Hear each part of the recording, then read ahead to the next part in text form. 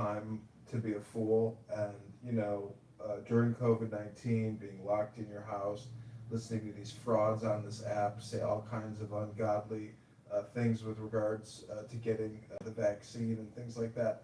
Recording this app, from a historical perspective, as like a time capsule, is an interesting project that I've worked on. And, listening to bad ideas or misinformation or fake news or propaganda or lies, has been an interesting experience. And so, yeah, I mean, thank you, Mojo, for organizing today for me and basically, getting me to take action. So, God bless you and God bless everybody in this room. Would you say that you took human action today?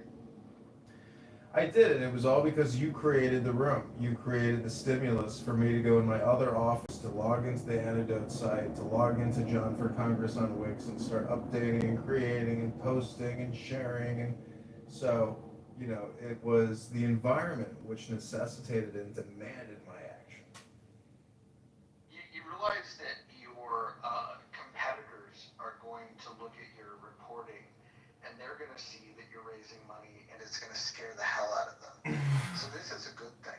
The more you can raise, the faster that you can raise a decent amount of money, the more freaked out they're going to get.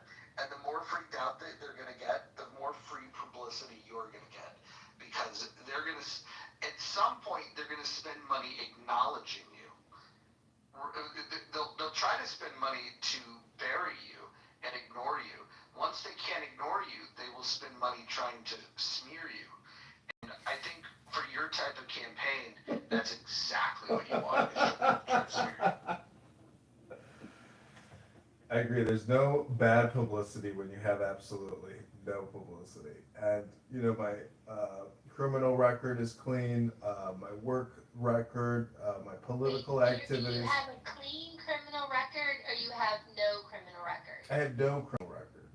Yeah, careful with the phrasing though there, John. I'm just saying that, like, they could attack me on content that I've created on the YouTube, Instagram and other places, but a lot of this is listening. A lot of the work that I have done is recording and listening to conversations, and it's one giant content, upload that has taken me 5 years to do. So there's a lot of me in the ether, and if you attack that much content on one specific piece, I mean, it kind of hopefully has like a domino effect where, okay, I need attention by the voters, but we also need attention in the city of Chicago and in the state of Illinois and as a nation. So I feel like my big artwork project, hopefully it'll get noticed as a result of these political activities as well.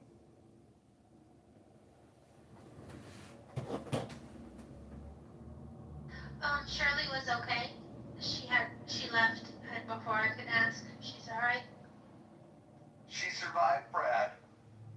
Thank you. How about you? Did you survive? I'm waiting for the owner in the muff to check out the 1 hour lunchroom that we did, breaking down the altercation and snapping. Oh, no. That was the room before my lunch hour break. So that way, if there's a question. While you were having that room, I was summoned into a room where Brad was there, some others were there, and I can say that, well, it wasn't like, peace and love. There was, I think there was like an attempt of people to come to a better understanding. Would you agree, though, that room that we did afterwards was an improvement, where we were asking if we can get along? Do you see that room as an improvement? No? I thought it was improved. I thought it was slightly better than what happened. Well, what I was told that happened when I wasn't there. And yeah, I mean, just a smidge. okay, so why don't you guys tell me in your own words what happened? No, when I left, what happened? Hakima said you left while it was happening. opening, and he has some questions about your courage. Listen, Mom, the tattle. I told people I had to leave. What are you talking about? I tell you what happened when you left. After he attacked Shirley, he looked around and is like, who's next? And every female on the stage, and you're this, you Kristen, you're this. And once they got to retaliating back, then he went further and further and further. He just attacked every female on the stage, like brutally. He attacked them, called Christian a bitch like 12 times. And like it was pretty bad. He attacked every woman. He said some horrible shit about Jane, like horrible shit about Ann, horrible shit about Monica, Christine. Well, that just meant it was Tuesday, though, Akiba. Okay. Brad never says anything nice about me, and that's alright. I'm not. I'll tell you this, and I need to be careful, I'm not gonna wood, but I feel like Clubhouse has been put on notice that there are certain parameters that they cannot cross when it comes to some of my friends, and I'll just leave it at that. I feel like they know there's a threshold which they cannot cross because I will stand up for my friends. Yes, that's very nice. And that includes you. Thank you. So I actually liked our lunchroom. I thought we had some good discussions about the miscommunications that had happened and why I became a little bit of an authoritarian moderator for a few minutes because people were not understanding the ramifications of having someone moderate the space who has leaders of the house blocked. And what would happen if the app glitched me out, as it's been known to do several times a day since the update, and having a moderator in there preventing me from getting back in and moderating the room. That was a huge problem for me. So, I think it went well. Do you think that now that the app has people committed to getting together, reading together, doing things like raising money politically, do you think that we're heading to a more mature type of clubhouse? I do. I'll go after serendipity. I do. I think we're making progress in the right direction. I like a lot of variety. And, you get the fun rooms where everybody kicks back and sometimes people crash out, and you get the more structured rooms, and you get the, hey, let's do something different rooms. I like it all. So I can tell you one of the highlights of the day did involve Bradley when John Kitover convinced him to read portions of the Tao. Help me, John, with the Tao Te Ching. And I walk back into the house and I hear him reading that philosophy wisdom, preaching patience and tolerance, and I just all right, John, I owe you for that one. That was pretty great. Yeah, I really like the contrast of him going from screaming and roasting everyone to reading that. And it was interesting because when he started reading it, he's got that strong commanding voice, so it immediately woke me up. I was like, whoa, I really, today was a great day on Clown House, and it's all because of, this positive mojo vibration. I feel like the positive vibes started when I changed my PTR. I think this has been the game changer that's brought everything together. It's the artwork. And by the way, this is not just me creating this. It started with I created something that didn't have a good background. It had bad colors, and then there was some fan art that was created that I didn't particularly particularly love. So then I iterated on top of that, and then fan art that iterated on top of that. There's about 7 different iterations that got to this photograph, but this is the final one. The final step was when Issa said that the head was too big and the body was too small. So now he's a little more muscular.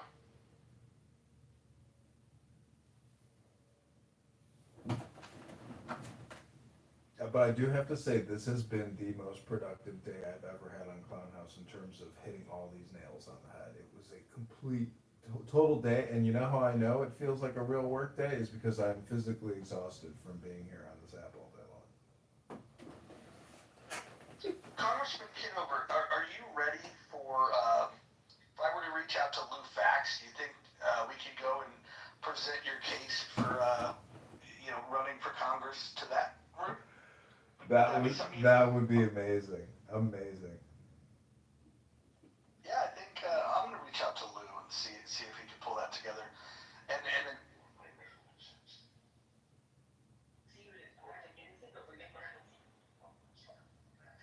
Thank you. Thank you, man. Akima, you're unmuted.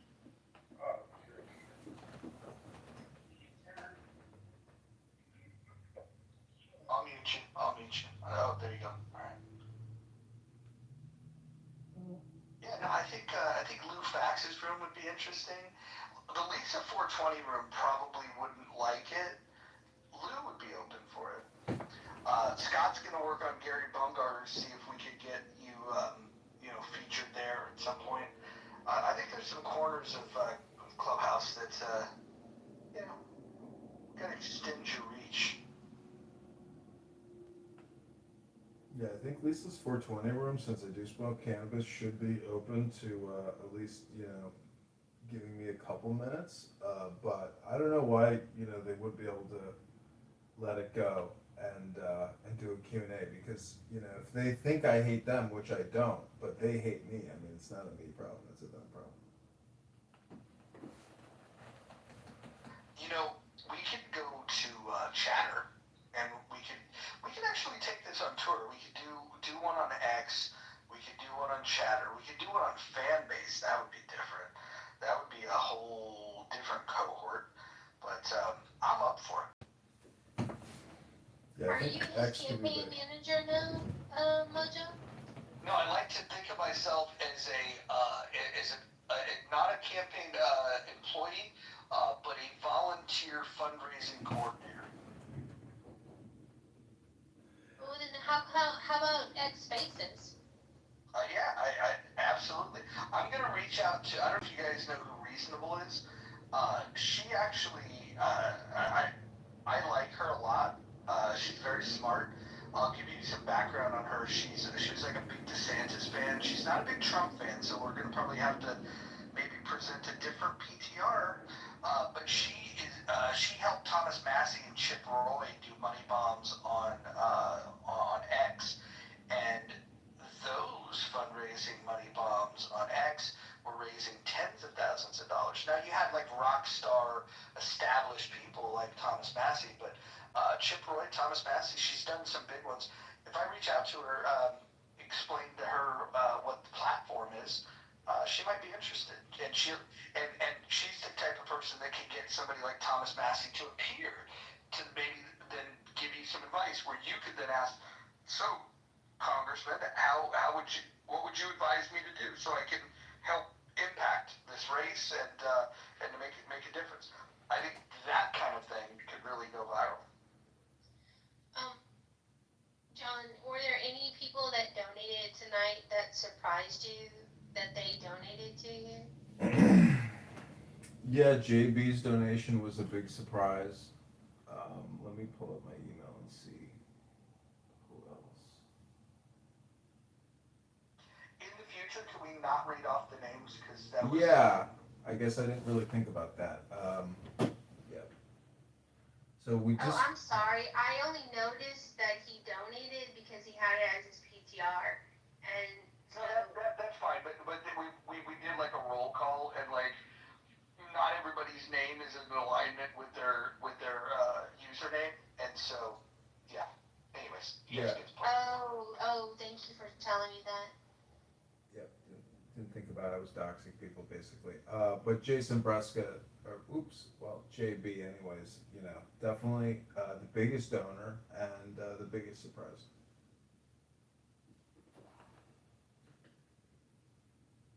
And he voted Kamala Harris. Mike came through in the clutch though. We were about to shut the room and we were at 4:05, and we made a last ditch effort to say, man, we just need 95 more. And Mike came through with it. Mike from the goo said, you know what, done. And he gave a $95 donation. Nice. That was clutch. Yeah, thanks, Mike, for that. That came in at 9:41 p.m. Thank you so much. Is he in here? Because I was looking to see. He got to bed right after. He was Okay. he's got to work tomorrow. But he doesn't speak on the app ever. So we got a silent goo participant to get us over the threshold to hit the goal. I think what I'm gonna try to do. Fuck, I don't have my old X account. I'll talk to some people and see if I can help get something organized on X. And if we could, Stephen would be a good start. My friend Reasonable would be a good start, and then perhaps some people from the Liberty Movement could be helpful. Yeah, I'll tap on some people. Maybe we'll make it like bigger in like maybe we'll do something where we invite a cross section of people. I can get people like, are you familiar with Maj Touré? John? No, I don't know him. Oh, you should. You should look him up. He runs a group out of Philly called Black Guns Matter, and I could get Maj to show up, and if you talk about gun rights, he'll be all in it, and he can bring his supporters. I know I can get him to show up for something like that. I think a brother from Philly could help with a certain demographic that you might want.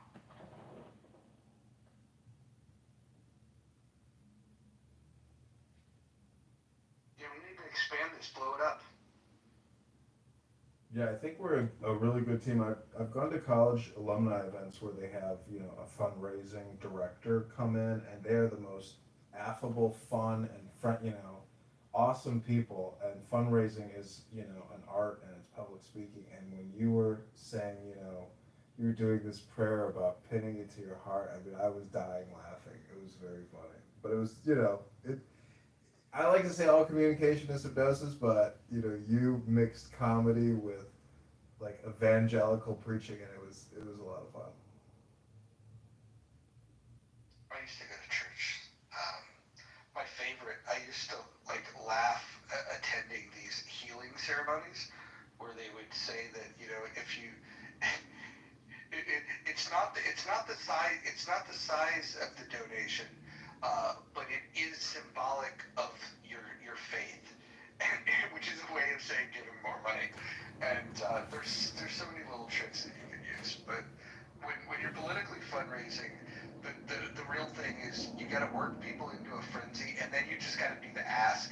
If you have if you were to do like an hour-long thing, it would be like 30 minutes of just talking about shit, and then just be like, okay, and then just get everybody to like, now's the moment, let's give, and then go back into a conversation, and then you just kind of lull people into like, yeah, we're just kind of talking and shooting the shit, and then it's like, here's how you can help. Because people want to reciprocate. They want that handshake. If you think about how the internet works, right? Like, you know, you send a packet and then the packet's received. This is TCP. There's a handshake, right? This happens with human beings on the internet as well. When you say something that resonates with someone, they're looking for a way to give you feedback. This is why Gary Bumgarner's room is limited in the fact that feedback loop is retarded, because people that want to respond negative or positively to whatever's being said, they're not allowed to. And so I think that it's very important to give people clear instructions on how they can participate. And when you're doing fundraising, the very specific signal that they can do is on this cue. If any of this resonates, this is where you can be the star. All you have to do is give. And then if we found a way to recognize people without the doxing piece, they want to hear that they've been recognized. We just got to find a way to do it that that matters. Like maybe we could ask people to put in notes their username, and then that way we could just call them out by username.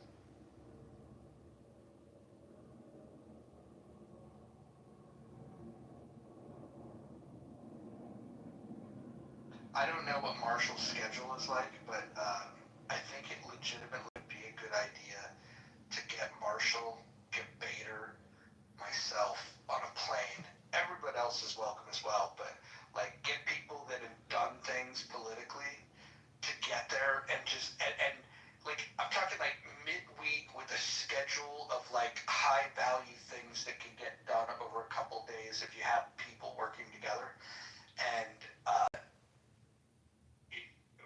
what you would want to do with that time is you would want to talk to the kingmakers in your community. You would also want to make sure that um, you're using that time to motivate volunteers and making them believe that they can be a part of something special. People want to volunteer to do shit. They really do. They're looking for things, but they also want to make sure that what they're doing is going to be worthwhile. And the way that you do it in a campaign like this, instead of promising them, the worst thing you could do is say, I'm going to win, and all these things are going to change. To the volunteers, you want to be as realistic with them as possible by setting mini goals that can actually get achieved. And if you tell them that, hey, the first thing we have to do is get on the ballot, and then you tell them exactly what has to happen to get on the ballot. This is how many signatures are needed. So this is how many signatures per day. This is how many signatures per hour. And you break it down into little micro measurements of success. And people, when they start doing it, they feel like they're winning. And in many ways they are. And then that way, if you were to get on the ballot and you could remind them, you remember how hard we worked, we set a goal and we were going to get on the ballot, then the next time you come around, you've got experience and you've got a bigger network and you want to do something else, they don't come back to you and go, well, I tried to help and we didn't win. You remind them, no, the goals that we did set, we accomplished. Now we're going to set loftier goals and we're going to have the same energy and we're going to hit those goals this time. It's just a process, but you have to make people feel like what they've done was successful. So in this campaign, as far as I'm concerned, the success measurement for me is if you can get on that fucking ballot and if you can then get any traction. That means, if you got on a debate stage, that would be glorious. But even just like, people writing letters to the newspaper and just any little bit like that you can blow up and amplify, because then you can use it next time and you don't start from ground zero where you have zero volunteers. Next time around, what will happen is when you say, hey, I'm thinking about doing a thing, you'll have somebody that says, I'm going to be your campaign manager. Somebody will say, I want to be your treasurer. I'll be your volunteer coordinator. And all of a sudden, you've got like a group of people. Imagine if day one you started with 10 people. It would feel like you had 1,000 people in comparison to being all alone right now.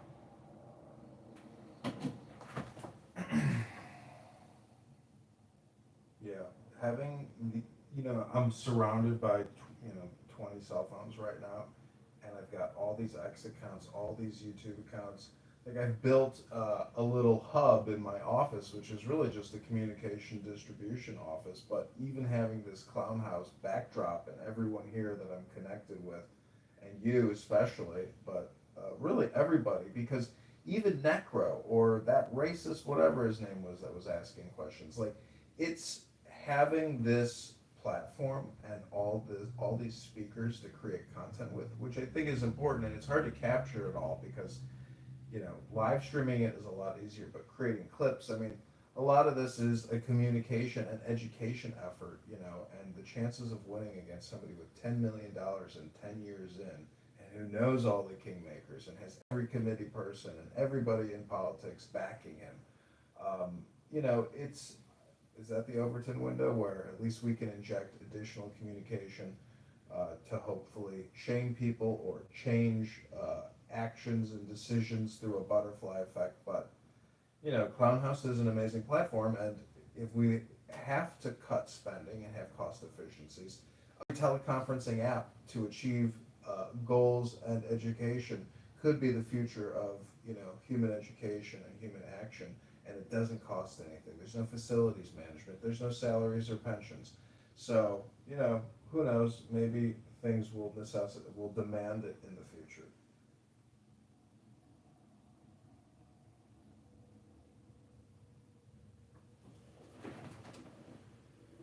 I like it. I like it. Do you guys remember the chaos room from earlier today? Uh, I think the ladies handled it really well when they decided to stay silent and like just kind of ride out the wave of like chaos. I thought that was a good move. In former iterations of Clubhouse, there would have been the need to respond. I just want to give a shout out to all my ladies. You guys did really well today to withstand the temptation of responding. I think you guys won today.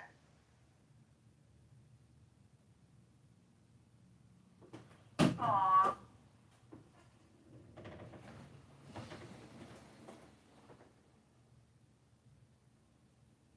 It's interesting. I think about dopamine creation and road raging on this app and screaming and roasting. I mean, I've done it myself and I've had a lot of fun with it. But it's also self-destructive. And, you know, in hindsight, if you listen to yourself screaming like a maniac, you are self-roasting yourself. And it's kind of one of those things where, you know, hopefully you reflect and like you can adjust your behavior or your thinking or your speech tone uh, to make yourself a more effective communicator as opposed to, you know, creating chaos for others and for yourself. I don't know, those are just my thoughts on it today. Yeah, communication changes depending on who's in the room.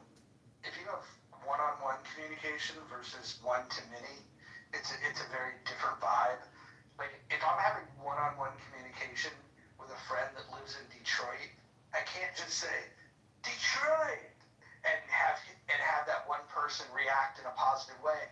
But if you're in a room full of people, 1,000 people, let's say, from Detroit, and you're on a stage and you just shout Detroit, everybody they're like, fuck yeah. And so there's a different reaction that people have based on, you know, the communication. And so when you're doing the one-to-many thing on the stage where there's people on the stage, there's people in the audience, it's a much different feedback loop than a one-on-one conversation. And I think that is one of the weirdest things to try to get used to because the majority of people are not used to speaking to a group of people all at once.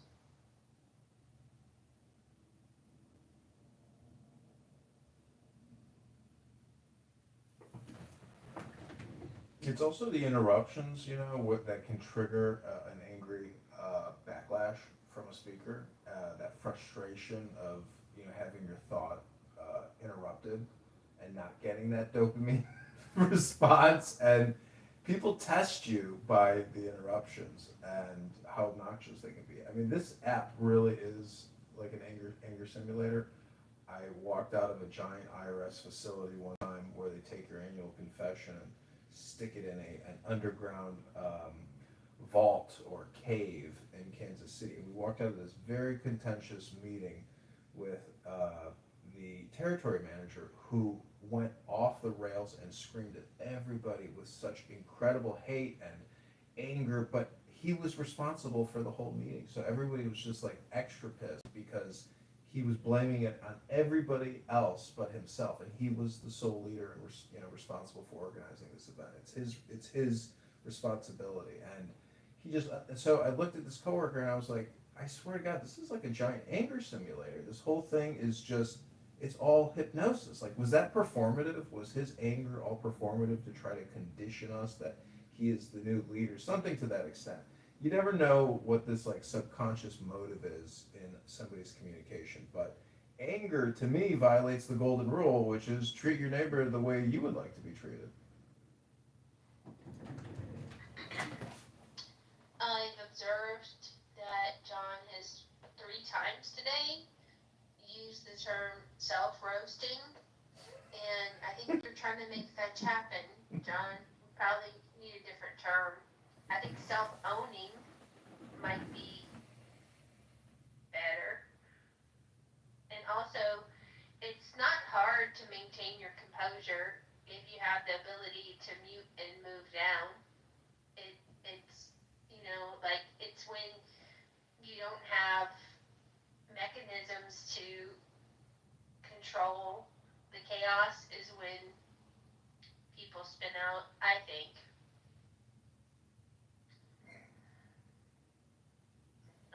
But yeah, thank you for the compliment.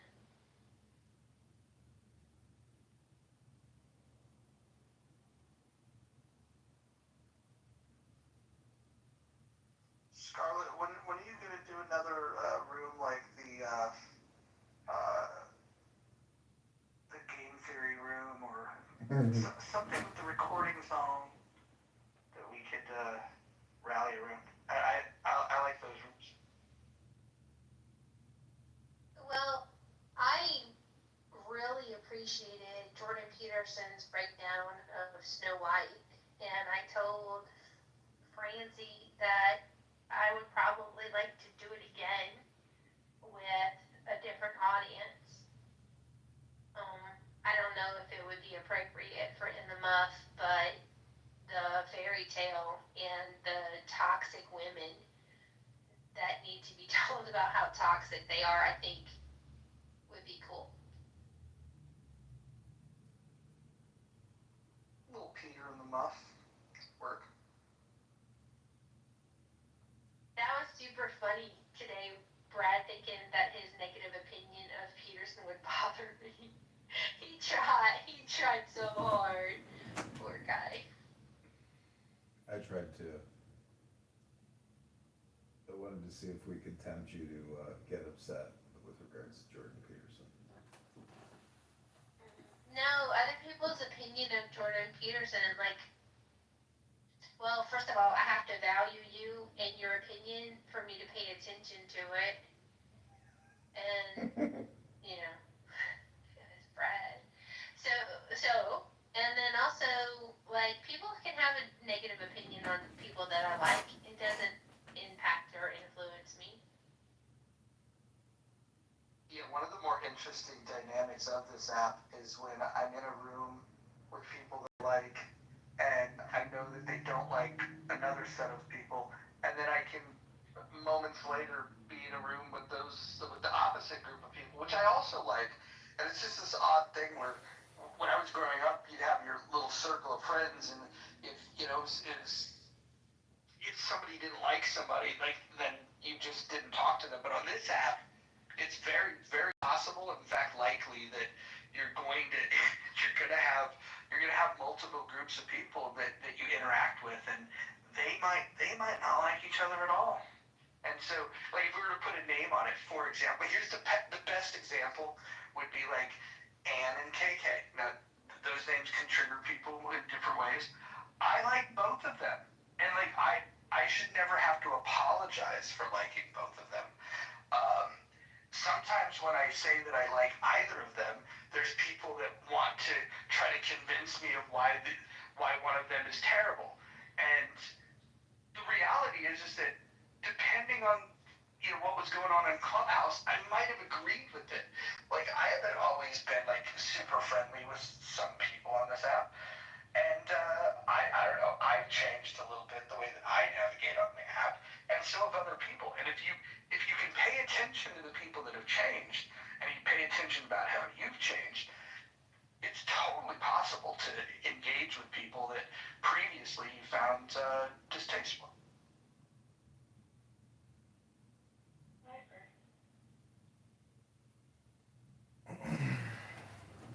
I'm gonna have to listen to some of my replays from 2023 and 24 and see if I've changed as much as some people think I have, or if they've actually started listening better. Be interesting to see. I think there's a difference between the Scarlet that we get in 2025 and the 1K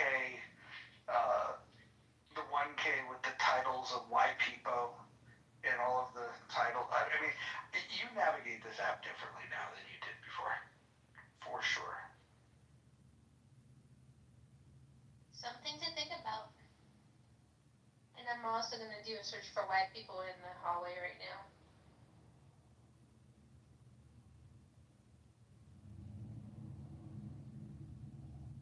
Well, one thing that hasn't changed a lot, I'll just try to build there,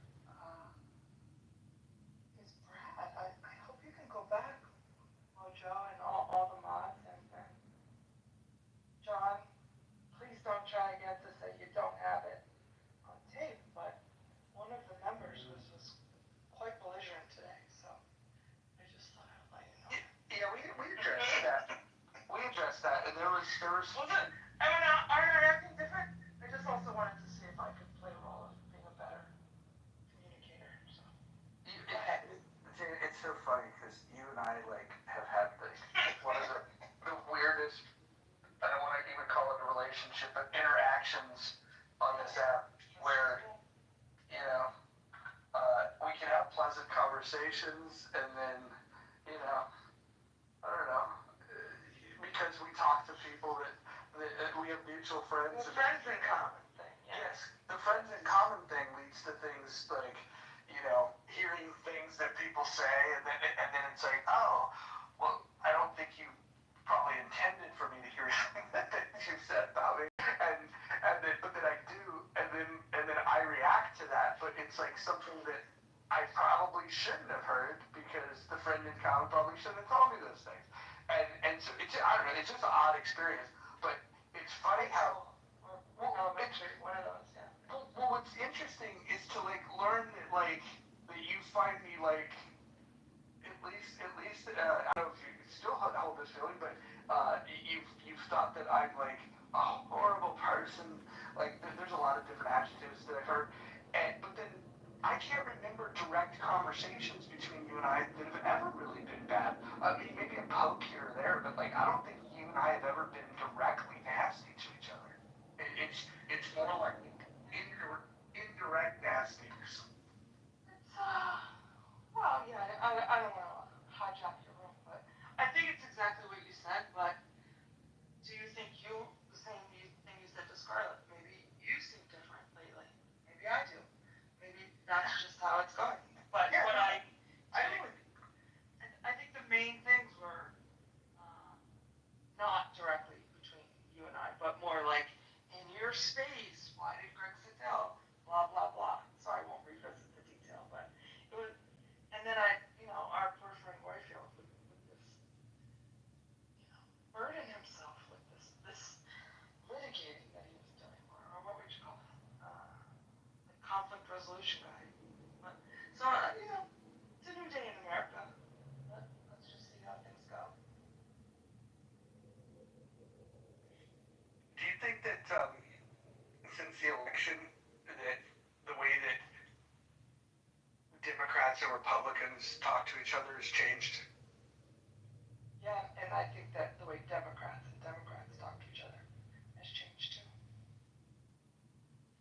If I were a Democrat, my mantra would be the thing that I would just try to get across is that if there was more of a sense of humor about things and letting things roll off rather than the finger pointing, I feel like the biggest change between when I was a kid looking at Republicans trying to figure out what my politics were, I was so turned off by Republicans early in my life because they were the ones that would wag their finger and and tell you what you shouldn't do, what you couldn't do, that you're terrible if you do it. And then it appears that now, it's not that the Republicans stopped doing it, it's just the Democrats are now doing it, and they're probably doing it more nasty than I ever saw the Republicans do it. And so now you have two groups of people that wag their fingers at people, and they both think they're right, and there's no, I don't know, there's no room for people to coexist, and that's where the division comes from, is that if you think you're so right, and that it's not just that the person you see the world differently from is wrong, it's that they're not just thinking differently, they're bad people, and then we over exaggerate it, for the left they're communists, for the right they're fascists, and some cases, maybe it's true. But I think if once we start turning every Republican into a fascist and every Democrat into a communist, there's not a lot of room for us to have a conversation that's going to be productive. Hey, so I don't know if this maybe brings a little hope. Maybe it's anecdotal, but I'm at a Georgia elections conference right now, and I will say, I just learned that I live in the most conservative district east of the Mississippi. I did not know that, but I do. So I kind of live in a bubble of conservatives, I guess, and so I do feel like I'm kind of out of the, I don't know, maybe I'm not up to date on like how we interact with each other, right? Because I'm like in this conservative bubble. But I'm at this event, and I would say it's mostly Democrats, even though it's a bipartisan group, because anyway, the makeup of the board members of the elections, etc. But most of the poll workers, I think, and the elections employees seem to be Democrat. That's the vibe I'm getting at the conference. But I will tell you, we are having a great time. Everyone's having a blast together. There's a lot of joking about elections, obviously in Georgia, often at the Republican expense, like kind of the conspiratorial, like a lot of jokes around that. But everyone's like, I don't know, it's been a great event. I'm hoping this is like indicative of maybe a positive trend and how we're all getting along, because I've been having an absolute blast. Everyone's getting along so great. So anyway, hopefully that gives a little hope for how we are interacting with each other.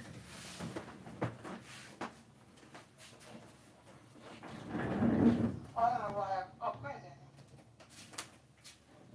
No, I was just gonna say, like, agreement is difficult to find. It doesn't mean it's not worth hunting for. It's a lot better than what we're doing. I think Roger said it spot on, about the extremes. And I hear a lot of us beginning to be tired of conflict, actually. Maybe that's the fun that Holly's talking about happening over there. And, I think it's true on basically everything we engage in has got built-in tribalism to it, and people sitting here talking about, okay, well, how can we, without compromise, without bullshit, how can we find some common ground? Even if it's just a little bit, it's a place to start. Just a little bit.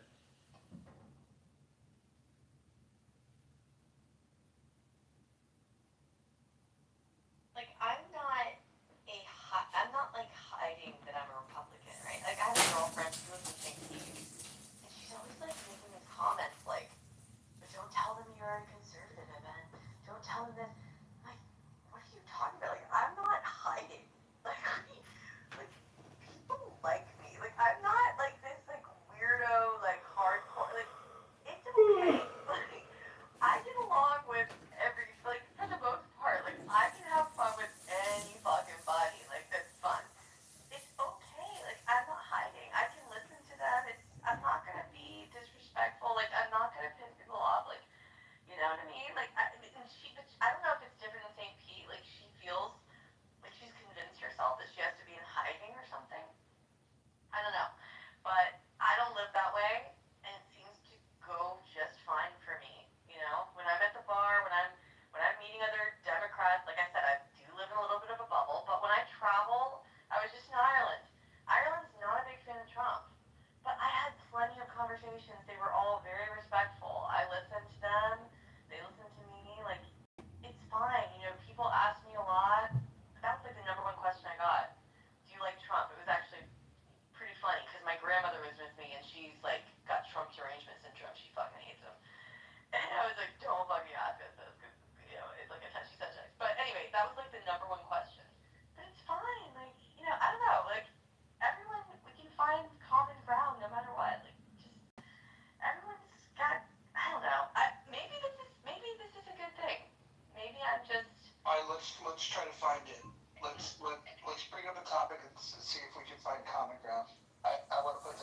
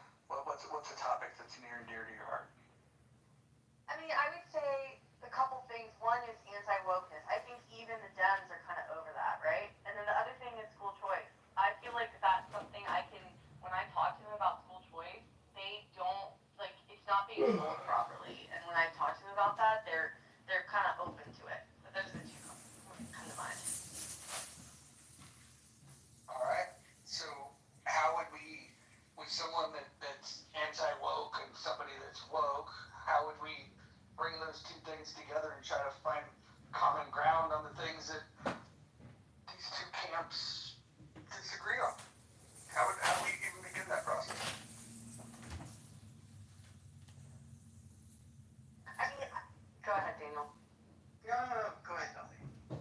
Well, one thing I've noticed that when I talk to Democrats about the anti-woke stuff, they like to laugh too. And I think, like, I was at karaoke last night, and there were some white kids singing a rap song, and they didn't say the, you know, N word with the A at the end. And it was kind of this, like, awkward moment. Like, they made a big deal about it. Oh, like, and I turned to the black guy next to me, like, we were hanging out. And I'm like, what the fuck, dude? Like, he and I were from the same, era. Like, this is like some young kid shit. Like, why are they being all weird about it? Like, you chose to sing the rap song. Like, nobody fucking cares. Like, I don't know. It's just that stuff. I feel like there's some common ground. It's like it went a little too far.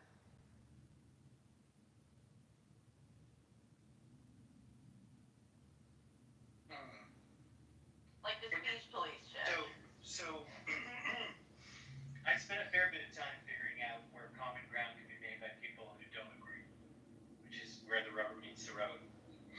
And I think it's about values, not as much on positions. And when it comes to woke, I think people don't share values around that. Like for me, when I think of the word woke, I go, the age of enlightenment, which preceded the founding of the United States, is part of what today you call woke. The idea that would become, the idea that being awake to something, a word that, has been used throughout history for people to become aware of their actual power throughout history.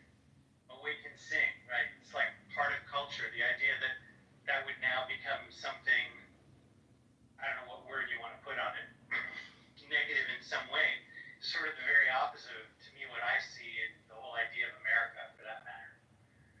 So I don't know that you find common values on that, but I think you could find common values on things like loyalty, or integrity, or trust, things that we might even define differently on what they even mean. Like I've done this experiment. I've had a Trump supporter and a never Trumper come into a room and admit to each other openly that they're American before they argue on whatever issues we get to talk about. And another one where obviously they don't. And you know what the punchline of that is. If you want to find common ground, you have to start with the obvious stuff, and that's the values.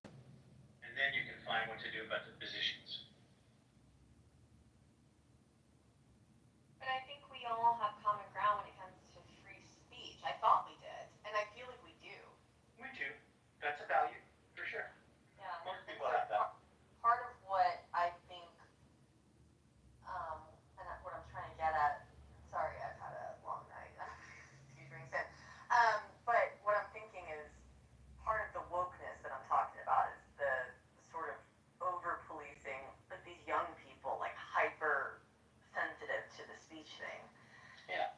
You Just know? a different word for that. It isn't wokeness that causes that. There's something about the righteousness that Robert pointed to as the really key issue. And knowing what we call it really matters, because I don't really think we want people not to be awake. We do. We want people to be aware of their choices and their responsibilities that go with them and all of that. That's how people have a faculty of responsibility and all the important things that go with being an adult is part of being aware. So, but the forcing of my point of view on how this guy should use this language and all of that stuff that we're talking about that applies to that, that's just flat out righteousness.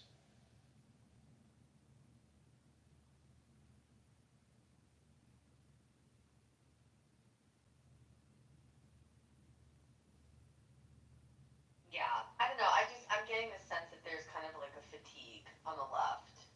And maybe I'm 38, maybe it's like more my age bracket. I don't know how the young people are, maybe they're getting fatigued too, but I'm just getting that sense that they're kind of over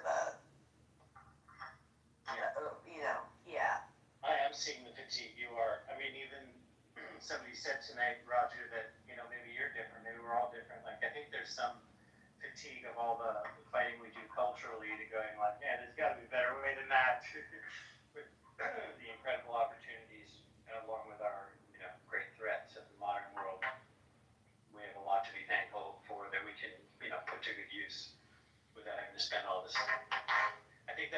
are tired. You know what people are tired of, Holly? They're tired of grievance.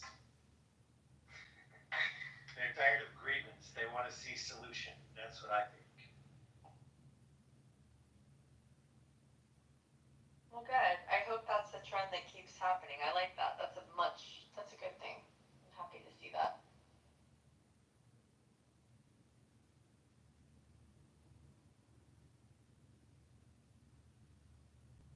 Funny thing about common ground, everybody can find common ground when there's solution.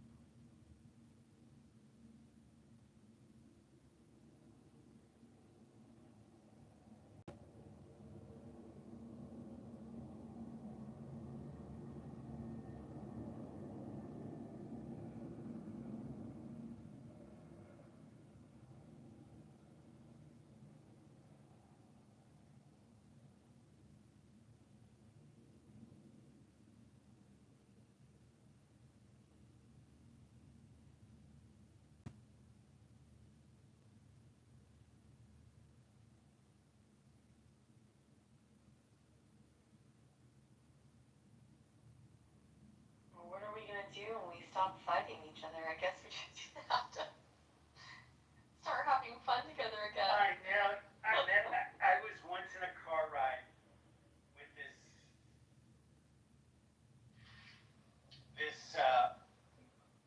dojo master, or martial arts master, top belt and all that. And he asked me what we're talking about right now, and I said basically the world actually works by agreement, and all change is made by agreement, and all wealth is built by agreement, and all justice is built by agreement. And then he looks at me, and he's driving me for 30 minutes from one city to another, and he goes, I have nothing to disagree with on that. I don't know what we're going to talk about. Right. Right. I know. That's Right? so funny. We're limitless. The only responsibility we have to put on ourselves is putting limits on it so we can use the limitlessness sustainably and, without being assholes. Yeah. That's pretty much where we are. Even with the school choice thing, which is a big, that's a really important issue for me. It's like I may disagree with my, the Democrats typically want more money for the public sector when it comes to the schools. And I may want just my tax dollars reallocated so that everybody has the ability to choose, more alternative methods of education. But at a bare minimum, we can agree that the current structure of our public school system is not ideal. Like the way that we fund it, the fact that the schools are just too fucking big. I mean, that's one of my biggest complaints. I just think they're too big. I mean, if public school systems were a bunch of little micro schools all scattered throughout the county or what have you, like I would be more a proponent for public school systems. Like I just don't like the model.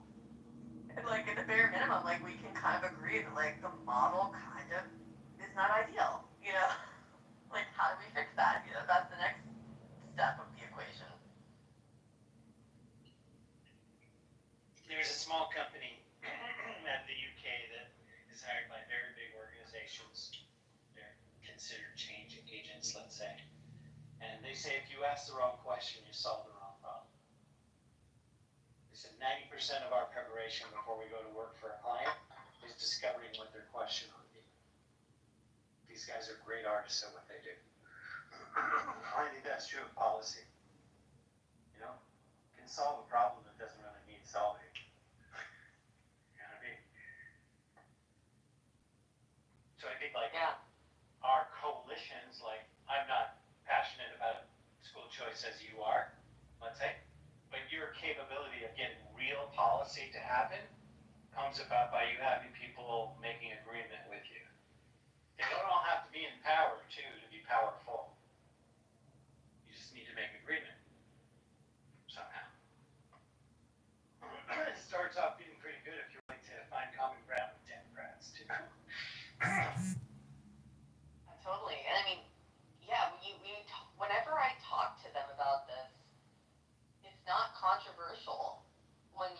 with, like,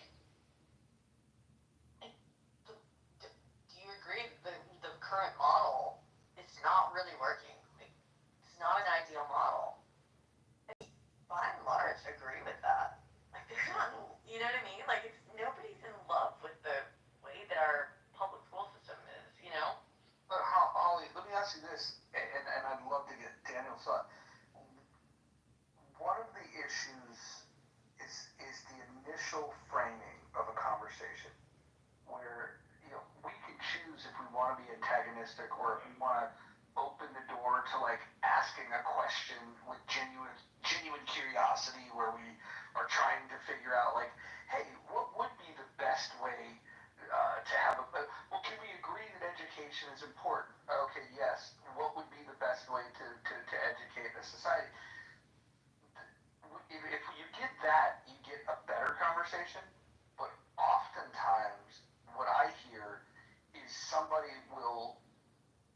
they will set the tone that their position is correct, and that people that believe something different are not just disagreeing, but that they're bad and that they have bad intentions.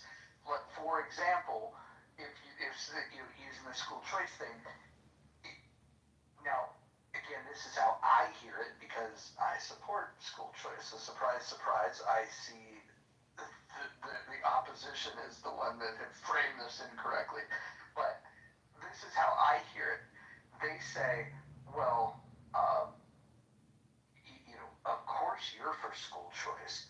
You don't, they make some sort of character assassination about you don't care about such and such group in such and such community. And then it's like, okay, well now you've assassinated my character. And do I first reestablish that my character is not what you describe, or do I blow past that, allow you to assassinate my character, and then try to make my point? It sets things off, and that's the thing that we need to learn how to move past is that if you think that my motivations are rooted in hatred, then why would you even talk to me at all? And if you do think that, like, how do we begin a conversation if you think that I'm hate? Like, why would you want me at the table if you think that I'm hateful? And that's, but it's a tactic, because if you can assassinate somebody's character and say that they don't care about people and that their motivations are, framed from hate, then you can get an angry mob to agree with you if they just feel even just a pinch of the injustice that you're trying to suggest that I'm inflicting. And then you get an angry mob that won't listen. And then when people don't listen, then it's like, well, to hell with them. And then now you're going to get the nastiest version of the way that I represent my views, because I now think that you're a disingenuous asshole. And why would I try to win you over? And so you have to establish some ground rules to even have the conversation. And I think both fringes frame these things in very terrible ways. So if you're asking a question about what to do about that, which you kind of sounded at the beginning like that you were, I'll point out that you're already instinctively doing what I would call attention to do more of, which is you're asking a question. I've seen you in attempting to deal with this. And that's key. It gets back to that thing about which problem you're solving. It's sort of like a lot of conflict is people having two different conversations at the same time and thinking that they're having the same one. It's easier to see when it's two other people, but that's often what's going on.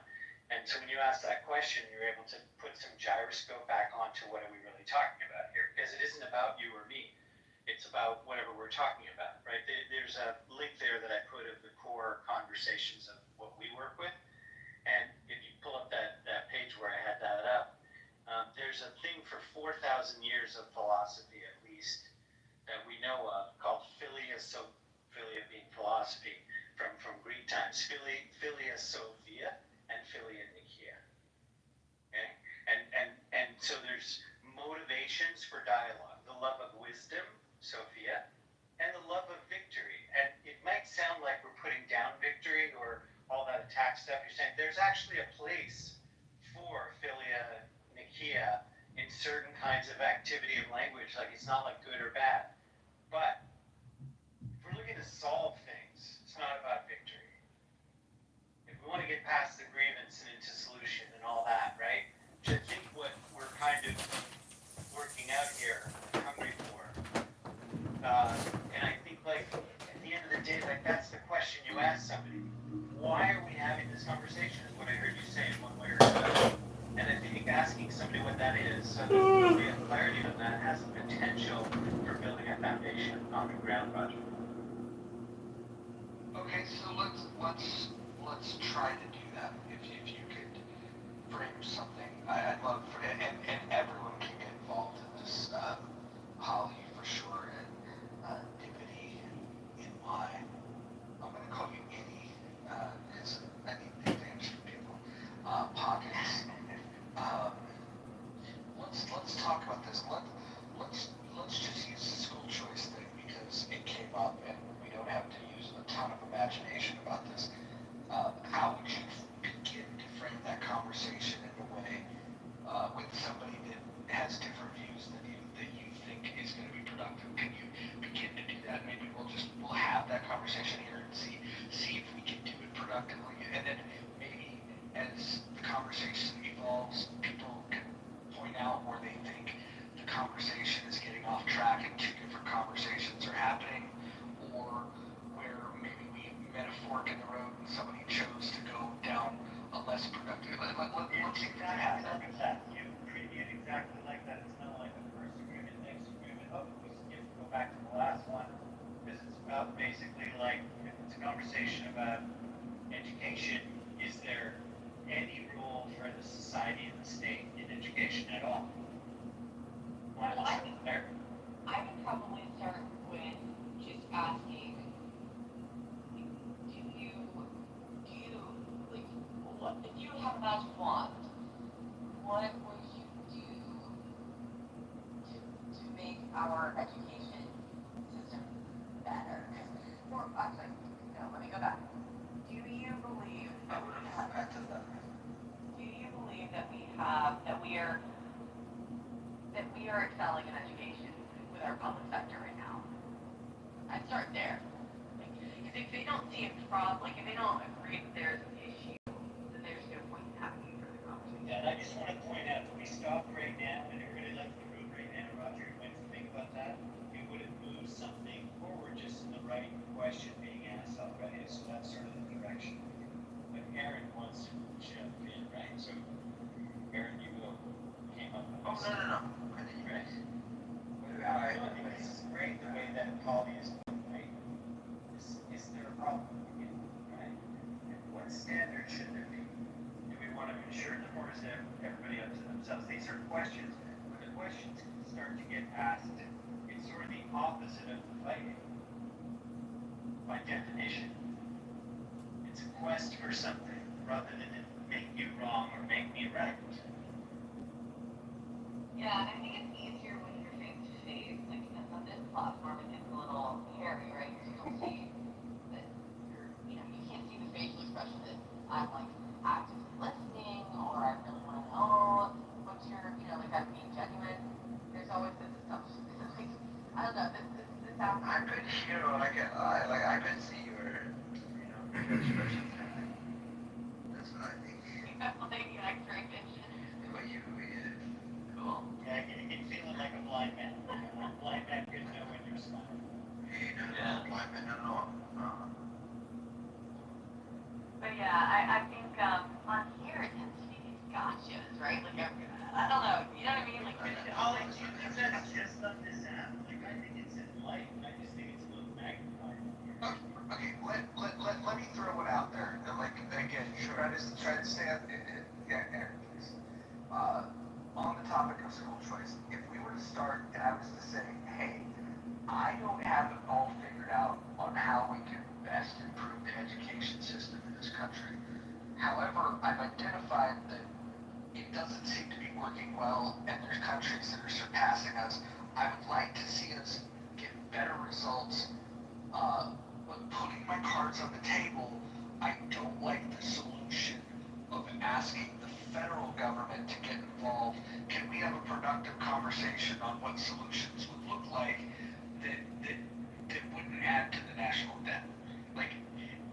I said that, Daniel, would you say, oh, well, you're already limiting the conversation?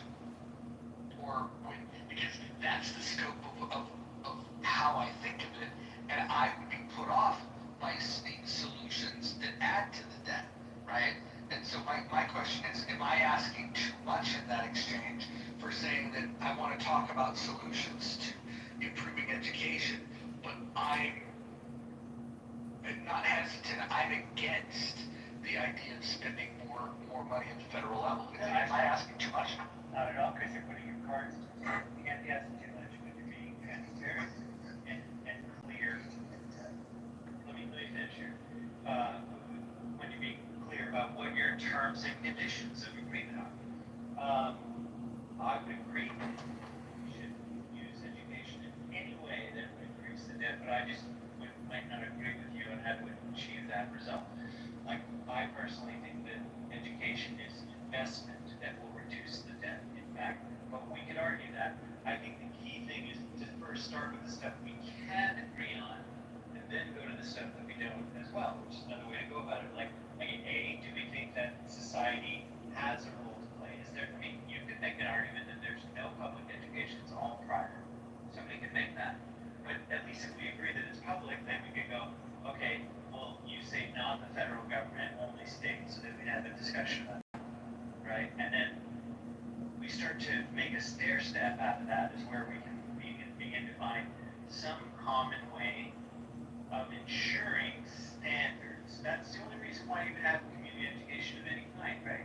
Just like water standards, right? We should have those. Don't you think, Roger? Even with a minimum of government, clean water, clean air, things like that. Yeah, no, Yes, sir. I think that we would want to have an environment that is not harming us. I think that's fair. Right, and we probably want to have an education as some basic minimum standards, just like doctors, dentists have to meet some minimum care. Is that true for you, Holly? Yeah, I think that's fair. And with these education savings account type bills that are being proposed and in some cases passed across the nation, there are standards. So if a school or even a homeschool, even if the parents choose to use the funds to homeschool, if they're taking the funds and reallocating them, then they are then beholden to the standards that are within the bill. So there are standards even if we reallocate the funds. I think my best argument to this whole thing, because the biggest complaint that I hear, the biggest deterrent on the left to being a proponent of school choice bills, is that they are of the belief that it will remove funding from the public schools. But what actually happens is they end up with more money per capita. So because when the child, if the parent decides to use the ESA, remove the child from the public school, they're now down ahead, right? But they're actually retaining a large portion of the funding that they would have gotten for that child anyway, because the parent actually doesn't get to take the full funding. So then they're left with more money per capita, which is a good thing. So I think, yeah, that's my biggest thing with this whole thing. Like, I don't think it's being sold very well from the Republicans when it comes to just down to brass tacks what the biggest complaint is from the left. What if this our world it would be, and then let's just think of it as a movie for right now. And someday it was commonplace for people to have universal income and income from government or taxes. To be clear. That would actually allow people to have total school choice, because to be able to use universal income to invest in themselves and get any education they want. Imagine that.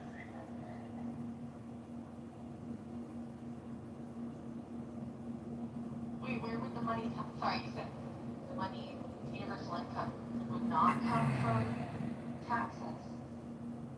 That is absolutely correct. That is exactly what I said. So where would it come from? Where does money come from now? It's From okay. the Federal Reserve? Okay. How would you disperse it? So when the Federal Reserve disperses that money and they put it in transaction carries a debt, so it has a function in the economy. So they have to go keystroke to it something that's not gold, right? It's backed by the full faith and credit of the United States. Back when we invented money in Phoenician times, and we had two stone tablets. We had an agreement about what those two stone tablets were, and when we had the gold standard, we had a standard. It wasn't a gold, it was the standard. It was an agreement. And the full faith and credit of the States means something still. And something like almost $5 trillion of money was created in the last dozen years or so that wasn't printed by a government. Like it or not, they've been like it or not, right? But trillions of dollars of money, capital, has been created by nothing but human agreement. Not just the Federal Reserve. It's the first time in human history, non-nation states, some sort of human organization has created trillions of dollars of capital. It's a human breakthrough, right? So you ask where the money comes from. It comes from only one thing that it's ever come from: agreement. What we know how to do now is to measure that agreement now in a way that's very democratized, globally democratized. And so where would the money come from? If you actually produce a greater economy than what the money is worth in the first place, you can actually invest in human beings. That's what drives an economy. Everything that's been lost in all these last 10 years talking about immigration has lost it that. An economy is strong based on its people. Nothing else. It's not about resources, it's not about any of that shit. And human beings are what produce greater than what they invested with the capital that they expended and all that. They produce enough, but it's greater, just like putting seeds in the ground and getting fruit and selling it in the marketplace. That makes more from less. That's where money ever got created. There's no limit to the amount of money. Literally, no. This is a factual statement. There's not anybody who can say here's the fixed amount of money in the world. It fluctuates every second. It fluctuates every second, and some of it is printed well, and some of it is not. Like we can argue about that, but not there's a limit to start from. And the idea that the Chinese are going to come up with their trucks and take over the country because it's over mortgaged and all that, it's not going to get resolved that way at all. It's just not how it works at all. Not how capital is made or spread or any of that. We're going to actually provide people one day. We're going to realize, just as we did in the New Deal, which people here may not love the New Deal, but one thing about the New Deal and the GI Bill, and after World War II, and I would argue, despite its problems during COVID, for the most part, when you put money in people's hands, it produces a greater economy. Well, I actually agree with Elon, this whole UBI as inevitability idea. And I think that in order to keep the peace, because we have an ever-widening disparity between the rich and the poor, I think that we're going to get to a place where we have to do it in order to maintain social structure. Totally. People, so it's just not chaos and violence. So I actually do think UBI is going to be. I don't think people are around. And I will tell you, I know of many, many ways, but my team personally is attempting a way to reduce universal income in an experiment that would not involve government or taxes. But whether ours works or not, or people believe that we know what we're talking about or not, more important to report to you is there's many people working on this problem who are not in government, figuring out a way. How can they create an economic system that's greater than the money that they put in and get a few transaction fees to give themselves a lot? Lots of experiments that are being done right now that are not in the news, that people don't know is going on in this world. There's so much good news going on in the world with very serious threats at the same time that I track just like everybody else does. But a week and a half ago, there was an attempt to plant 1 billion trees in a 24-hour period, and they almost reached that number, but they got 30 trees in a 24-hour period. I understand this may seem very far-fetched from the stuff we started talking about, but I do think that the point is that ordinary human beings are doing very extraordinary things right now, not in government, outside of government. That's really cool. That's really cool. I mean, totally a little bit off topic, but kind of on topic is one thing that I don't like in our current structure.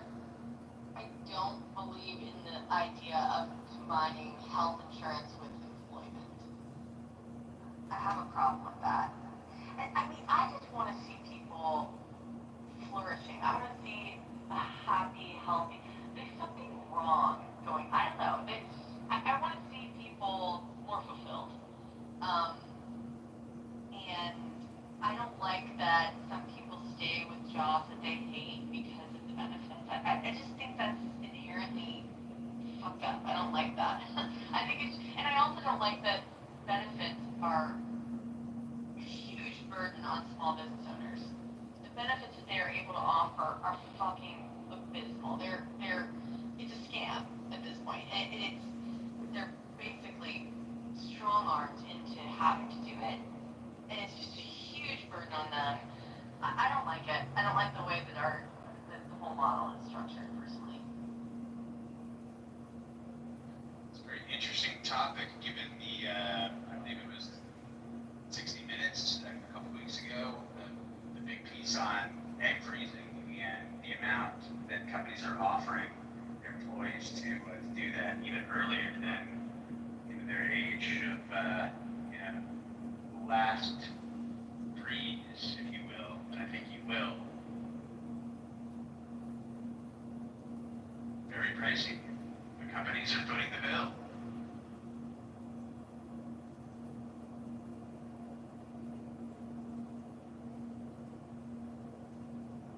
Tommy, maybe I missed it. Like, what were you referring to? A lot of the first world companies out there that are kind of the blue chips, like Oracle or like Salesforce or something. There's a lot more these days that are offering women to do an egg freezing program, which is like $40,000-$50,000, and 10 years ago was not really covered by anybody. Only places that have like incredible premium offerings for their insurance, but it's just becoming this thing that these big corporations are like, all right, yeah, do it,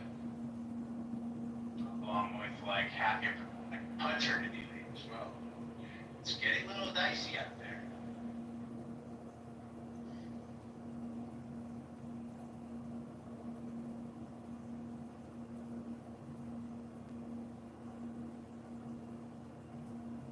Very interesting.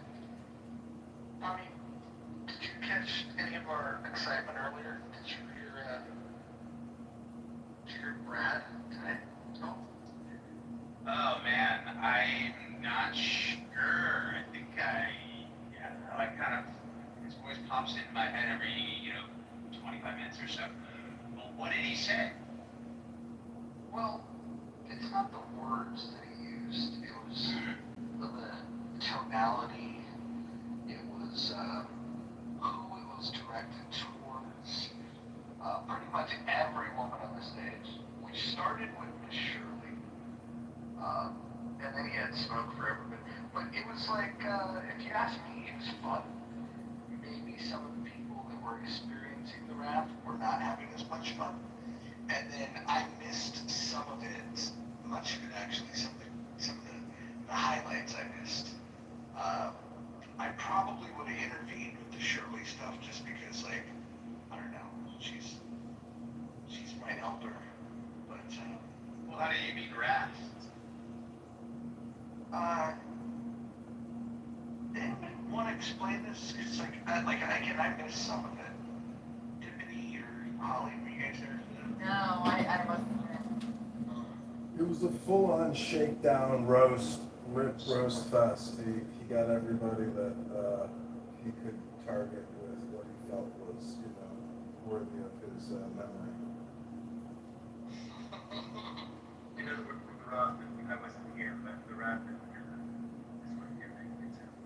listen to the playback, actually. I recorded the whole thing. It's called The Brad Show.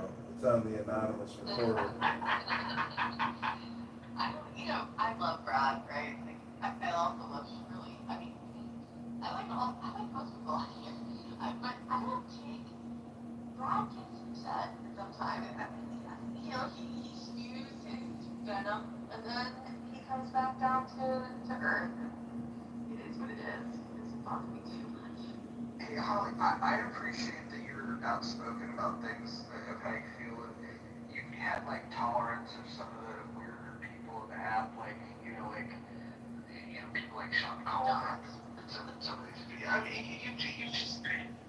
mean, you've tolerated some of the real weirdos, but then I was surprised in the room that was calling out in the muff and saying how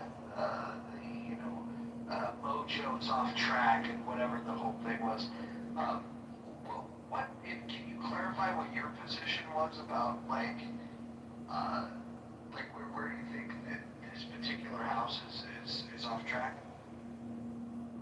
I don't think it's off track. I was just kind of surprised when, you and Monica suddenly teamed up. I just didn't see it coming. What do you mean teamed up? I mean, I have no idea. What do you mean teamed up? Yeah, I have everybody modded here. Does that mean like me and Tommy are teamed up?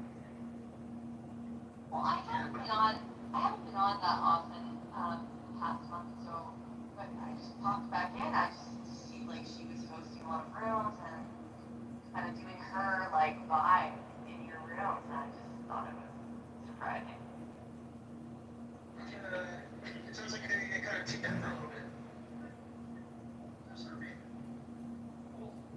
I will say, with my full throat, that I think Monica is intelligent, and I think she's funny, and I think she curates good conversations. I also think that she's very different from me, and so I don't know. I think those spaces can be good. Do you think anything bad has happened, or is it a degradation from the normal program? No, I don't think so. She just said she was surprised. That's all. I think it made a good surprise. You see how it turns out. Mix a couple of flavors together that wouldn't normally be, but see where it goes kind of thing. Yeah, Christine, who normally has interesting opinions, she said, I'm more surprised by Mojo teaming with John Kitover.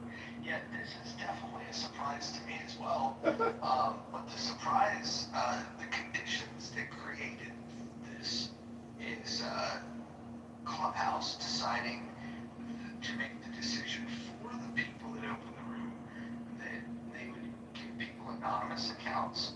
So if you guys recall, I used to open a room. If somebody said, hey, that fucking guy is streaming the room, and then I would look and I'd be like, oh, okay, this must be him. Let me go ahead and remove that.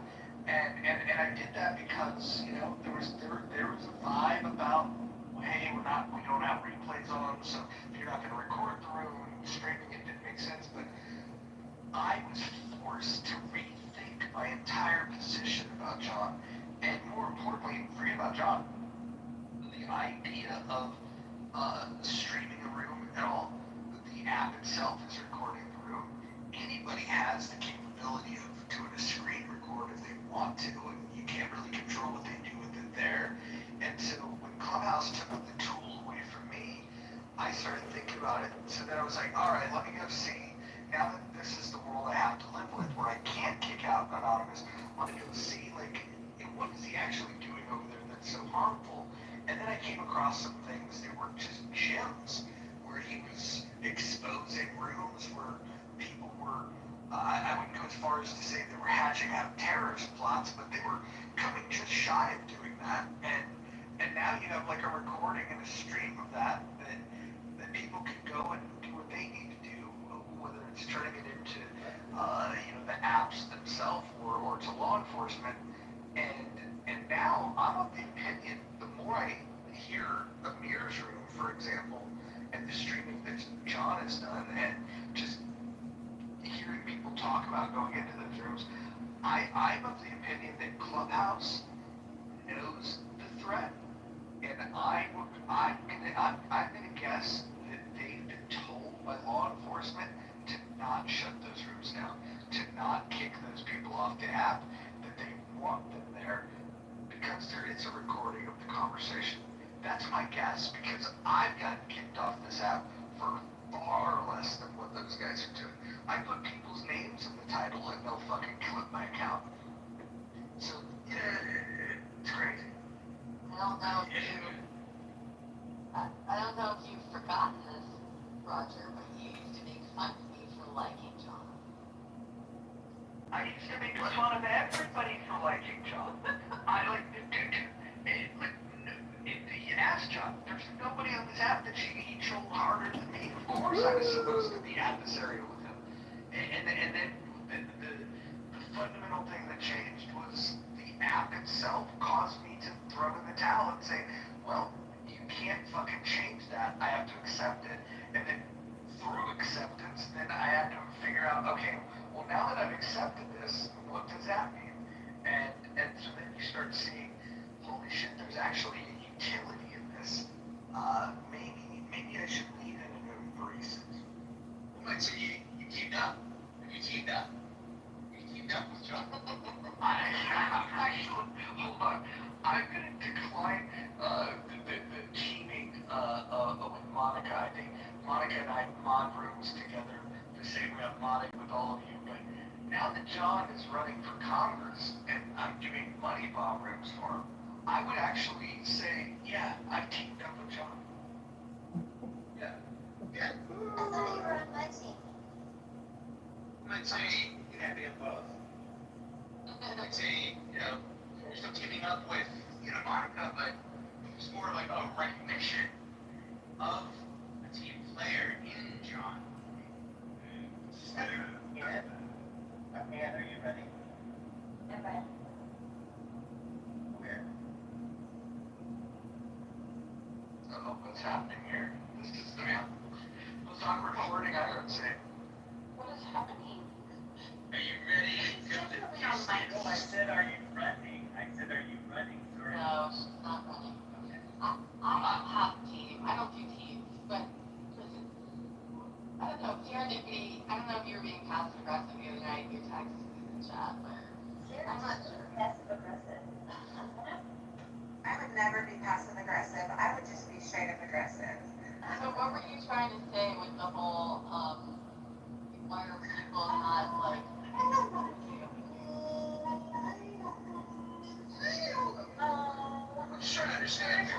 I mean, I really want to say something bitchy and petty and mean, but I'm just not going to. But I'm going to sit here and pontificate about it on stage in front of everyone. oh, you're Yeah, I might be a little bit passive aggressive. Sorry. got it.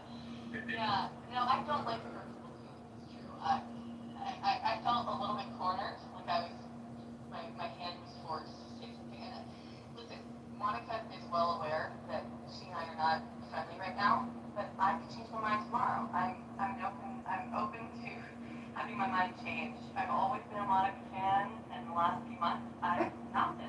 She's really rubbed me the wrong way. It is what it is. Well, Of course it is, but you know what? I think the thing of it is, I think you were just very well spoken and eloquent. I think that would have been a perfect thing to say in that room instead of him hauling around and just acting two-faced and then coming in here and what? It's your two-facery, honey. Like that's the thing that I take issue with, and that's the thing that bothers me.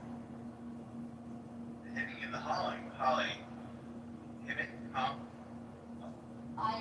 serendipity, I was uncomfortable. My adrenaline had started to pump. It was being overblown, and I didn't want to talk about it at that point. I felt uncomfortable. It was an awkward situation. I didn't like it, and that's it. And so I feel a little more comfortable talking about it right now. I wasn't trying to be two-faced. Fair enough. Well, like I said, I didn't want to be cruel. I didn't want to be dramatic. It really wasn't a big deal. It was a kind of a casual, quick conversation. Someone had brought it up. I said like 2 sentences about it. It wasn't a big deal, and the thing of it is, you're absolutely right. It really wasn't a big deal. And the thing of it is, okay, I can acknowledge the fact that you felt uncomfortable, but like, feel uncomfortable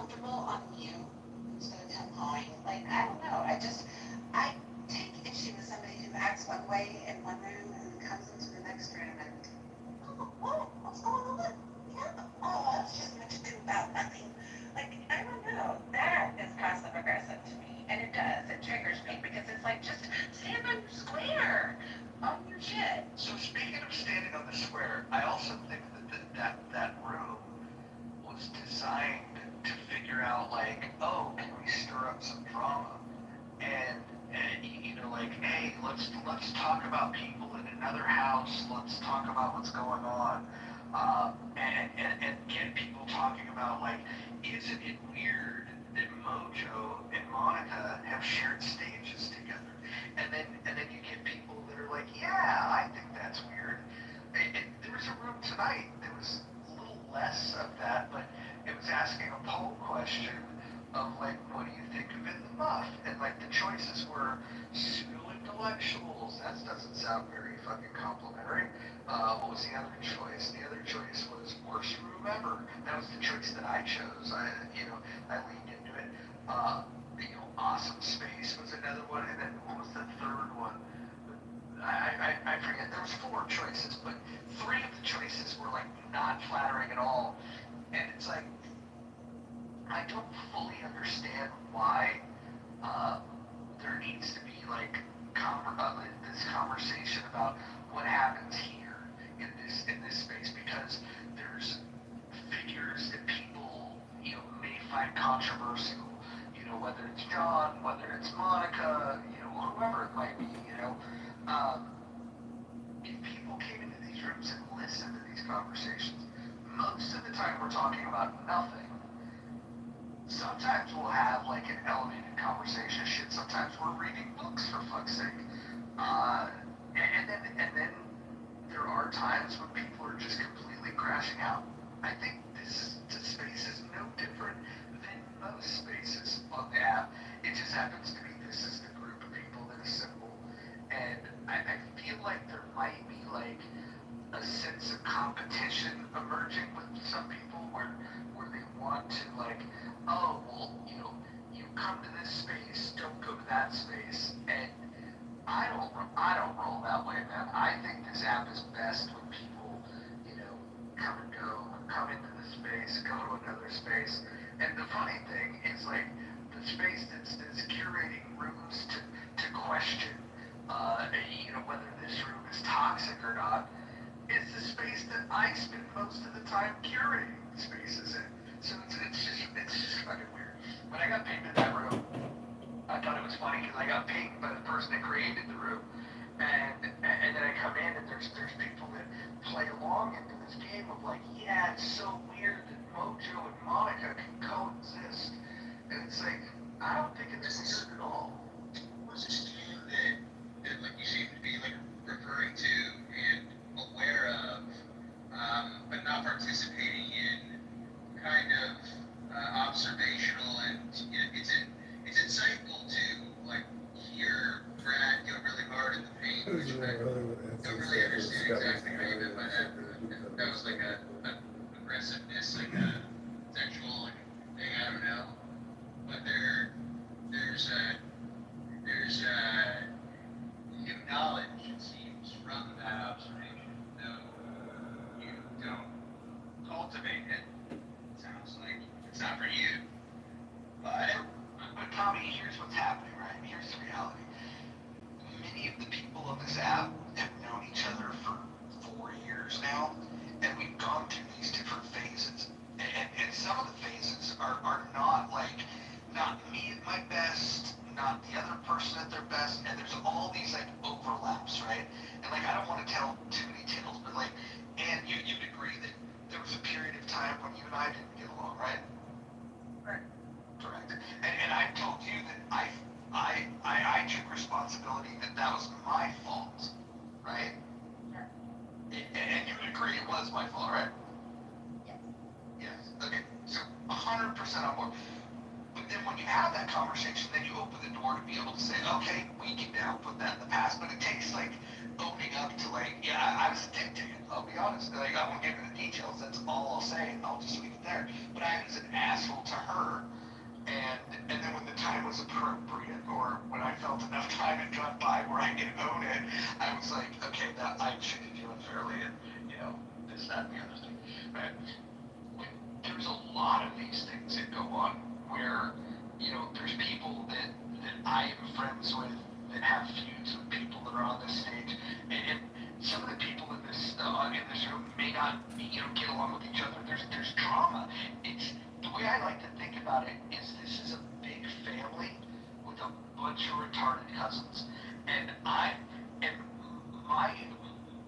navigation through this is to recognize when I'm being the retarded cousin and being the person that's on the verge of not getting the invite to the family gathering, or when I'm enabling the behavior that causes people to get ostracized from the family party.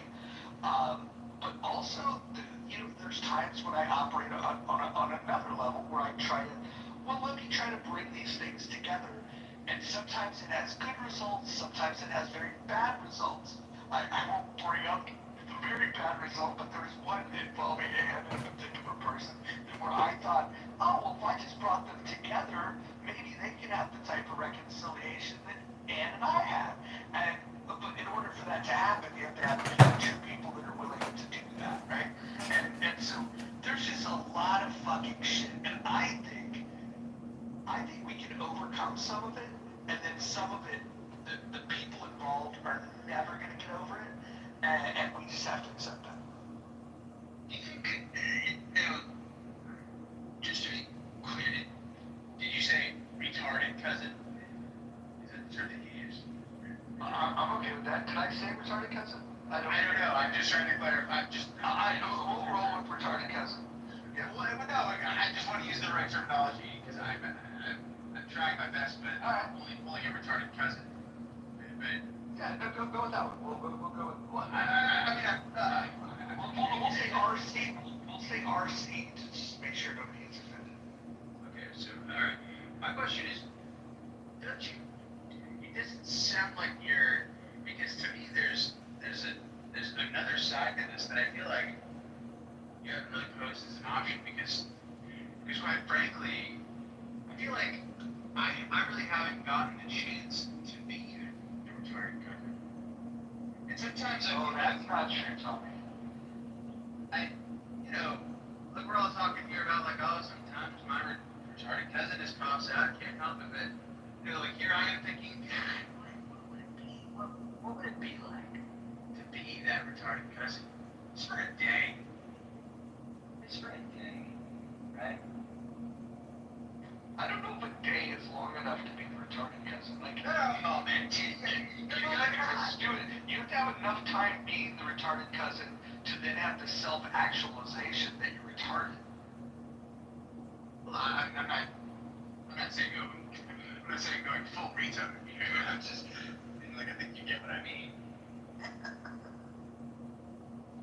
I mean, like here I am trying to do like these dips and dives around like a term that I guess wasn't even talked about. Here I am creating retarded cousin. And all along you could have told me what you actually said so we could just solve this little conundrum. Gay cousin? I have gay cousins. One of my favorite cousins was gay. He's passed, but he was great. He was great at organizing.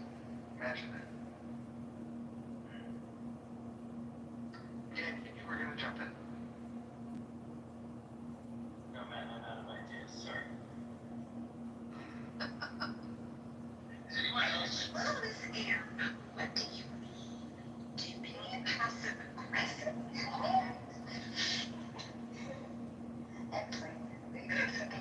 No, you're right. You are just aggressive. What are your thoughts on the hemming and the hawing as a form, as a heightened form of passive aggression? Do you think there are other forms other than the hemming and the hawing? Well, when you first have to acknowledge that the order is important, because sometimes the hawing comes before the hemming, and that's if we have Yeah. You have to ask, what about the hurrying? What about the hurrying and the hawing? Dude, that's the best negotiation tactic ever. All women's problems have some variation of him or men in them. Oh man, what was glorious about the roast room earlier was looking on the stage and just realizing like how much drama, how much I know about these people and how much they dislike each other, and like it's almost like watching Dynasty. If you watch it from like season 1 all the way through, there's so much to keep track of that you almost forget that some people were friends at one point, and you know, or a period of time where things weren't as polarized. It was epic just how many sets of enemies were on the stage all at one time, and how well behaved some of them were. They were just sitting there quietly and just observing. Well, except for, you know, obvious heavy.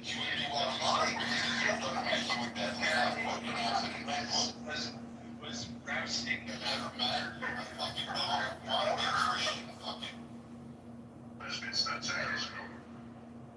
there are a couple of us on this stage. I think what is our hearts and imagine what and hitting it high really is.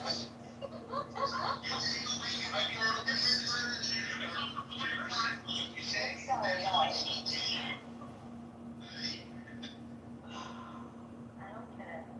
mean, like, if I were to ask, which I won't, because I know what to put people on in the hot spot. But if I were to go around the room and say, give me your best 5 seconds of hitting an arc, I think we would get a lot of different examples coming out. You're cracking me up. Can we just say that I did not see at all earlier, and Brad just was screaming about me as if I didn't. I want to say horrible things.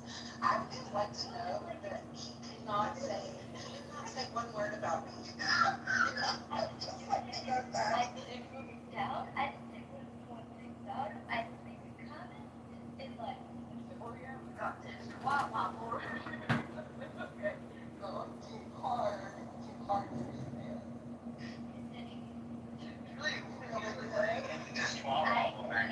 I don't think, I feel like it's so insecure, it's like so stupid, and I'm like, okay, I'll just let you have your moment, you need this more than I do. It's the Brad show, you got it. Mojo, what was it? What was behind this episode of saying that Brad's giving it high? I will tell you what preceded it was I took a break and I left the moderation in the hands of women. And when I left, women were moderated, and I think with me gone, Brad felt that he could get away with a little bit more, and I think when he got on a roll, he just didn't want to stop. Like, for example, Miss Shirley interrupted Brad, and Brad cut a promo, a heel promo. This is wrestling talk for when the bad guys speak against the good guy. And so Brad went into heel mode, and he started shooting this promo against Shirley. And from what I've heard, and I wasn't there for it, but from what I've heard from all accounts, Brad did this takedown of Shirley because she interrupted him. And then when people tried to moderate him and move him and then bring him back, he got further agitated, and then so he just started lashing out. And again, if you were watching it in pro wrestling, it would be he cuts a promo on a baby face, and then he gets he gets maybe hit with a chair, and now he's upset, and now he's just going crazy, and the next thing you know, he's like doing scorched earth on everyone. That's pretty much how I heard it. Is that it like worked up, and I don't know if I would have changed it if I was there. I probably would have intervened because I do protect Shirley a little bit from certain things. But I don't know if I would have been the heavy-handed mod either. I probably just would have said, okay, Brad, that's enough. Maybe I would have muted him. I doubt I would have moved him down. However, he was not moved down right away. He toured the entire stage before he was ever moved down the first time. Because people started interjecting, I think, in defense of Miss Shirley, like, whoa, you know, she was trying to do this. You shut up, you you know, and then somebody else would be like, hey, like, okay, I think that's, don't tell me what to do. And that went on for several minutes before he was thrown down the first time. And then, of course, that just continued to escalate. And every time he came back up, you know, he was ready to unleash. But, It sounds like it's unclear to me. Perhaps I'm already taking on the role of the retarded cousin, but it's unclear to me if people are, because it kind of sounds like a bit from man, and I think a lot from Mr. Mojo here, that, you know, though he may have been one versus all, the act or the spectacle was almost like valiant in like, wow, this is happening, sort of like, this has to happen, sort of a moment maybe, because otherwise, I mean, you know, he get tossed or something. But it sounds like there's kind of this like, wow, this is kind of this majestic going down in a blaze of fireball, you know, kamikaze sort of a thing going on here. Am I a retarded cousin? Well, listen, you guys have heard of like the concept of like suicide by cop, right? Where somebody, you know, they do something stupid just so they can get shot. Brad wasn't doing that, but there is an equivalent of that on this app where people, if they're getting roasted, they will break all the rules purposely so they can get thrown from the stage, so they can get, and then they basically want to get suicided because they can't take the pain anymore. And that's the way that I observe it. Like you'll see it a lot. Wow, this is very true. This is very true. I used to do this back in the day, and I shouldn't even confess this, but I would throw a few people, like if everybody's modded, I'd throw a couple people down, then I'd throw myself down, and then it would just look like, okay, well, whoever's remaining has to be the person throwing people down, because you can't, if you stay up there, they're gonna wonder if it was you. But if you, yeah, you gotta throw yourself down. Wait, but to what end was it? Because were you flying too close to the sun and like you almost got like made out and you had to press the restart? No, because here's the thing, right? So like, I don't want to do it because it's app now glitches and we might not get everybody up here, but like just imagine and get moved to the audience, you get moved to the audience, then I get moved to the audience, and then if you were to look at the stage and you would see Holly, Pockets, Daniel, John, and Tiffany, you would then say, one of those assholes threw me down. You wouldn't even suspect that I was the one that threw you down because I'm now sitting next to you in the goo. Does that make sense? Sure. I mean, I totally understand the point of what's the word? Asymmetrical, you know, sort of tactics here. But who's it for? I mean, is it because it's to get the mob to say, oh, what a dick, we were having a good room, and then so-and-so ruined it by throwing everybody in the goo. And then the person didn't even do it. It's like, there's a lot of there's a lot of gamemanship here. It's a little power play of sorts? I don't like call that. It's like, it's deception. Sorry, I'm being retarded. Clubhouse has changed that now. I don't think anybody can throw you down anymore, Roger. Well, I'll tell you one thing. Nobody's going to be able to throw Ed down from winning her election. I think this terms. Tiffany, you can throw me down. Let me try. I don't think I can. Let me try. Oh, I was. Oh, I did. I did throw him down. I'll save you. Oh no, I threw him down. I invited you back up. Where did he go? Oh, there he is. I'll protect you. How did that? I thought that Clubhouse, maybe they changed that. When they originally came out with houses, they made it so you couldn't remove the room creator. Yeah. you still adhere to use on stage? Yeah. Back up. Are you coming off the mic there? No, now I'm angry because I got removed from the stage. Who did that? Yeah, who did that? Oh, you just cannot be trusted. Well, they sort of. So Tommy, let me play the full scenario down for you, right? Let's say I throw you and down, and then I throw myself down. Then somebody brings me back up, and then I remove everybody from the stage, and then I claim to know who did it, and then that person's an asshole, and then I reassemble the stage, putting people that I trust as mods, and now everybody will think that the person that we blamed it on cannot be trusted, and then they no longer get mod badges, at least for.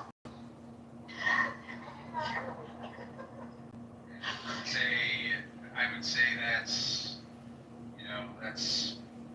that's pretty retarded, man. No, I've never personally done it, but I know what's happening, and I know exactly who did it. Like, I always do it. Some people don't even know the half. When Alex New York was on the app and Healthy Debates was doing rooms and Club Controversy was doing their rooms, Alex and I would talk to each other in the back channel. And if we were like bored with things, he would say, "Hey, I'm gonna send some of my people into your room to talk shit, and then you send some of your people into this room, we'll talk shit, and then we'll close both of the rooms, and then we'll open one big room, and then we'll mod some people, and then we'll discuss what happened with the invasion rooms, and we would just totally create this invasion angle, and it was pretty good." One might say that's a true team up, a real team up, would you say? Yeah, this was like, I like to think of it, Darren's got it. It was Japanese wrestling. It does it all the time. Like, if all Japan and New Japan were hitting lulls, what they would do is they would say, "Hey, let's do an invasion angle," and so that's kind of what we worked on here was an invasion angle. Did Goo ever get any of your rooms, Roger? Who? Goo? Who's that? He was a No, troll. he is Kitover. You know, He always tried to get the mod badge, and then every time he did, he would literally throw every person on stage. Who is it? Goo? I don't. yeah. Do you know him? I guarantee And you don't know him. you don't like him at all. Oh, Goo, okay. And he's He's one of the Clippers, right? No, he's like Kitover's like friend, AJ. Yeah. Oh, that guy. Yeah. You know, it's funny, that guy had a nice beard, but he was the dumbest guy on the fucking album. But yeah, he'd throw every person on stage down as soon as he got the name. Well, he would either, he started out, he would just boom the room. Like as soon as somebody threw him a mod badge, he would boom the room. But then he changed up his tactic, and instead he would throw every person on the stage down to the audience, and he'd go off with mute, and he would just stand up there and maniacally laugh, like for several minutes before he boomed the room. Yeah, then he was just Is he still on this app now? Yes. He is. He's not here as regularly as he used to be, but he still pops in. Somebody back channel me the profile so I can block him. I mean, it's kind of like a wholesome game of shoots and ladders. Really. Just trying to get to the top just every time. The thing of it is, every time he comes into a room, everybody screams, "Don't mind Goo!" Yet he finds his way to cackle on top of the pile. Somehow.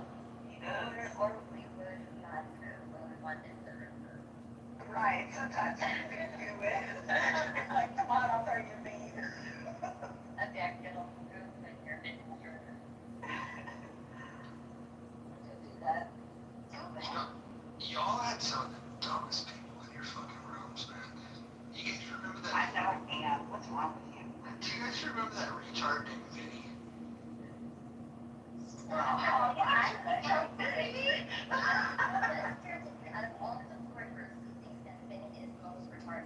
Like, come on, out of all of that, you think Vinny to be dumb? Be dumbest? No. No, hold on.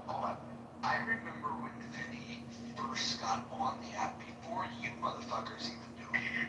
And he would get on the app and he'd ask a bunch of questions and he was just like a dopey guy that didn't really have any thoughts.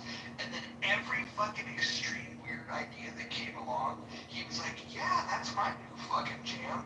It was just, he's the ultimate follower. I've never seen anything quite like it on this app. Poor Vinny. See, that's what I'm saying. I don't like You that. know, It's not, if you think about it, I mean, how often do we meet like a person that is so blank canvas moment to moment? It's almost like, I mean, and that had been a spectacle, right? I know, it was underwhelming, Tommy. It was underwhelming. He was just like, there was no personality. There was no fucking there was no nothing. There was nothing there. But then he'd still just be present. And then other dumb people would be like, oh yeah, that's my buddy. And you. This is how I knew that Ricky was a pretty dumb guy. It's like him and Ricky were like boys, and it's like, oh, okay, these are like the two dumb guys that get together. You can imagine them being in a bar, like just drinking beers and not even using words because it wouldn't even matter, because neither one of them have an original thought. And Damn, dude, that's pretty dumb. No, I think that Ricky is fucking clever and hilarious. Oh, see, I don't. I think Ricky is the most feminine man on this app. Oh my god, I love it. I love this shit. And he knows I do though too. Like Ricky and I have this little love-hate. That's why he calls me Serenity instead of Serendipity. Serenity. Well, I mean, it is Serenity.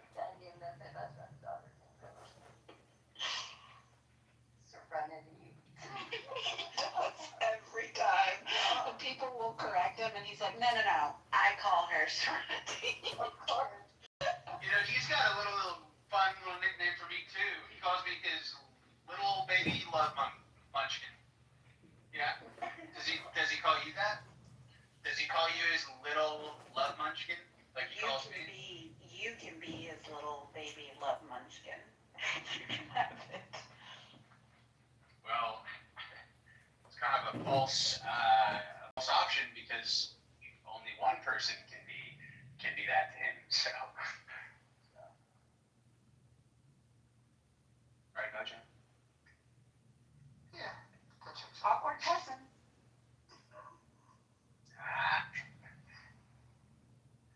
No, retarded cousin. That's I'm sorry. that's a lenient framing there. Yeah. I've gained, but then you've taken away my extra chromosome. I'm just a little cookie.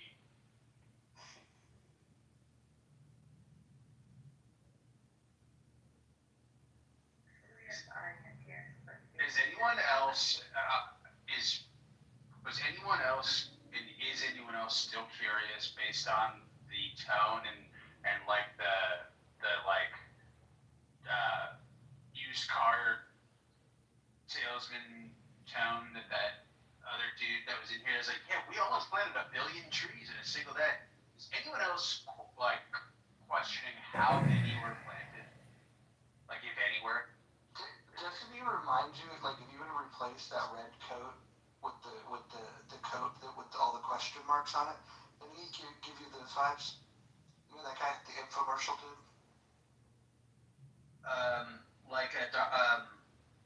Shit, man. What's he talking about? I'm just thinking of the Riddler when you say that. Yeah, there was what is the most difficult conversation on Clubhouse? Who created this? There's 7 trillion. The 100 trillion. It's funny. My first question was, who created it? And then I fucking read the choices and I knew exactly who created it. Oh my goodness.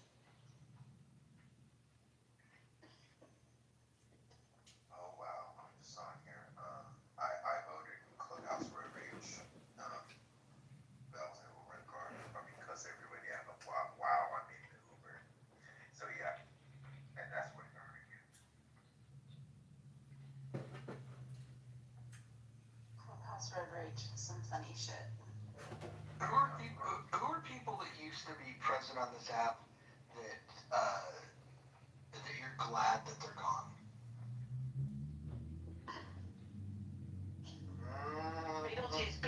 Beetlejuice. I'm not gonna Don't say. say it, Ed.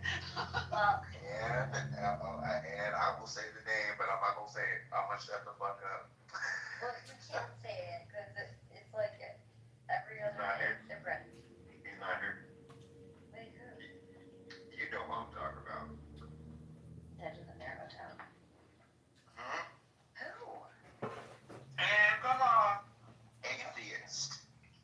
Well, he's passed away. Rest in peace. Rest in peace. Would you really mean that? I didn't, If he's an atheist, he's certainly not resting in peace. I don't want to dishonor him. He was considered an atheist. Because the people that were on this app that we spoke to, the people that have died on here, I don't want to dishonor them or make fun of them. So, they were people. Oh, God. And, I mean, no, Do for you real. remember that, Banks? Legend? Yeah, I remember that. Yeah. I'm familiar. Brooks, I think I remember. It sounds familiar. And you remember Bootleg, right? Yeah, you told me about that. Yeah, so there's been a couple that have kind of poured out some for the dead homies.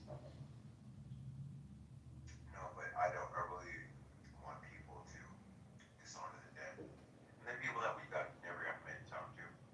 Because when we were talking, chatting, if we were live and in person, we wouldn't talk to them the same way we do on the app. But we talked to him. A little bit more decorum and respect. That's for sure. I'd be a little bit. I don't know how you talk. I think I'd be more decorable as well. Yeah, I don't know about you, but I would. Because because after, when you start to,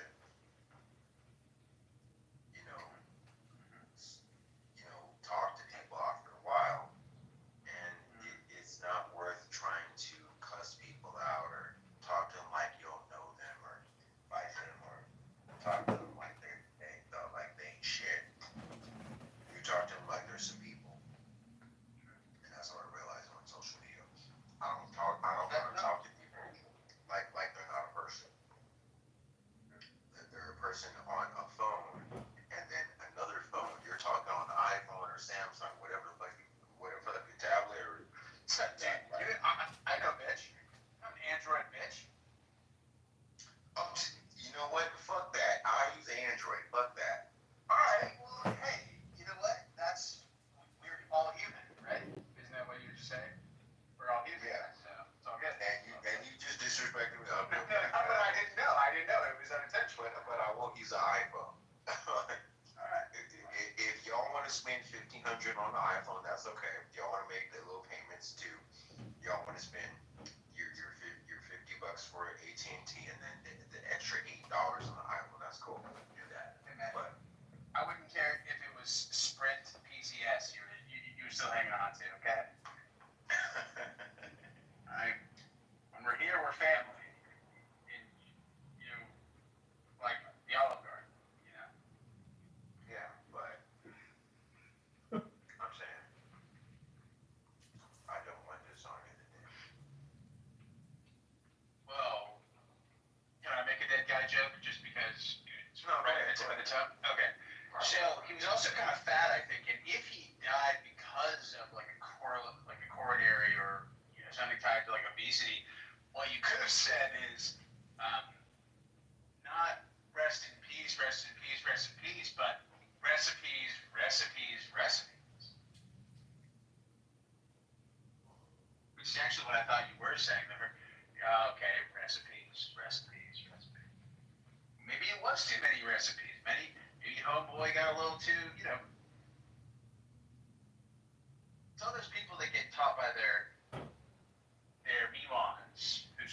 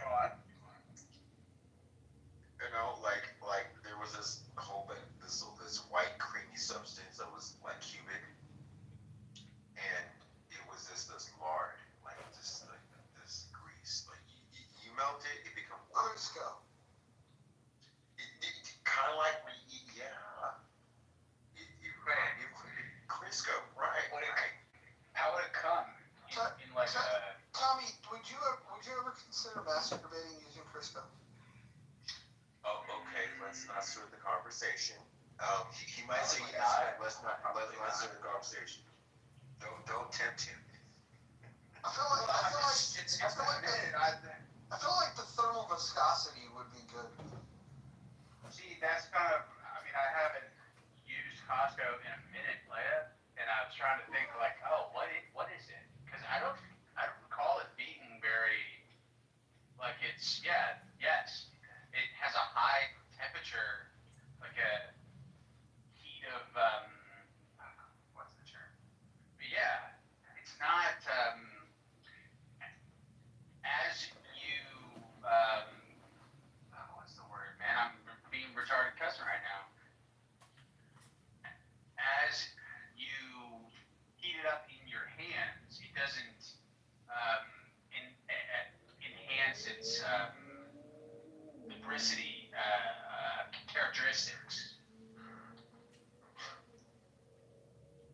Actually, yeah, it's been probably over 20 years ever since I haven't even seen Crisco. Hold on, I have a question. Andy, do you cook? Yeah. Like, really though? Yeah. I mean, I have an 11-year-old, so I mean, yeah. But I mean, do you like get down in the kitchen? I don't really like it, but I mean, I do. I don't grill. Like, for example, there's some people that you just know that like are cooks. Like I don't know. I imagine that Liz can cook, for example. I don't know why. What about Kelly? Do you think Kelly's a cook? Kelly loves to cook. So Kelly's so good at cooking. If she heard this conversation, she would leave the app because she doesn't like hearing other people talk about food because she feels like they don't know what they're talking about. Yeah.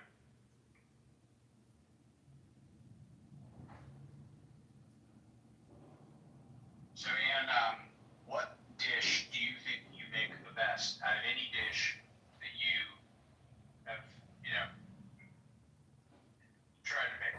Some sort of casserole. White girls are always into casseroles. I'll have you know, if you look through pictures in my little PTR thing, I have become quite the little homemade bread connoisseur, and I made homemade bread rolls stuffed with homemade meatballs, homemade marinara, and homemade mozzarella cheese.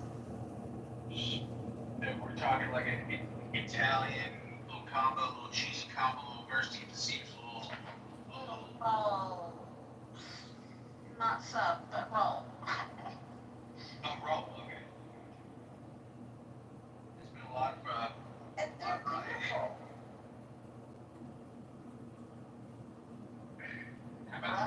Brad, get up here. This is the only way we can end the day. You started the day. We gotta start the day with Brad, end the day with Brad. Get up here. Brad, get up here.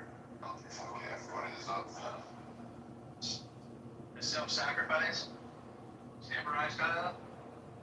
So, Brad, I don't want to dig up old dirt, but a conversation came up, and I understand all the old dirt, like all the stuff where there's like real storylines, but like people want to know why Shirley.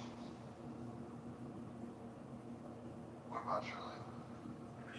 If I remove your hand so that we can measure your head, interestingly enough, when it comes to sizes, it's one of the many interesting things about studying your head. Everything's always important.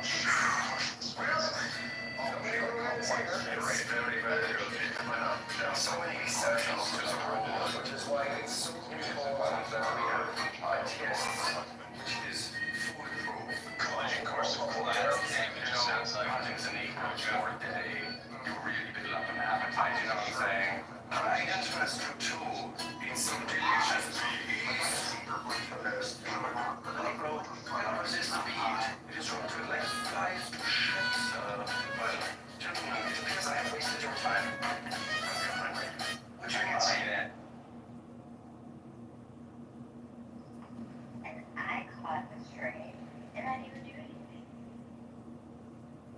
Slater wasn't drugged. You tried to kill him. This morning you were a playboy. I know. That bitch. It But was just tonight, kind of you're a hero. My gift to you. What is this? I might drown you in the cup. Do not be hasty. I have another gift for The you. concept of Make a it one. straight bullet. A ruckus. Okay.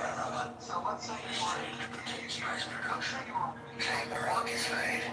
Take the spice. Remember, that's right. and catches a bullet. The Empire helped me destroy their trade. And it's surely get to the source. The serious crime. Even if you too late, the great houses will rise against it. This is just kind of like a kamikaze, anything goes, just throw all out, blitz. Fade roll It's off. collateral damage. It's extremely for sure. Especially if you minimize it the way like the IDF does in Gaza. And, you know, it's amazing. I mean, it's not more about the assumption of, oh, is this person, like, you know, it's kind of like an over personal nature, like, maybe it wasn't about you, maybe it was about the bullet. Maybe, you know, there are times when people are just in the way, they're just deer in the road.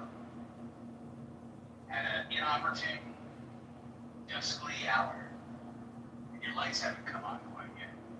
Dude, we were talking earlier about like Shirley's on the app talking about like her kids, and she'll say like unintentionally funny shit like, you know, I just know I don't want my kids going to a school with the Mexican kids. Like, and she's not meaning it to be racist. She's just referring to like the school with the Mexican kids. Like, that's cool. She wants her kids to go to the good school.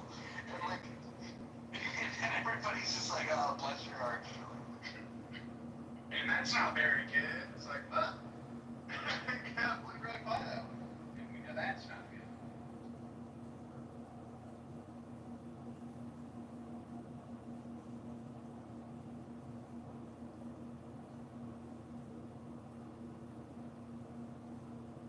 Hey, is she like in the same?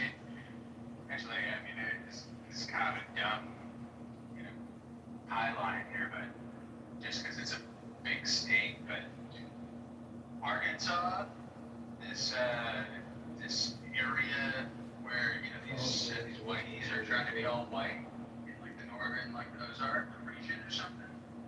The land, return to the land, return the land, return of the Jedi. Your point. I mean, I haven't really heard anything beyond that first little, you know, little BBC guy that was like, you know, you need to learn about how these whites make it. Yeah, what? Luke Baxter in the room, and like half the room was like, I think there's nothing wrong with that. I want my own land where it's only us. It was so interesting to hear like a group of black people like begging for segregation. It was fucking amazing.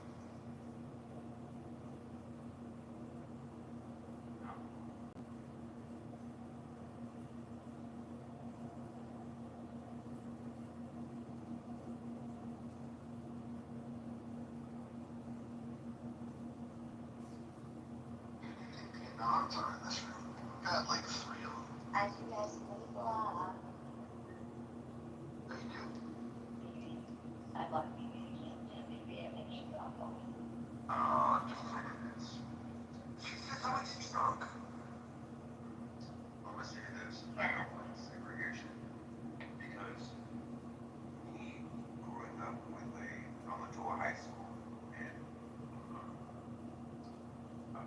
I'll say this so you can understand where I come from. So I was in California, grew up in the Bay Area. Me too. Yeah. And what city? What city by the way? Oakland when I was a little kid in Mexico. My teen years I was in Hayward. Alright, Hayward, okay, Hayward. I got friends there. So I appreciate diversity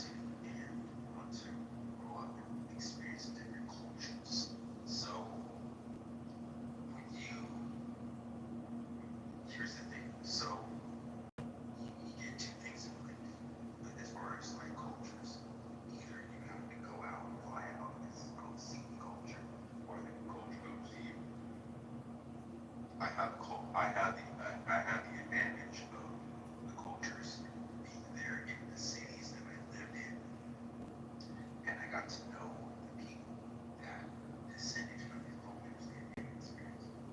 Maria, like Brooklyn. I was born there. I was born in Brooklyn.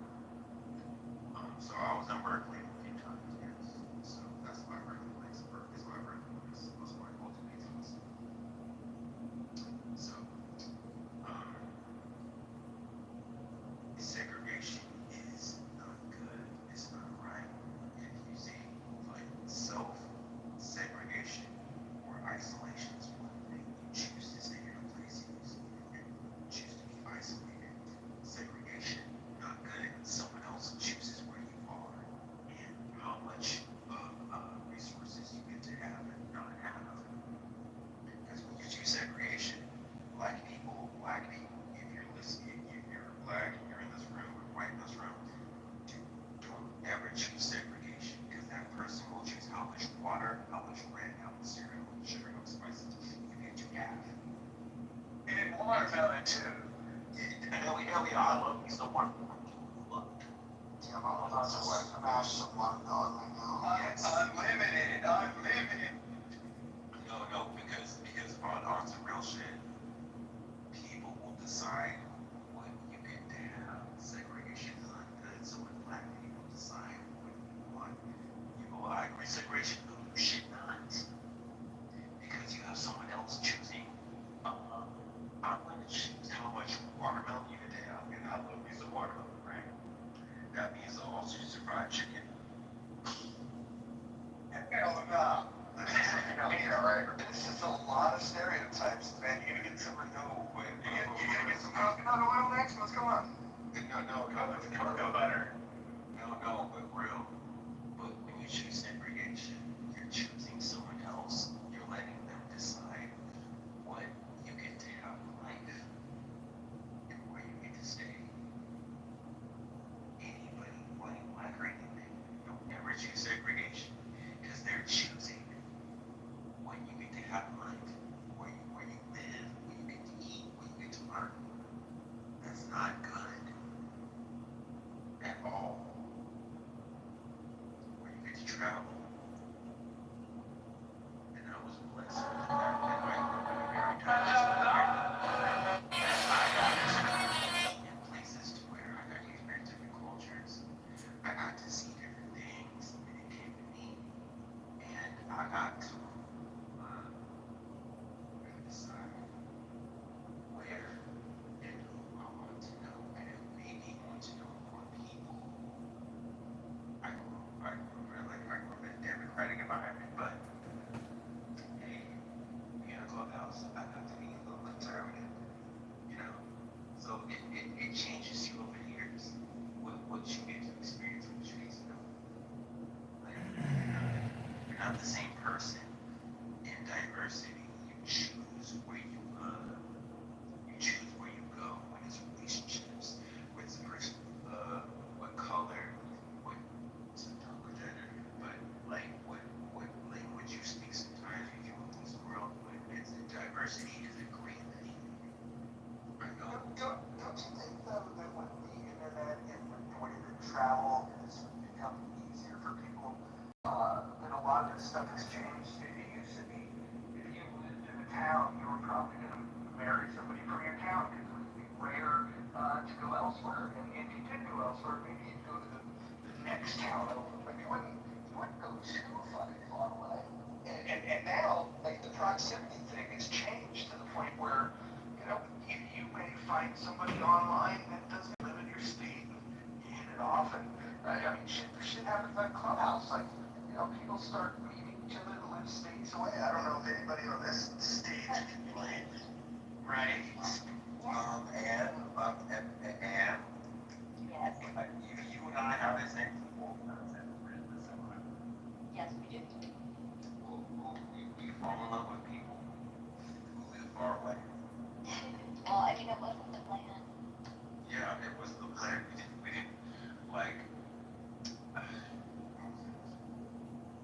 Aaron, I hate you for this when you say this. You see, you're from I hate you for this.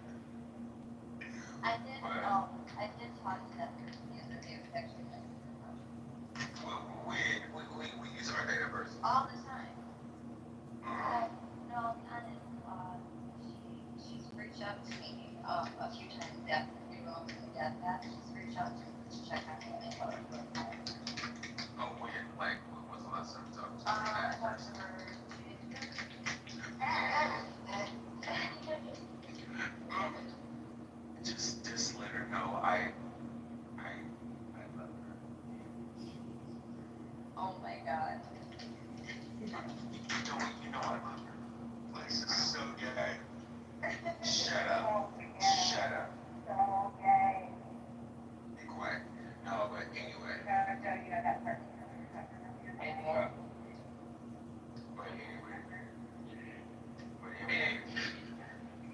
There, I'm talking about.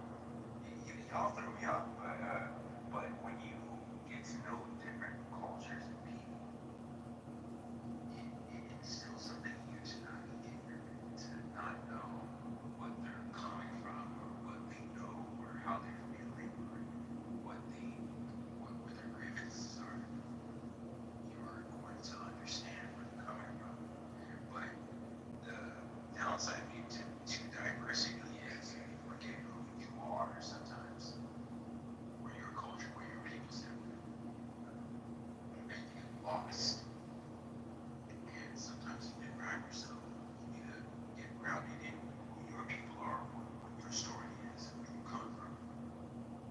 And you need to tell your story, what your part is in whatever part of the world your people come from. Yeah, I don't know. I'm not that interested in identity. I think people over-index the importance of identity.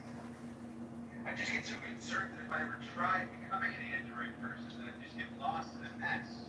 You know what I mean? That's a big leap. You're distracting now. You're distracting. You're really deviating. I'm not talking about android. FYI, we did have Mark Rice on the stage just a second ago, but he left, and I had messaged him telling him.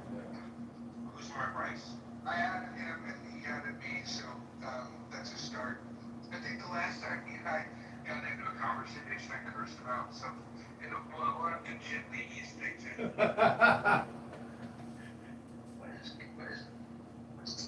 What's come over you?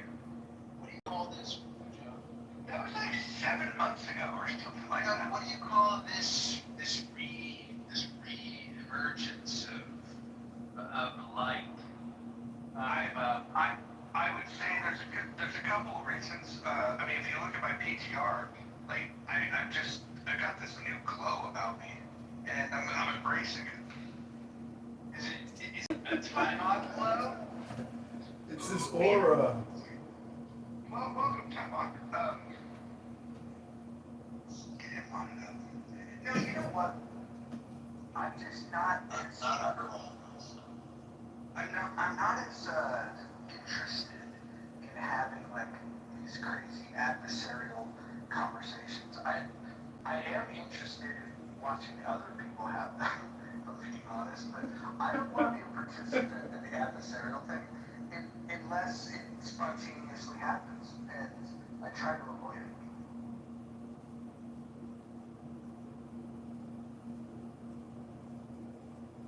That's all. Oh my gosh. I saw that PTR. It's Kylan. Welcome to the stage. How you doing? Are you the Timac from the movie that I saw when I was a kid? Oh my god. Let's fucking listen. I want to know. No, hold on. Listen. The last thing in the world that you want to do when you bump into somebody that's famous is you don't want to like become a fan like in like 3 seconds. You can just hold it back a little bit. Hold it back. I'm sorry. Let play this. Man alone. Alright, go ahead. Marvel, last run released October 19th. Come right into theaters, so tell your friends and bring everybody out. Okay. I don't want to be like a fanboy when I was thinking, because I noticed you like a culture just says that he likes all the attention of that. Yeah. No, hold on. I'll be honest. It's kind of like a relationship. It's like I want my special relationship with Tybach. I don't want him to have a special relationship with all of his fans. I'm the president of the fan club.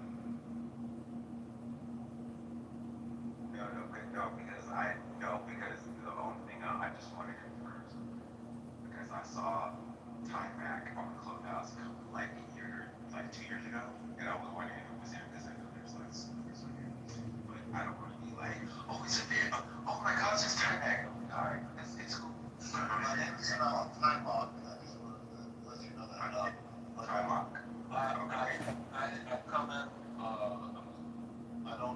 know a lot about politics.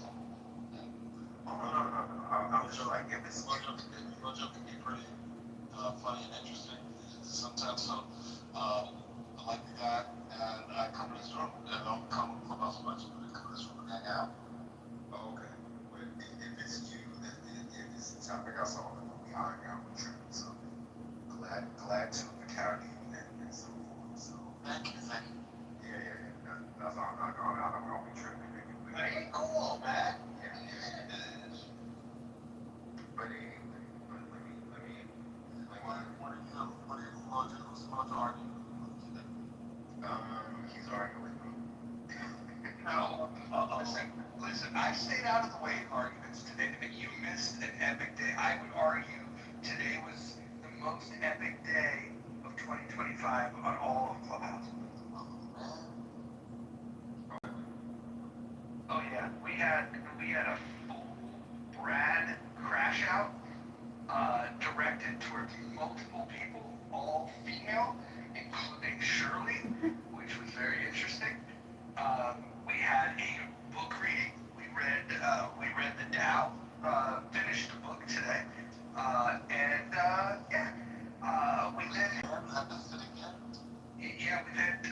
You missed that book, but the next book we're doing, you might be interested in. We're doing The Art of War.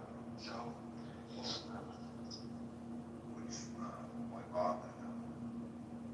Sun Tzu. Oh, okay. What version? The original. Now you get me stumped. But the King James is my preference. Okay. So I only asked that because I read it was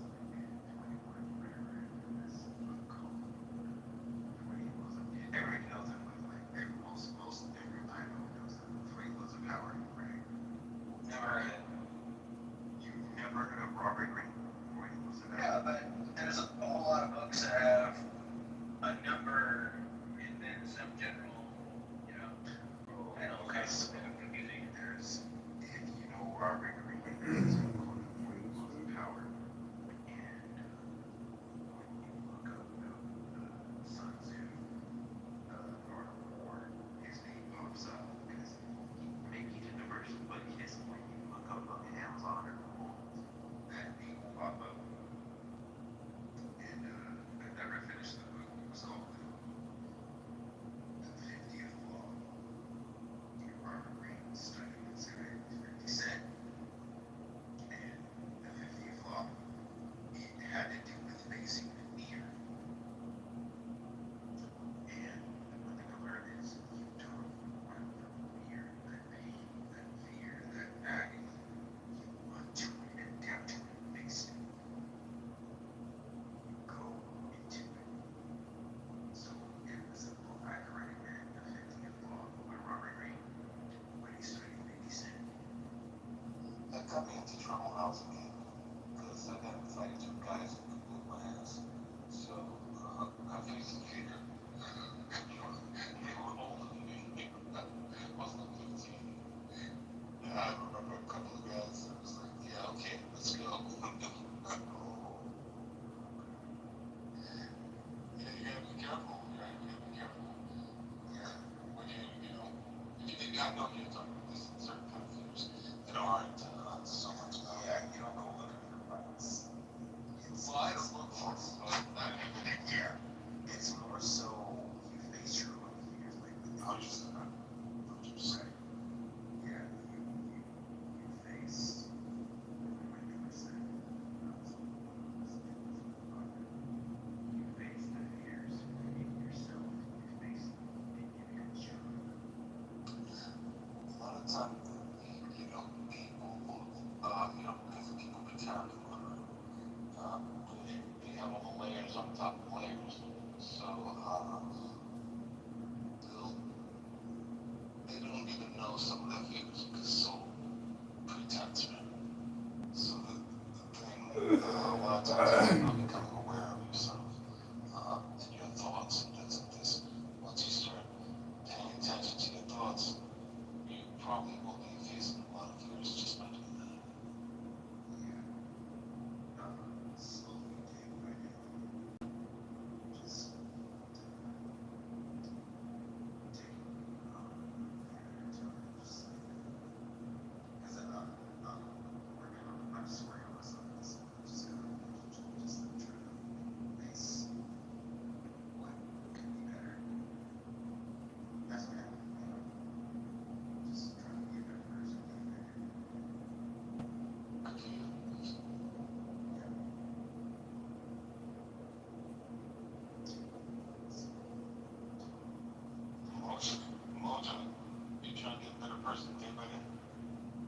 Yeah. By the way, I don't know if it's appropriate for this room, but I got an update on the AM radio thing.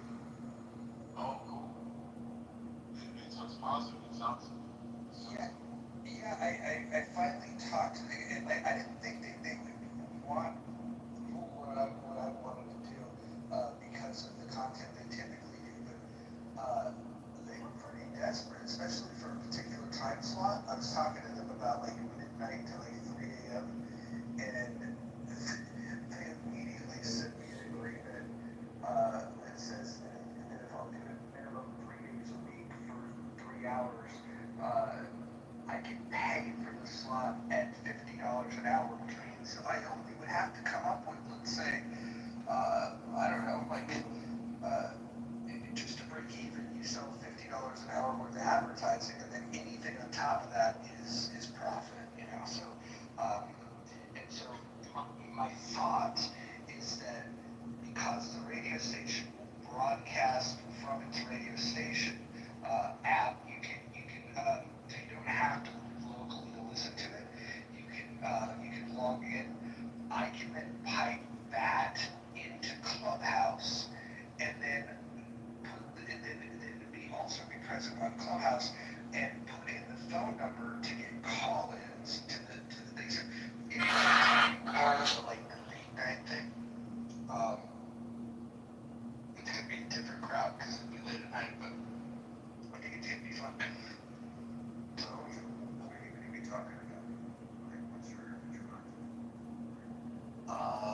basically anything. Like, I don't want to be pigeonholed into anything. I'll absolutely like kind of riff on like politics and current events and whatnot. Are you?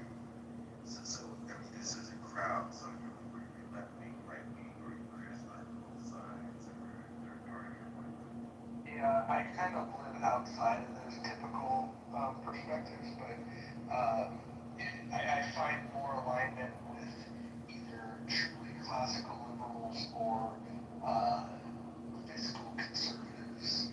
But yeah, I don't really find any commonality with the MAGA Republicans or progressive Democrats. That to me, they're on the horseshoe. They're both like as disgusting as each other. They're both economic interventionists. So you're like super far outside of the reality. Beyond reality. That's cool. You're easy to relate to because everybody can probably, to a large degree, to get to you, and that's a good thing. I relate to you fucking hardcore, Mojo. You didn't even know that. I just told you right now. No, I totally believe that. I like when Bonded was with Washington, he almost got killed at a hockey game. Straight up, man. So is this the Odyssey app? And can you hook a man up with the? It's quite literally AIM radio. Yeah, no. What's the frequency? Oh, my gee. For fuck's sake. I don't even know. What does that mean? Like 95.6. Oh. Yeah, hold on. Let me tell you.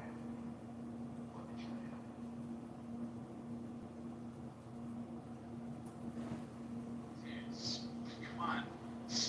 Sports Radio 1410 the ticket, or 1310 the ticket. I don't know. I had to Google these guys and email them. Hold on, let me pull up my email.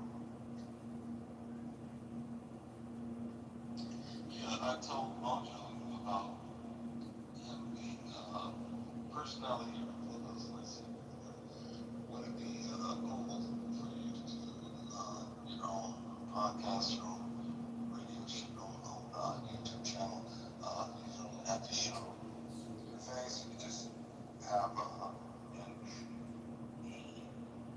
that person said, that sounds interesting, and then I pushed more, and then he understood that, this is a good idea, and now he's taking it, so I can't wait to see it all the way through the end because I think it's gonna do well. I think so. In fact, I got a friend who's just married to that's one of her musicians, and she's really good with this kind of stuff. She has her own show, and she knows a lot about this culture. So if you need any more information on that, she's really knowledgeable. Yeah, so it's KKNW. And AKSW. Northwest. something. That's a pretty good one, actually. There's some random ones out there.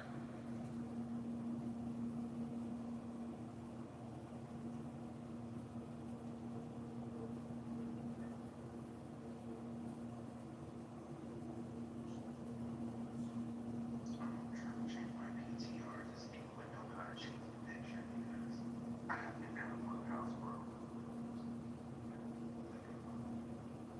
So I'm trying to show her my face. Yeah. You gotta go to. Yeah, hop in here. And you know, see these photos. You know what I learned about you today? What's that? Today I learned for the first time that there's people that claim that they have photographs of you. That was the most interesting part of my day. When Brad claimed that everybody. Have one? Here, but. Yeah, and he said that everyone has a picture of your hairy push. Like, I don't know if it got lost in the argument, but like I came off mute to say I've never seen it. So there's that. That's strange. It has never crossed my phone screen. So. I know. I think Brad Max never has it yet. Like, so how widely distributed was this push? Clay. See, I'm making it exciting and right away. See how about it? Because, like, he just wants to say, Brad, that whatever. Just to, like, I'm like, you're so lame. You're so lame. But I let him have that. So I don't care if everyone on the other thinks I Let am. him That's have right. it. I let him have his way. Brad was a huge bag of that. You know, he's so tough. I remember when the whole PTR of movies was a thing. People were doing like private rooms and their PTR, and then every now and again, like you just go randomly look at somebody's thing and you'd be like, "Whoa, what's going on with that?" And then you go in the hallway and like fucking, like, oh, all right. That's crazy. Yeah. There were those erotic ones, right? Like, it's a sex therapist that talk about every position and the different No. That was valuable. I'm talking about just two pervy people that get in a private room and the guy will just tell the chick like, "Hey, show me your tits, pretty lady," and then like they'll just PTR like their new body. What's crazy? It's like very common, very normal. it's a random thing, but if somebody happens to look at your PTR at that moment in time, that's what they're gonna see. And now with the paid feature, you can do the look back and see all.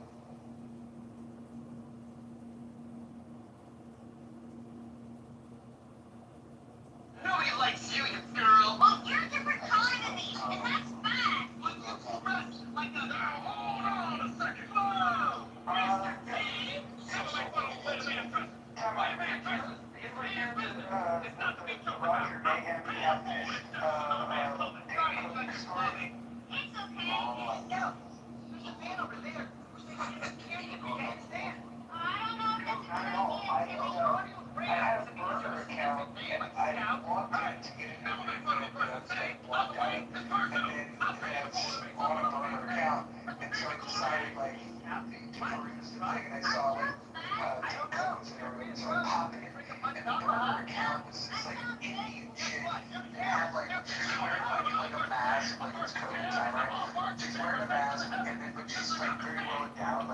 chest, right?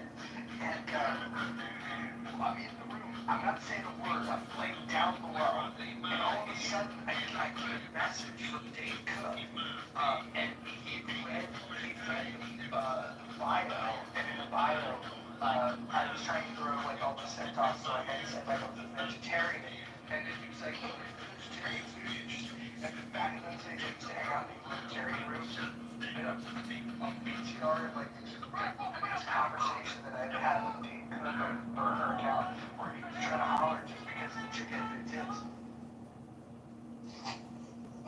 Yeah, the clubhouse opened up a lot.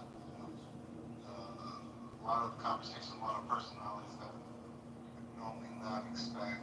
Maybe even myself have run into it. Because people think I'm some 19-year-old because I think I was 19. So they still see me that way, or they see me as loosely one.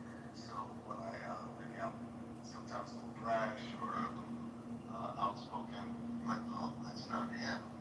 It draws people off. But I think people that intelligent know that it's character and this person in their life. I mean, that's good, but only because you had to try So we got some hard Tourette syndrome. I'm very different. It's been You guys want to donate to the campaign to like John Kitover? We raised $500 today to our clubhouse. Don't you have flashbacks of like the old self where it just comes out in a moment without you thinking about it? Let's say a woman that I'm really attracted to. Like the whole started in that. But now, before I would go about many different ways, but not the direct way to go right to it. So that's changed. But back in those days, I would church she's at a party. I would go to the right side or her left side or her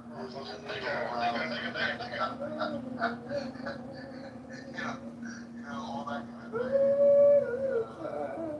So now I'm not.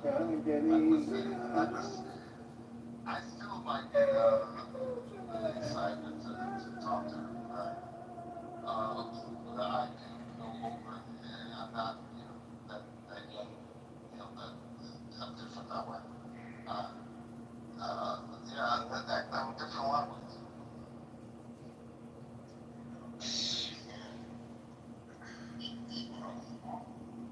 Okay, check out this guy. Well, check out my boss. So, what's that? I'm not talking about. I want to check my boss. Yeah, I'm not. You're the reason you're on clubhouse. I forgot her name. Vanity. So what he's saying is you would jerk off to Vanity before you go on a No. It's like, girl, really like you, and then you come in and you're like, oh, I got a plane for her. Oh, right. Yeah, but it's just, but that's a big no, man, right? To a certain degree. And they always want to show that protection, that kind of thing. Yeah, there's women on this app that I feel protected. Especially, that kind of, we don't have to name names. Which markets are anyway, and I'll be quiet. Anyway, I'll protect you, Brother Janet. Thank you.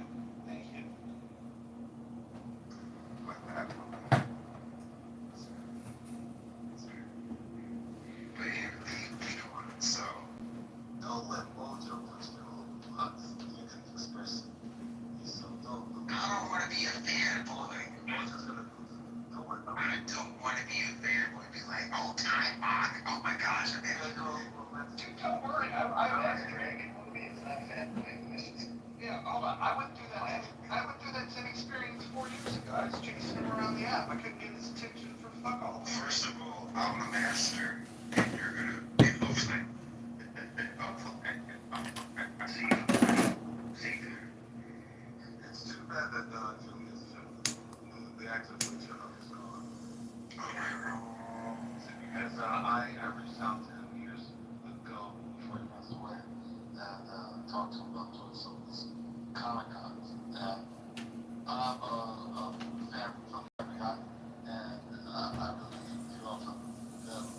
excited and stuff. And man, it would have been great. And he was like, he was going through a tough time. There's a lot of actors too in Hollywood, and he was having a tough time with some of these producers and some of these casting and all this stuff. And I called him at a bad day. I said, hey, 2 days later, yeah, how you doing, brother? And he's like, I'm like, hey, yeah, you heard about these Comic Cons, right? And he goes, no, what's up? And I go, well, they're big events, you know, some small, some big, and they involve some celebrities, comic book collectors, video games, everything, and people come in costumes. I didn't know too much about it, but my friends told me. And I said, what do you think? Because you can make money out of it. What do you think? No, man, I'm not in it. But really, no, we just show up. And we don't have to dress in character. And we sign order. Nah, that ain't for me, man. Oh, yeah, I was like, I felt so bad. I was like, man, he didn't know what he was missing. You know, that would have been great, right? Like people like me would love to meet him and talk to him because it was so comical. Like he just like a guy dressed up like samurai here with Chuck Taylors was so comical. Like I don't know what it was. I can't fuck. That was funny as fuck, but it was cool. Yeah, the contrast between him and I was perfect. Yeah. But in the brand, yeah. I would have just like, I've never really gone to Yeah, that's why I reached out to him. It was way back, and it was shortly after the guy in Russell. Yeah, but not to put it down. I mean, just R&B. Julius Carrington through.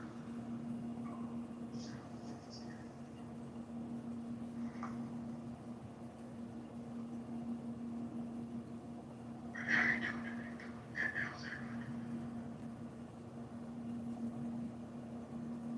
Wonderful. Well, that talk just had me thinking of, another warrior out there that lost a battle with his, own mind. Mr. Jason David Frank, the White Ranger, first Green Ranger, then White Ranger, then Red Ranger, then White Ranger. And, yeah.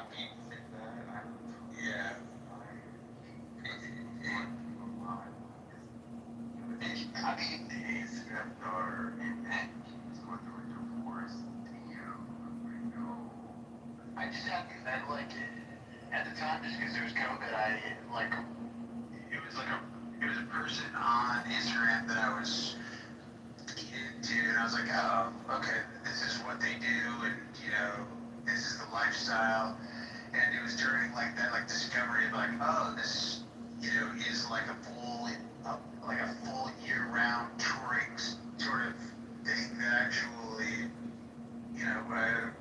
brings a lot of success for people in areas all over the world, like Indianapolis, fucking Topeka, Kansas, fucking all over the board. And then just like that, and it's just wonderful. God, I was like, damn, we must do it. That was I grew up watching on Power Rangers, and it's with Kimberly, it's morphin' time, dude. It's morphin' time. I know. The fucked up part is he committed suicide. So what was going on? I don't know what was going on, man. Yeah, it's funny. Yeah, I'm sorry, really. No, go ahead, talk. I was at a event Comic Con. I don't know, it was a long time ago. It was on this line, and a couple of Power Rangers knew who I was. They invited me to a thing, a get together at this place in Florida, by the beach, and we were all hanging out, and he was there. Pretty nice guy when you get into talking to him, but you never know. Yeah. Oh, cool. You never know you never know what's going on in people's lives personally, right? It's interesting because you have never known, but not too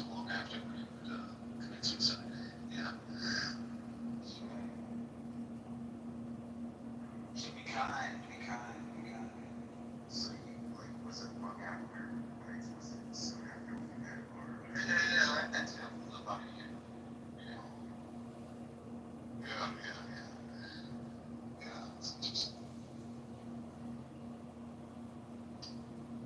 Yeah, I didn't, because at the time, when Power just came out, I didn't get into that because it was like almost like WWE when I was a kid.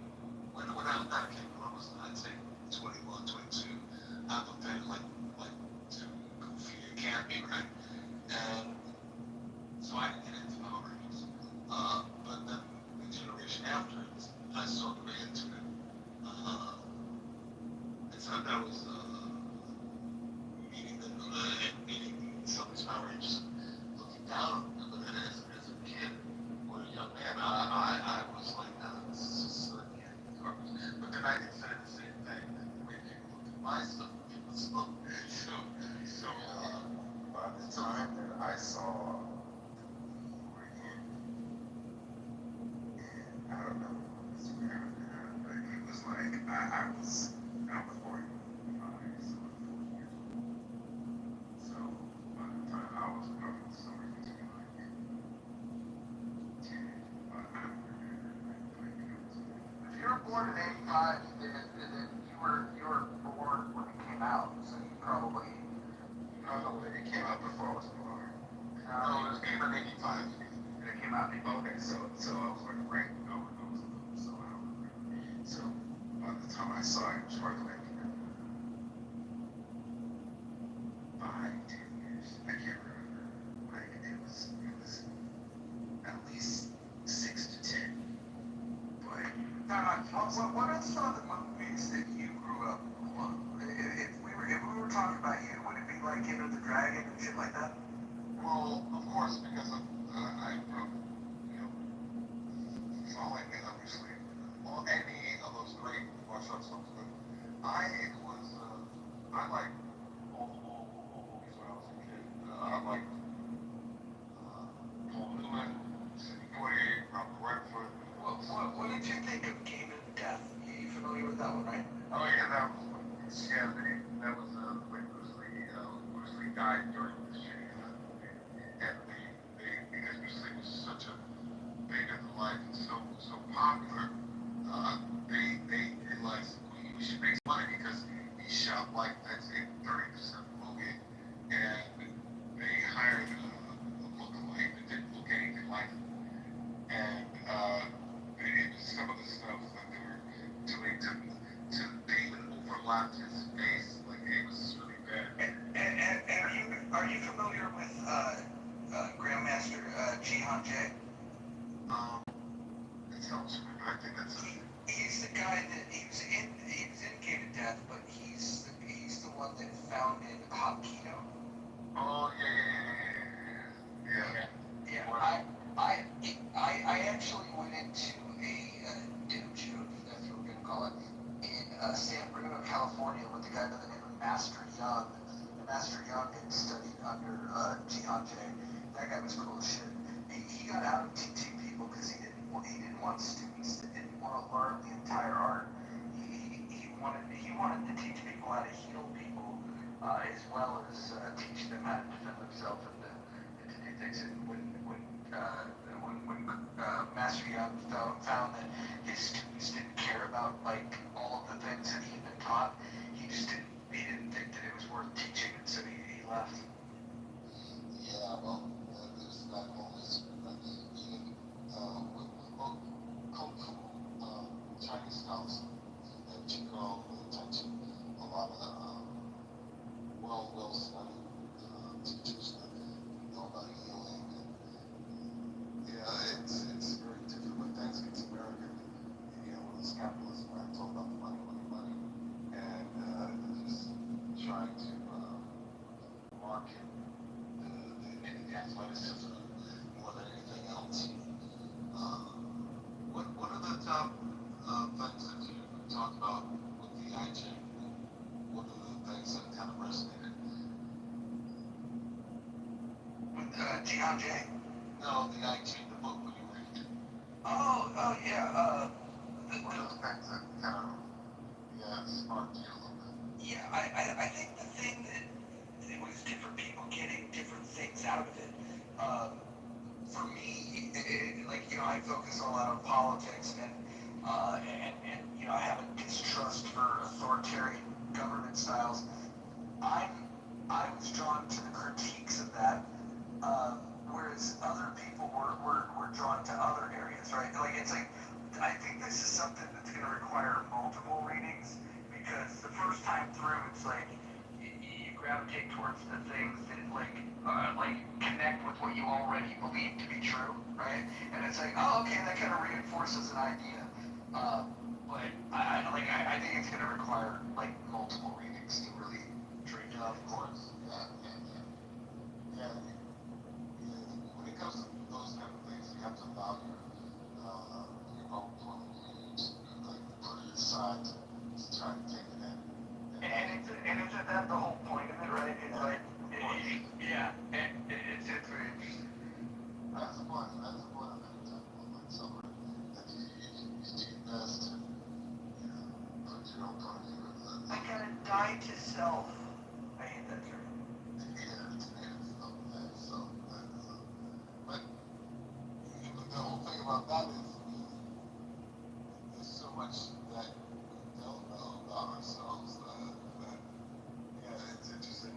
When you're an actor, these are things that you go through training. You're peeling the layers off. Because an actor has, well, everybody has some, well, I'd say passion. Some haven't been realized, but if you're after something like you have passion, and a lot of times that passion is stilted until you really know you're gonna have to make money, you have to survive, you have a family, and then all of a sudden the layers fall apart. Like if you're a salesman and you have to knock on doors the old way, right? The old way. Someone before they develop this need, this desperate need to survive. They won't, you know, I'm not gonna go talk to no stranger. I'm not gonna. And all of a sudden, it drops off, and then becomes a person that's talkative, that's really, you know, it's a learning curve, but it's interesting about that. I would say that the early going of sales training, because this is the area that I've spent my life, you do get taught to, like, come out of your shell and talk, and then you get to a point where you realize, like, that's not even the key to the success. The key is really to shut the fuck up. Like, yeah, you gotta ask a question, a provocative question that inspires them to speak, and then you fucking listen. And then if you really listen, they will tell you exactly how they want to be sold to. You just have to ask the right questions. Shut the fuck. Shutting up is the biggest lesson that you can learn in sales. Yeah, that's very significant because I like the things you ever once in a while and learn see other people's world or be in other people's world. So you shut up and listen, and they'll tell you, you know, if you have that type of personality, that, or you don't even have to, you just listen. Some people just talk. But if you ask certain questions, then you know, they'll step right in and talk, and then yeah, you can really. Yeah. So my process is like this. I think of it as, you know, you have a current state, and then you have a future state, and then you have the work that I have to do as a salesperson is to fill the gap between the current state and the future state. And so yeah, so let's say let's keep it as simple as possible. Let's say somebody has a roof on their home. Their current state is they have a roof, maybe it's 30 years old. The current state is a 30-year-old roof. Now, they also may have a current state where they don't have, they weren't anticipating putting on a new roof on their home and anticipating that expense. But the current state is that the roof needs to be replaced or repaired. And if you can walk them through, okay, here's the current situation, here's what the future would look like. Wouldn't it be nice to make sure that you don't have a leaky roof? And all the problems that could create, all the unintended expenses that would create. And so you get them to tell you about what the current situation is, all in their words. Like, they define the problem. I don't define the problem. They define the problem. Then I help them to describe the future state where they, not only have they identified the problem, they've identified the solution that, like, yeah, a new roof would be the shit, especially if it had a warranty, especially if I could pay over time, especially if there was zero debt. Like, and you get them to, you get them to acknowledge the current, dream up the future, and then all of the work that you do in between is solving the problems that they have of, like, they've got budget constraints. They don't have the money to pay for a roof. So you have to figure out how are you going to make that work. And that's what the salesmanship comes in. But if you can get them to acknowledge that they have a problem, and then get them to envision a solution and trust you enough that you can deliver that solution, well, then you just got to, then you do the work. And so did you ever, I'm sure you did, but I want to know the process what was most successful. I really I set the intention. I used to do it when I was younger, when I was fighting competition and things like this. You would set an intention, but it was more like I would visualize. I would see myself with my hand raised and in the fight. I would see myself go through the motions. Let's say this guy, he liked to box more than he liked to kick. He liked to move more, and another guy liked to slug. So I would see myself countering everything. I would see myself if it was a tough moment. I would relax, all these kind of things. But as I got older and started to understand more about, and even recently, right now, I told you I'm doing some Dr. Joe Dispenza's work, which is a whole other thing. That's completely about letting go, right? And when I say letting go, I'm talking about, he talks about dimensional, being in a dimension by time, space, and matter, right? And in this 3D dimension that we're and having a clear intention. He talks about the science, right? The science of thought. The thought has an electrical charge.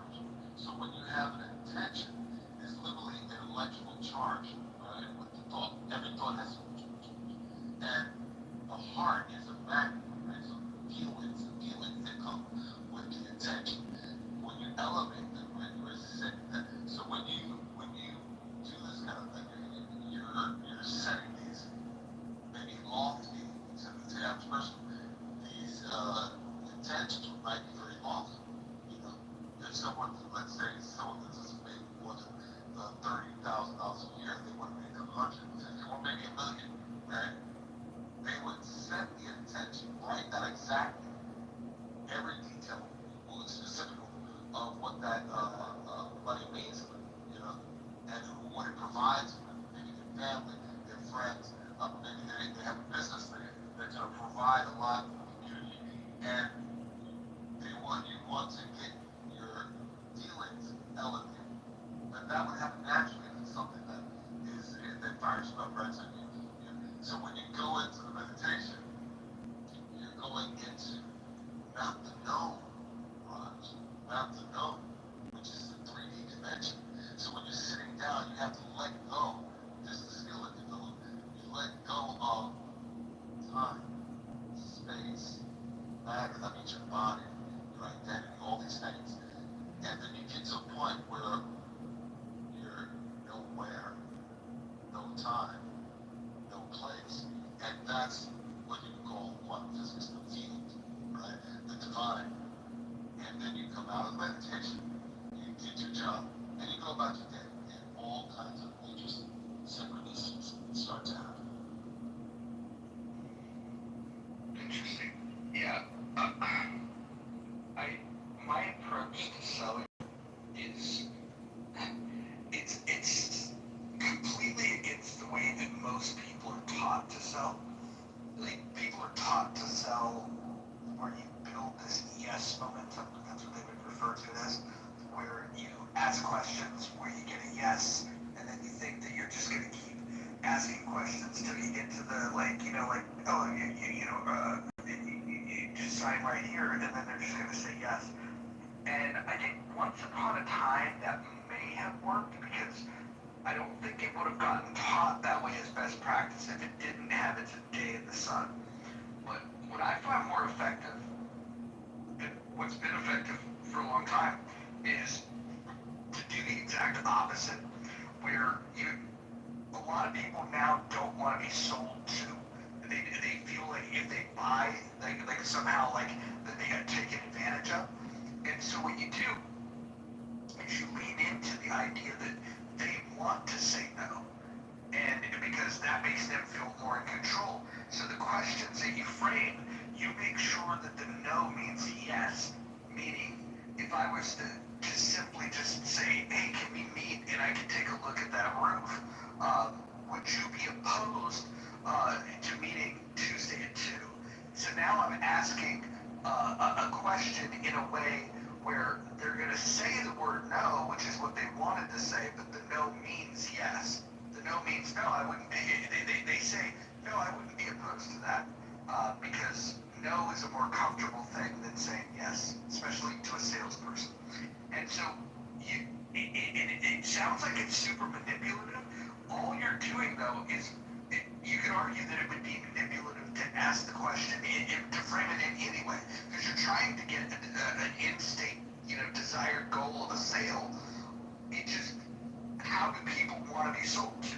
They want to say no? Okay, great. Let me ask questions that they can say no to that still meets my objective. And so it's an interesting thing that gets you a lot of traction. And it also, it causes them to put their guard down. And that's the most important thing is that if when you're a salesperson, the first obstacle you have is how do you get them to not be defensive? How do you get them to not, see you as a guy that's utilizing sales tactics, right? And one of those things is trying to figure out, well, when they engage with salespeople, what is their experience typically going to be? And then you do the things that are opposite of that. And so now they're having a different type of experience. And you can make it super engaging and really genuinely connect. There's just certain things that when it comes to the important parts of how you ask a question, you just got to make sure that you're asking it in a way that doesn't cause their defenses to go up. If and because that builds the resistance. And if they don't feel the resistance, they're more likely to buy. The other thing is, a lot of people will be like, oh yeah, this is going to be great. You should do this. I'm going to make it affordable for you. I would rather go the other direction and then just say, yeah, I don't know what your financial situation is, but this could set people back. I'm not sure if this is, like, I do this thing where I take it away and I create I create all of I will acknowledge all the obstacles that typically get in the way.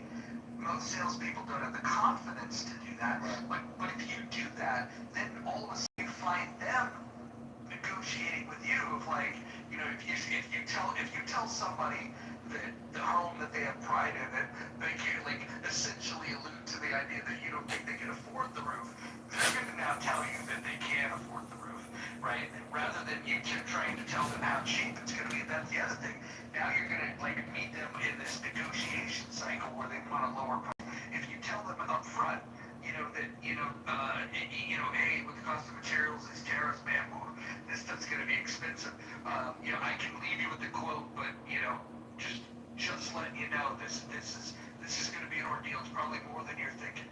And then and then all of a sudden they're like, well, how much is it? Right? And once they start asking questions about price rather than you have to answer around it, you got it.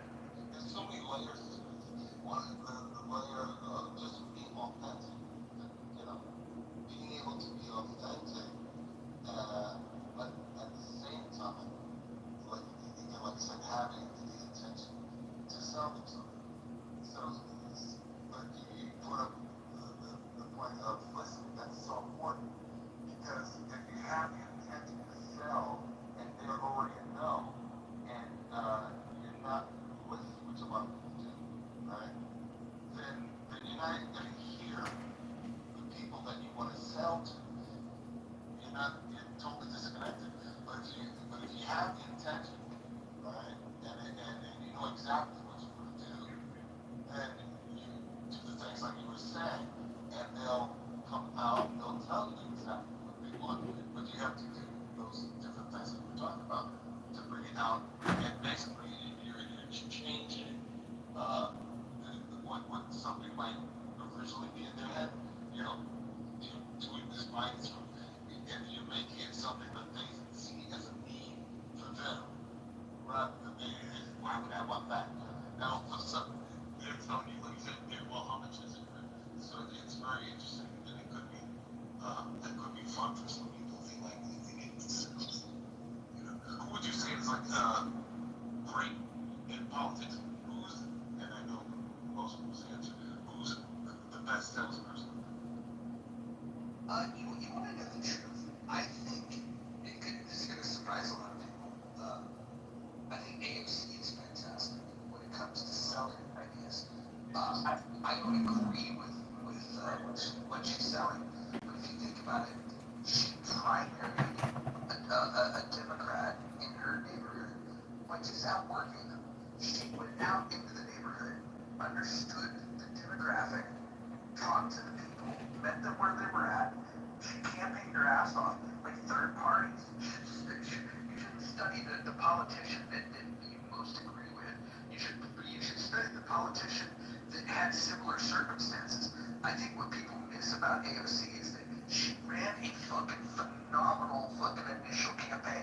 She took what I think are batshit crazy ideas, understood her demographic, and went out there and met people. She like put the fucking work in, and like that's the person that, again, I think she's fucking crazy. I hate her fucking ideas, but if you had to model yourself after a candidate that was, I think, initially unlikely to be seen as viable, and now look at her.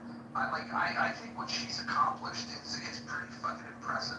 There's examples of this throughout politics, but I like mentioning that one because it's acknowledging that even the person that I think is fucking like horrible in terms of her ideas was very in the tactical piece of getting herself elected. Yeah, I 100% agree. I think that they should call politicians. I think they should call them salesmen, right? If you call them salesmen, then it makes it clearer to, I think, to people that who these people really are. And you know, I know some might say, you're just judging the politicians. I just think that's what they really are. They're selling something. Would you agree? I would say that every job is sales.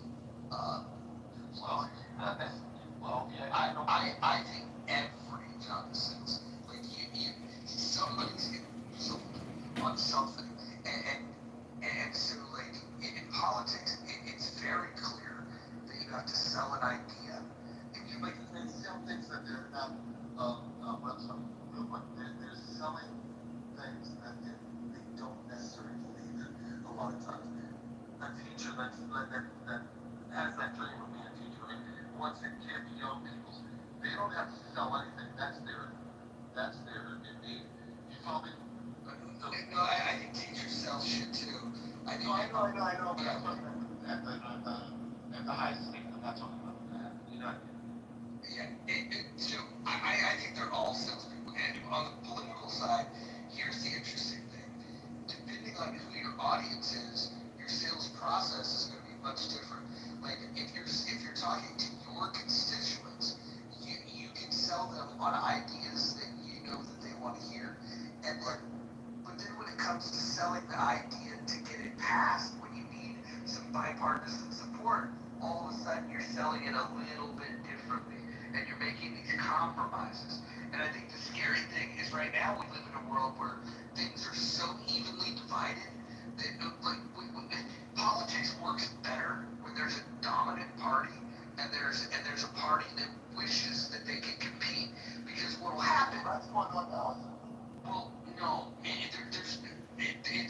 evenly divided. If you look at it, it's the margins are so thin. You got to think back to like when Reagan won his reelection, he won 49 out of 50 states. It was like the country wanted Reagan to be the president. Now you have the divide lines are really forget about state by state. It's in big urban centers in the cities. They're hardcore Democrat outside of Dallas, right? But and then in rural communities it's purple, and depending on how close to the city and how close you are to rural, and then in the rural community it's deeply red.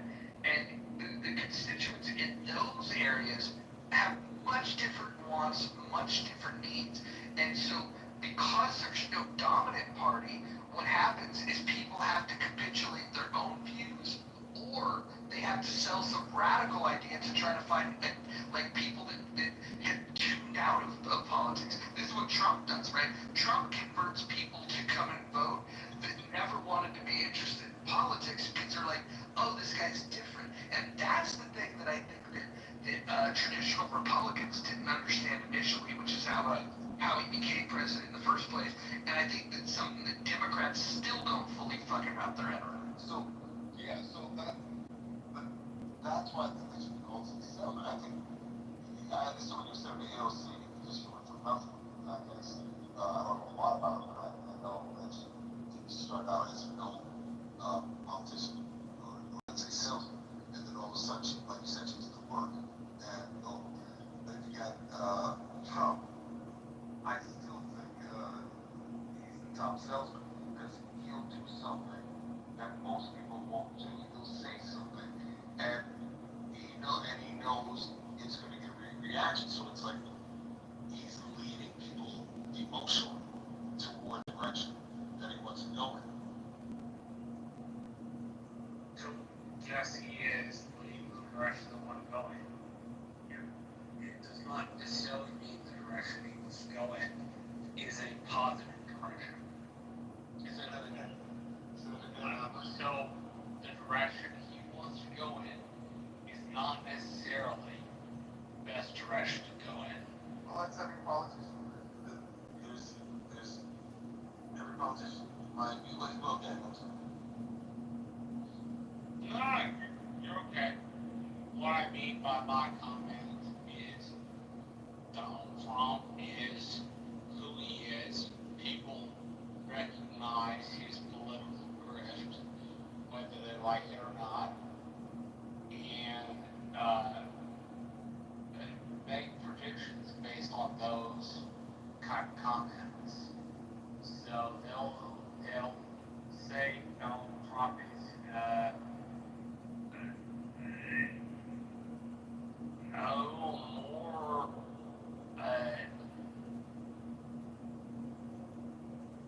more on the side of corporations that want to keep their own profits, I should say.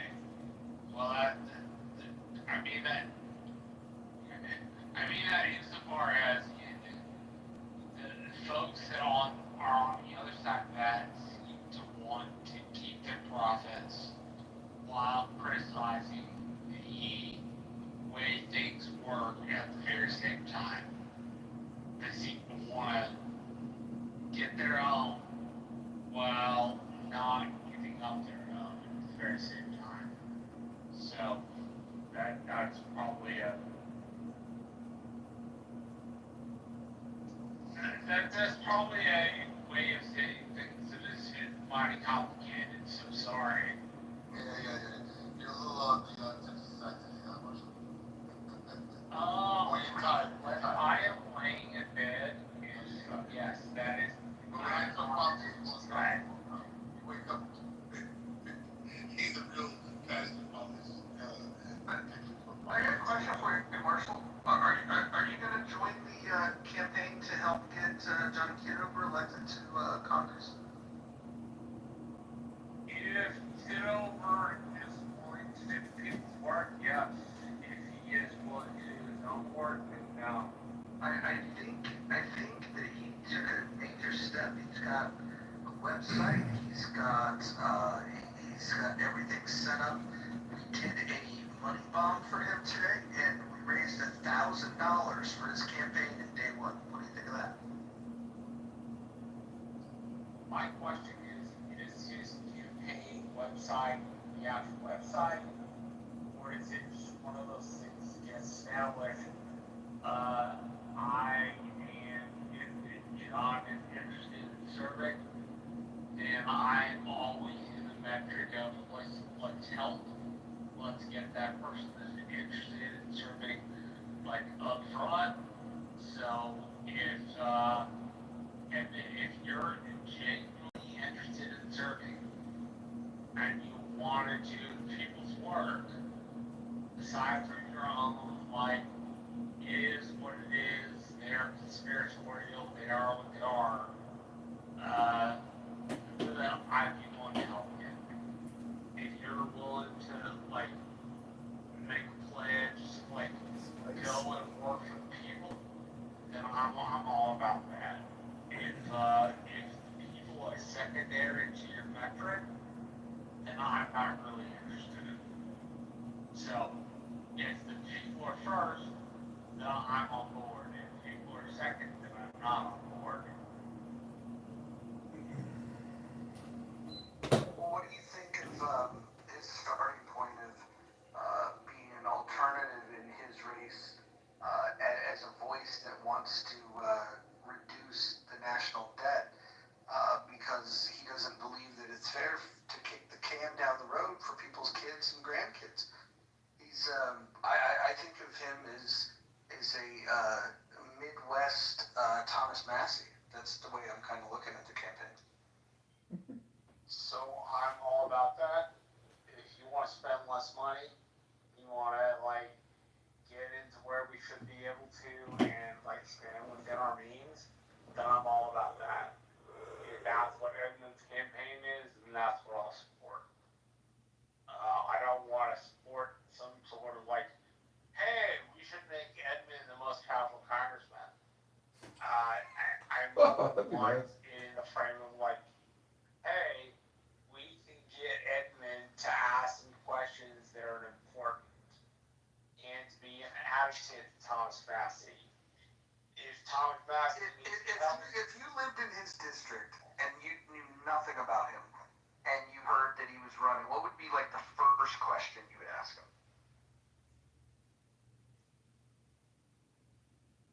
Edmund, how do you intend to impact basic voters? Like, what is the thing they should know about you that will impact the folks who are most likely to vote? I thought about this for, a decent amount of time the other day, and it's three things primarily. One is, I want to lower the property taxes for the constituents in the District 16. I want to lower the income taxes, and I want to lower personal and public debt for them. I feel like that would be three things that I could, personally work on for them that I think that they would consider of great value for an elected representative to help them with those three very important issues in their lives.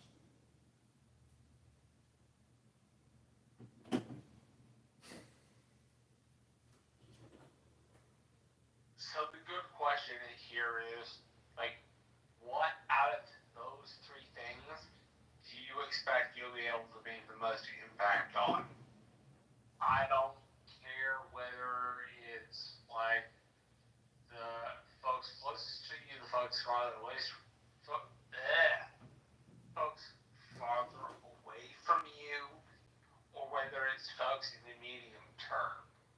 Like, what do you think you could make the most important impact on, and how would that impact the rest of the good grief. The rest of the Take your time, Marshall. No, John laying in bed right now, so sorry. The rest of the constituents. So sorry for my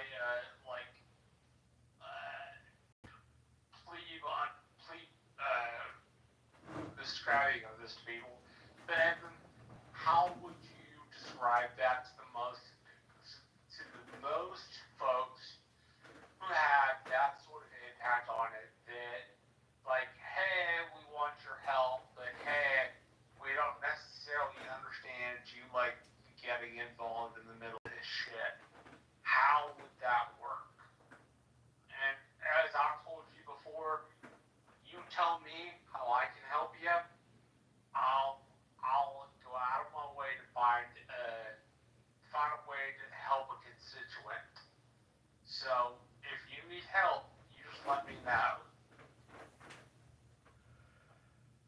thanks, Marshall. I don't know if you see any of these town hall videos, but the constituents tear up these Republican congressmen and senators at their town hall events because they feel completely disconnected. They're angry with what's happening, what choices are being made, and generally people get very angry when there's no transparency.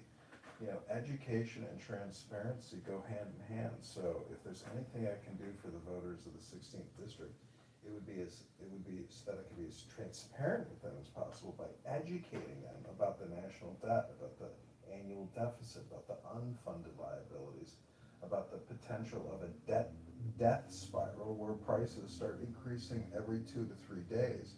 By 2050, we'll be paying $4 trillion annually on the interest, and we're only collecting 5 trillion. So at that rate, or in 2050, there would be nothing left to spend on other than borrowing to spend. So we have a major borrowing and spending addiction problem in this country. That's my thoughts. What do you think's driving that? I'm still a novice when it comes to politics, and so this is interesting. What do you think's driving these salesmen, politicians, politicians to continue to kick the can down the road? It's the capability and the capability to do it. We're the world reserve currency, and we can apparently just keep borrowing. But it's also evil inclination. It's immorality. It's unethical behavior. It's not living the way that you would live your life personally. The Give me an government. example, like when you say what you just said. Give me an example of what the actions they're doing specifically. They're borrowing $2 trillion a year over what they collect annually in taxes, and they're spending that money across a wide variety of different government services, primarily Medicare, Medicaid. I'm sorry, Tom. I'm talking about to the average person. What is the evil that's being done to them? Break it down for me so I understand. Yeah, if you go to usdebtcollect.org, you can see how much each average American owes the government. I think it's $116,000 at this point. The taxes. Okay. Yeah, you're not born into this life with a surplus like you are in Norway or Saudi Arabia, where they have sovereign wealth funds in the trillions or hundreds of billions. You are born into automatic debt in this country, $115,000 just in debt. Then you're going to spend 30, 40 years working and paying more taxes. So we have completely flipped this ship upside down since the year 2000, and we have to come up with some creative and maybe belt tightening procedures, which is being cheap and fiscally conservative in what we're going to do in the future, because to just kick the can down the road is irresponsible and self-destructive. If you love your country, you want to preserve its legacy by preserving the treasury. The treasury is one of the most important things in a castle. If the treasury is empty, the kingdom has no power. What politicians do you think are along those lines of thinking that are genuine? Well, I looked at under all presidents, which presidents have the best return in the stock market. And interestingly, Nixon is the only one with a flat or even slightly negative annual return in the stock market. Bill Clinton has the highest, which is the .com boom. And guess what seems to make the stock market go up? The inflation rate, or the supply of currency. So if Nixon, I guess, I could be wrong on this, Mojo probably knows more about this than I do, but it appears, with Nixon, with devaluing the gold standard with the dollar. I'm just saying that, if that makes any sense. But anyways. So today, nobody. Today is what you're saying, because you went back to Nixon. So I'm talking about, I know what you mean, but today. Yeah, well, today, we have a lot of politicians that have been talking about this issue for a very long time. I don't know, you should look up this one politician. I saw a video about him. It's called Flight 007. I'll have to get you his name. I don't know if he's a senator or a congressman, but he mysteriously died in a plane accident over North Korea. Let me pull it for you. This guy was talking about the Federal Reserve. So you're saying there's potential danger in this, of course, right? danger, and Yeah. so we just had that maybe he was murdered. Check out this Larry McDonald. I couldn't believe this story when I heard it because it's so weird that it's Flight 007. But you should read about this guy, Larry McDonald, who, let's see, was he a congressman or a senator? He was a representative. You can go on YouTube and type in Larry McDonald Federal Reserve and watch all kinds of interviews with him where he talks about the Federal Reserve, and which is really just a bunch of member banks who want to inflate the money supply and make money and make a profit out of it at our expense. So you're saying that mysteriously he had a plane crash, right? You're not really, you're saying that it's potentially foul play? He got shot. Look, read the article. Yeah. In 1983, it was shot down by a Soviet flag-on interceptor aircraft. The Boeing 747 was en route to from Anchorage to Seoul. But anyways, look up Larry McDonald. He's got a great history. He was a member of U.S. House of Representatives in Georgia from 75 to 83. And, he was in the Navy, 59 to 61. So just a lot of Americans who serve in the U.S. military, when they come out, they're not the biggest fans of the military because they've been to third world countries. They know how horrible the world is, but they also don't appreciate, currency manipulation and unethical behavior. So at $37 trillion in debt, when just 25 years ago we were pretty much even with a surplus under Clinton, so you can look at the history of the national debt, but like 37 trillion is unprecedented and it's catastrophic. We are currently now in a catastrophe, and it only cascades. It gets worse from here. So, Let me ask Mojo, is there someone that's not dead that you think would be somebody after Law and the Dead? Yeah, Thomas Massey, Chip Roy, Rand Paul. There's a small handful of them. Typically, they're part of the what's known as the Republican Liberty Caucus. Some of them are a little bit more swayable, I suppose you could say. But I would say Thomas Massey is probably the closest thing that we have. If Justin Amash gets back into Congress, that would be a good thing. He's somebody that I think is a fiscal hawk. The thing is you don't need all of Congress to behave that way either. You just need enough where passing a bill requires pleasing them. And with things as tight as they are, you need about maybe 10 people in the House, and you need maybe 3 people in the Senate. If they were just staunch, like, if it doesn't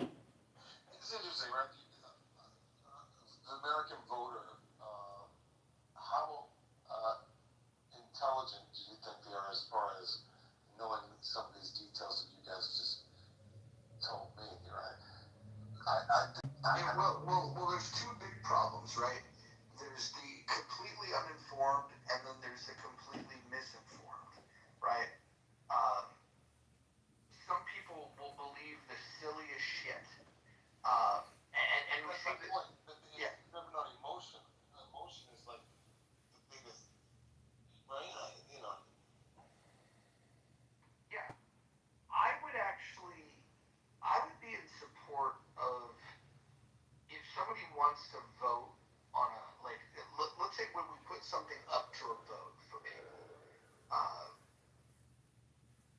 like an initiative or a referendum, I think there should be a litmus test of like, well, do you understand what this bill does? I think because the way that they frame it is like, you've got Democrats that, like, oh, the money's going to go to the schools. Okay, well, they don't care if it's unrealistic. They don't care if it's actually going to go there. The way it's written, they just take it. I think they should be a quiz that you take that tells whether or not you know enough about an issue to even fucking weigh in on it. Exactly. But this is what I'm trying to say. So you mentioned just not even a handful, maybe 3 people that are serious about that, right? So then I think about why. I'm trying to get to the answer of why these people are doing it. John just said evil, these kind of things, right? And I want to dig deeper, and I'm gonna ask a couple more questions. So trying to get to the bottom of this is why do people vote, right? And it's usually emotion. So you're setting up the questionnaire, but again, you're not in the Congress or the Senate to make these things a reality. So in reality, how do you get it to the point where you're going up against these other politicians, but you're again, people vote on emotion. You have to be a great salesperson. You have to get them on your side, right? But then you're faced with, let's say, the media going against you because maybe you don't have the biggest microphone. But everything has to do with your effectiveness in getting what you want. Uh, One might say, you go back 40 years, there'll never be a president like Trump, but then he accomplished it. So how do you think the end point, right? Because I know you guys, I don't know anything about politics, right? So I do know that if someone has an intention and they're putting everything on it, right? And they're, like you said, asking the right questions, right? All these kind of things. Getting to that final place where they can get a politician in the place to make these changes that you're talking about. Well, there's a lot of things that have to change. First of all, the culture within the parties itself. The Democratic Party has a stranglehold on what is really tolerable within the tent, and then you have a challenge of if you expand the tent too wide, then you let people into the tent that's easier for your opponent to exploit and say, oh, look at what they want to do. They want to trans the kids, for example.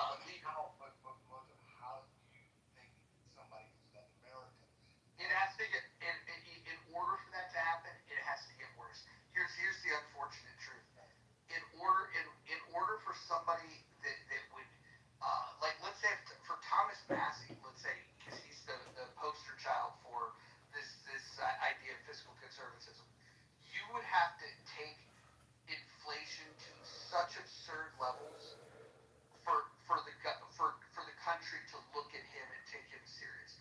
If you got to the point where you started paying, like, again, people were complaining about eggs, but imagine if you went to the supermarket and a dozen eggs. If they were $30 or $50. Now all of a sudden you would be like, dude, this is broken. And then you've got somebody that's like got a 30-year track record of saying, I fucking told you so. And by the way, the only way we're gonna fix it is to do, these things. I think inflation would have to get insane, absolutely bonkers for us to turn to it.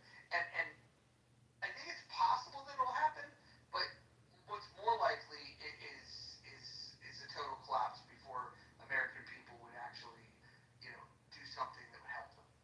Well, let's play devil's advocate for a second. Let me do this in layers. So first you would have to get people, you tell me, to get behind him, right? Just financially, you would have to get funding for his message, right?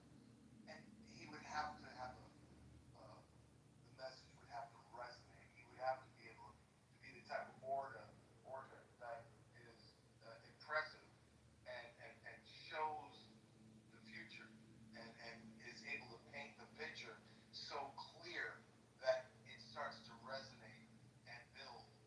And once it builds, then he would have to have a team. It would have to be media, all these kind of things to get that message to build like a snowball. You would have to get a snowball effect to happen. And then, I'm just looking at the other side of it, where it wouldn't have, the inflation wouldn't have to be astronomical. So could you talk to that a little bit, see if you could find some possibilities if he was the type of person that's able to sell his dream and have it resonate? Yeah, well, I think again, I don't think the conditions are met for those ideas to be I'm popular. challenging. I want to. Yeah, yeah. So again, I think in order to sell it, the conditions would have to get worse. That would be first. But second, he might not be the guy that can sell it. And if you go back to like looking at like, you take a look at like Barry Goldwater, who had some very interesting ideas about what the conservative movement should be, and he was selling people at least in his circle that this was a really good idea.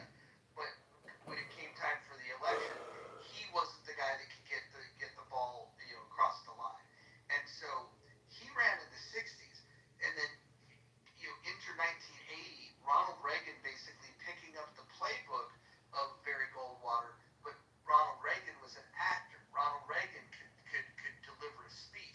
Ronald Reagan had good hair. Ronald Reagan was fearless. Ronald Reagan was funny. Ronald Reagan, could own the debate, right? Basically Reagan only took Goldwater's platform and then polished it. It's kind of like you're an actor, right? Imagine like somebody writes lines and then you get an actor that reads them that can't deliver them, but then you give those same words, you give that same script to somebody that could read them, that's a true thespian that's going to connect with people. That was what Ronald Reagan did. Ronald Reagan just took Goldwater's ideas and popularized them. But again, the time had to be right and the person had to be right. So I think times have to get worse, and then I think you just need somebody that's got the it factor.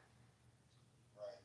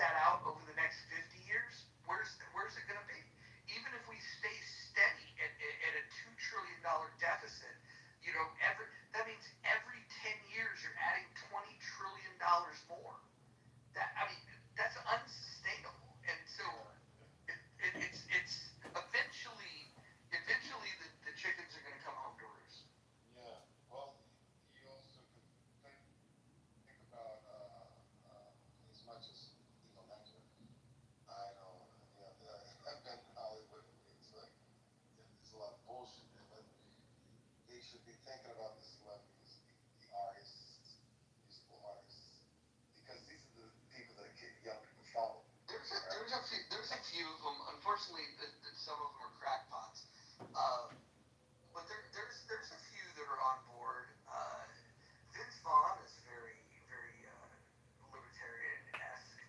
Um, like Vince Vaughn, if he didn't have to worry about his Hollywood career, like he's a guy that I think that could connect with younger people. And maybe not anymore. Because this is the thing that, like, I haven't made tax money something, right? But that's about to change. The thing is, they have money, right? So you're saying to worry about the career. A lot of times, maybe because they have money, it becomes not so much about the money. It's more about, I don't know, maybe the role that they've always dreamed they want to play. So they're still trying to get there. But once these yeah, I don't know. Some of these celebs are motivated by different things. You know, they want to work with that director. But you just have to find these what would motivate these people to get behind something that's lofty, that's more for humanity and Americans and the future of the people, the young people having. I have that within me because I resonate with kids. You know, they just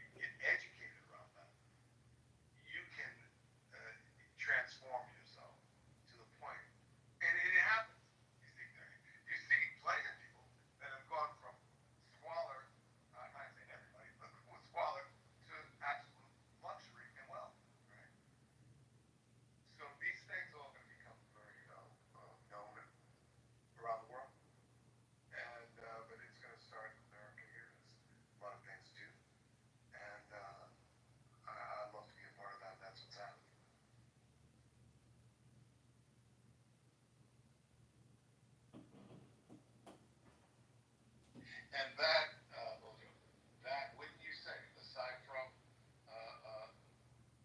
the inflation going to astronomical heights, right? Wouldn't you say that is more important than anything for people to see they're the problem?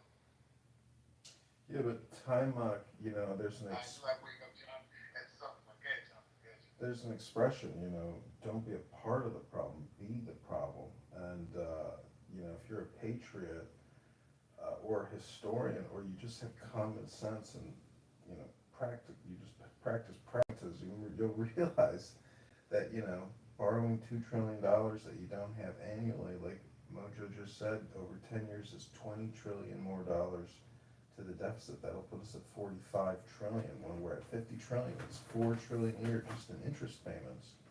We could artificially lower the rate and reduce the interest payments. There's going to have to be some kind of meeting of the minds, but the Federal Reserve and Chairman Powell, they're rather resistant to lowering interest rates because that cuts their profits. So we have. You're talking, I'm not in, again, I have to learn all this stuff, but keep it to, I don't know a lot about all those, the way it works. You know all that stuff, the economy,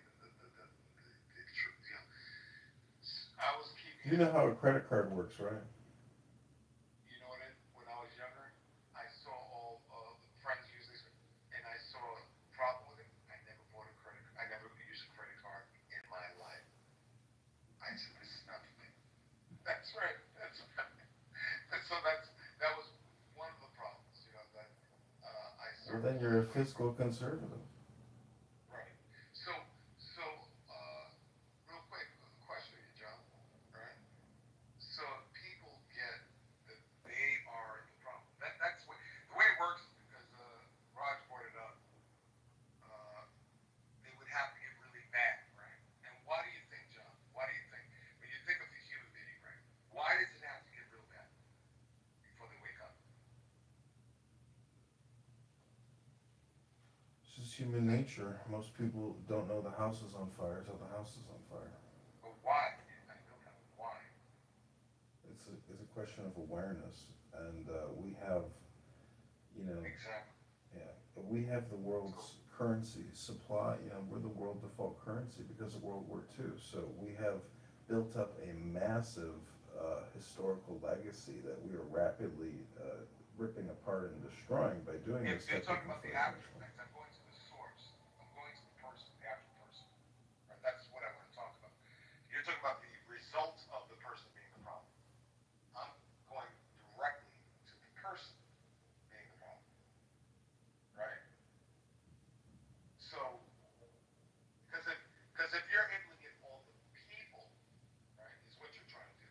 Get all the people in alignment with this, right? You have to be able, as I was talking about, The problem is in the paperwork. You can just go to the congressional acts, the HR acts, and actually view all the bills they're voting on. The paperwork is paper. It's paper and it's dots on paper.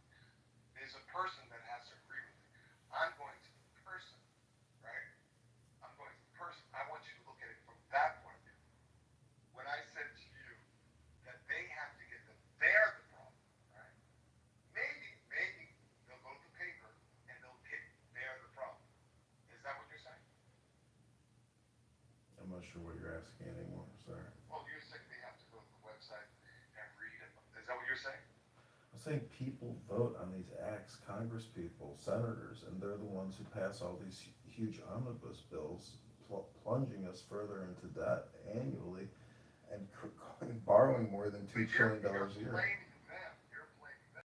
I'm saying, when I was talking, because I don't know if you're following, I was getting in a conversation with Mojo, right? About, because see, this is what happens. When we see nothing but failures, right, around us, right? It takes a lot to see a victory, right? In fact, most people, that's why I was asking you guys a question. Most people haven't seen the end. And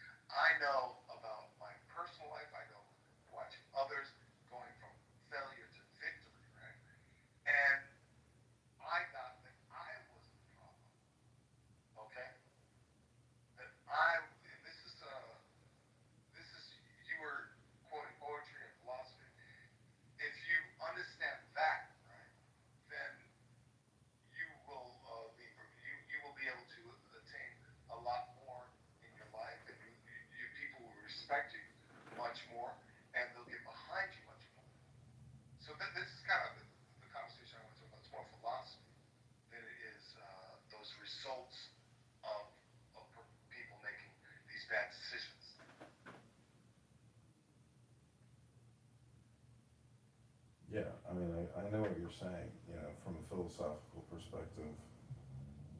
I mean, I feel like everybody in this country is the president or a congressperson or a senator. They just don't know it yet. But There you now you're like that's the kind of conversation because I'm not educated with around the politics like you guys are, so I can only talk about what I know, you know. It's not just book knowledge; it's life knowledge, right? You have to go through things in order to be able to talk about these things. So go ahead, elaborate on what you were saying. I'm just saying we are our own worst enemy, and most people are looking for short-term fixes, and they're not. That's right. They're, you know, I don't know if they just can't So they're the do it problem. statistically. I could show you The charts right politicians now. are a result of their being the problem. What was that? Sorry. The politicians, the salesmen, right? They're the result of the people being the problem. And they are ongoingly hypnotizing the public because the public doesn't want to look at themselves. Well, Thomas Massey, he did an interview on Theo Von's podcast. I would really encourage you to watch it. I can get you the link, but he accurately describes what it's like being in Congress, from the actual marble and granite and the chambers to the holding facilities to how the whole show is run.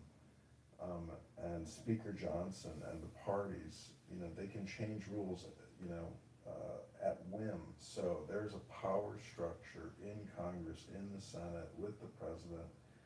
Um, and this group think is incapable of simply spending what they collect in tax revenue. So it's going to require more than just Thomas Massey, Rand Paul, Chip Roy, and a couple others in the Freedom Liberty Caucus to stand up against essentially a group thinks, simulation or situation, which is not transparent. People wanted Trump to be like Thomas Massey, but instead we got the big beautiful bill. It's the bait and switch. It's the deceptive advertising of most Congress people. And you'll never hear AOC talking about the debt because you can't fund the Green New Deal unless you can borrow and spend more. These are communist, socialist, Marxists that want to do they want to escalate the borrowing and spending at like hyper rate. They want, you could call it hyper escalation. They don't want to die slowly. It seems they want, if you go with what AOC is wants to do, they want to blow the deficit out of the water. They don't believe in reality. They're delusional, stupid economists. They're sellouts, and I don't know why. They're not patriots. That's the problem. They really Yeah, don't. that's why I keep going back to the people, Joe. That's why I keep going back to people. AOC, that's why I said politicians are salespeople. They sell something that they know would emotionally trigger the people, right? And that's what they do. I would watch these people. You guys don't follow these. I don't, but I've watched them, and I see people follow them. I'm like, what the hell? You know? They're just content creators who And vote people are yes on trying to every avoid bill. pain. People are trying to avoid pain in life, right? That's what people are trying to do. They don't want to have pain, but you have to uh, you have to go into the pain rather than somebody was talking about fear before. You have to go into it and get through it and get to the other side. But people don't want to do that. That's why the deficit is where it's at.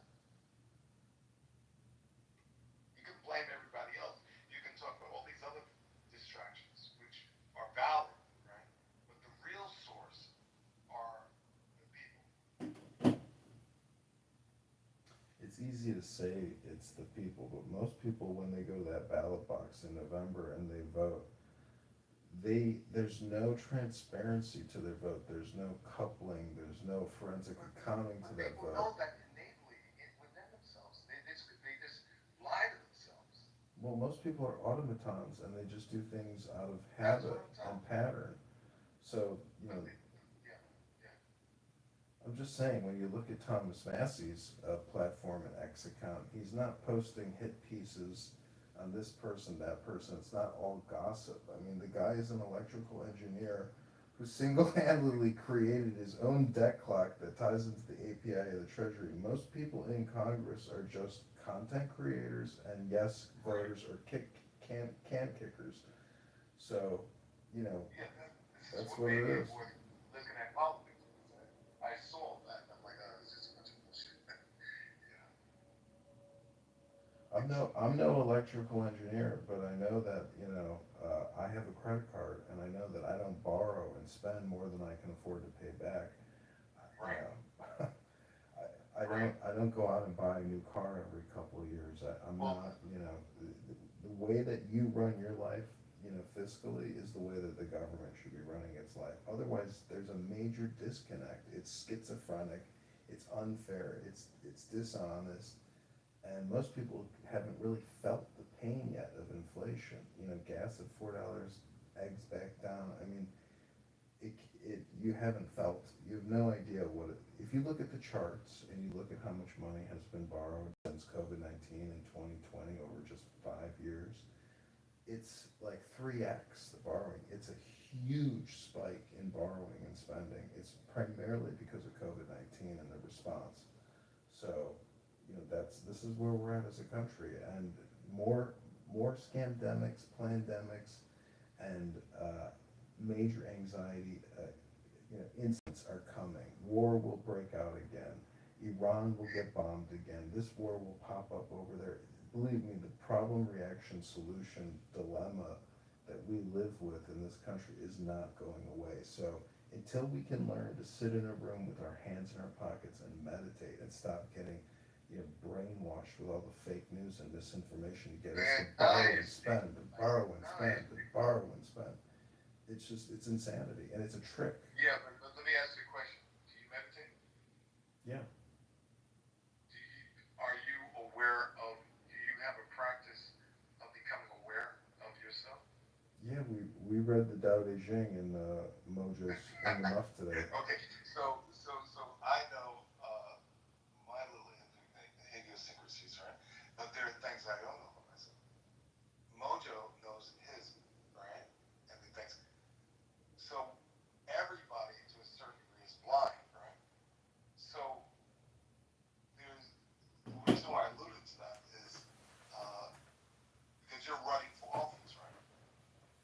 I think you have to be the person that you want to see from the people that follow you. You want to see them take off. But see, I brought this up, right? But nobody was talking about this. You guys are just talking about the what appears to be the problem. It's valid, right? And now I'm getting you finally to talk about the people doing the work for themselves and their lives, taking responsibility for themselves and their lives, right? Rather than just wanting a handout from the government. This is the curve because Mojo, you said that you might be right. The inflation it has to get real bad, right? But you have to be able to convince the people before it gets bad. That would be the ultimate politician to me. The ultimate salesman is the salesman that's able to get people to get something that they have to change. And it's like they're going to the gym. Well, So that's it's the like, art God, of politic. I mean, truth be told, you don't have to fear money. We have to fear the dissolution or the destruction of America because as long as we are America, the money is kind of a political fear tactic, but it's unfair in the way that it's being distributed. So it's a double-edged sword, and what you want to do is try to optimize and maximize with causing as little harm as possible, because nobody wants a catastrophe. question. If it's okay. I came in kind of at the tail end of when you guys were talking about things have to kind of get worse before they can get better. I think that was maybe the gist of it. But my question is, like,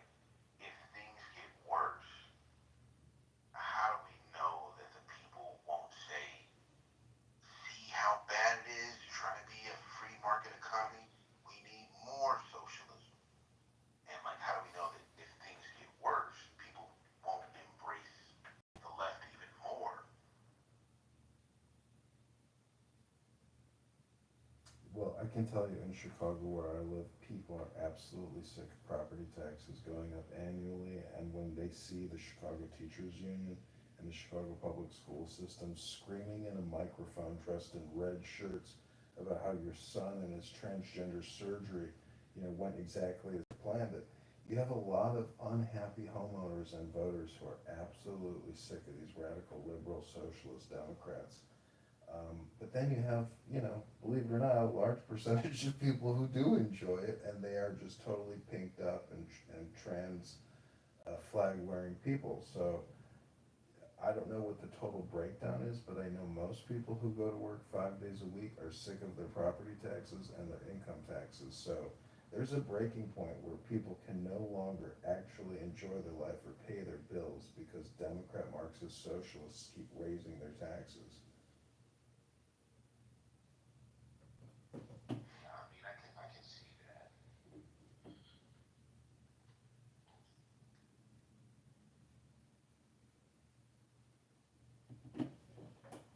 And the fact of the matter is, since the federal government is broke, if they're not willing to borrow and spend, most of these major cities, which get tens of billions of dollars from the federal government, they can't pay their budgets. So the whole system will fall apart, if the federal government falls apart, because most of the system is relying on federal aid all the time.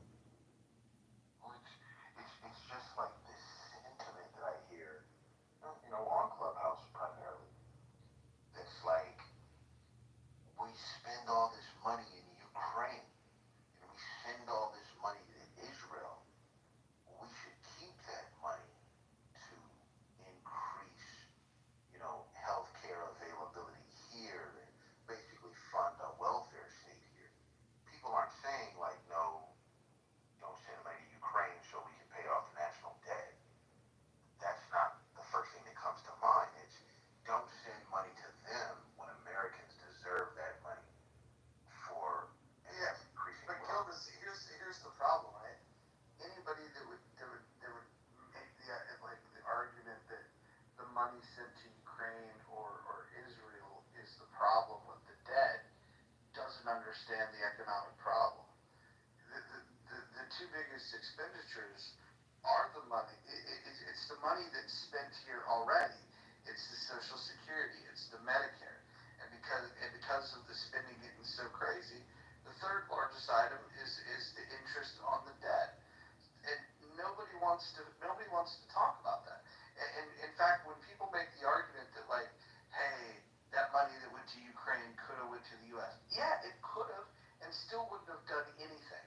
Because at the end of the day, the big expenditures we've been told we're not even allowed to talk about. Like the shit we talk about in here, like the idea of like, hey, maybe we should get rid of Social Security. It's a fucking Ponzi scheme. If you said that, like publicly, and you were a sitting member of Congress, you're dead. In any fucking district, you're just dead. And so we're not allowed to talk about the thing that would actually help us. That doesn't mean that there's not arguments of why to consider having social safety nets. It's just the one that we've constructed is a fucking Ponzi scheme that's going broke. And it will be broke. By 2035, the Social Security Trust Fund will be completely empty, at which point we'll only be able to fund 71% of the liabilities. And at that point, you're going to have to do some drastic measures. Raising the age to collect, reducing the benefit, or you can raise taxes. And raising taxes can happen in a couple ways. You can raise taxes across the board, or they can do go after the rich and say that raising the cap.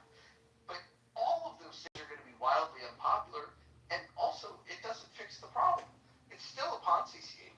It depends. The system only works. It only works if you have more people paying into it than you have collecting from it. And so, unless you want to go and mass import labor, which is another issue that if AI is going to take jobs away from people, then what the fuck would the immigrants do here anyways? The old logic was if you had a bunch of workers, you could get them to work and then increase your tax base, and then that's how you're going to get the revenue. But now, like increasing the population doesn't necessarily mean that it's going to productivity. Because our increase in productivity is gonna come from robotics and AI. I mean, hey, I agree with you 100%. I think your analysis is spot on. When 2035 gets here, though, and that sort of thing plays out, I mean, I'm not an accelerationist. I don't want it to happen this way. But how likely are Americans at that point to say, okay, let's adopt austerity measures versus saying, no, we need to just eat the rich to pay for this. And that's the real problem. And I think that this population has been massaged into saying, let's eat the rich if we hit that crisis critical point. Yeah, And but that's what worries me. the thing is though, if you look at Mises Institute or you understand like economic scientific principles or just math, and I say math, not math. Most of those people just know math. So, if they're not intellectually honest and they're not willing to admit how you grow an economy or run a business, I mean, they are lost personally. But, I know they're brainwashed, no Kangs and, eat the rich, but if they're honest and they're, intellectually or academically inclined, they have no choice but to accept the fact that like the way that Millier is running Argentina is the way you grow an economy. You slash government and you get international investment in. People, if you can create a candle and attract moths, like this is what we have to do. I mean, it's like starting a business. You need marketing. I mean, Wrigley said, if he had $1 million, he would spend 999,000 on investment on advertising and $1 on product. So I'm not saying we have to cheat or scam our way out of this situation, but it has to be run like a business. If it's not being run like a business, we're living in La La Land, aka Clown World.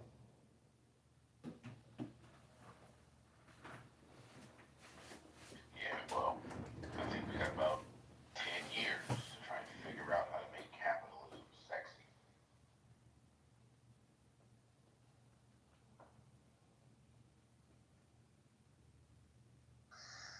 What do you guys think is sexy about capitalism? I believe in capitalism. Well, it can't be a catfish. It's not sexy. It's fucking. You got to get up at 4 a.m. and you got to work and like you got to think all the time. You got to be rational all the time, or at least most of the time. It's fucking difficult, and it's not like you don't get capitalism through like photosynthesis, just pointing your face in one direction. Like you got to work at that shit. But those motherfuckers in the 19th century, they were fucking with it. Those motherfuckers that repealed the corn laws in England, they were fucking with it. How did they go from being a peasant society and all that fucking monarchy to reversing the corn law?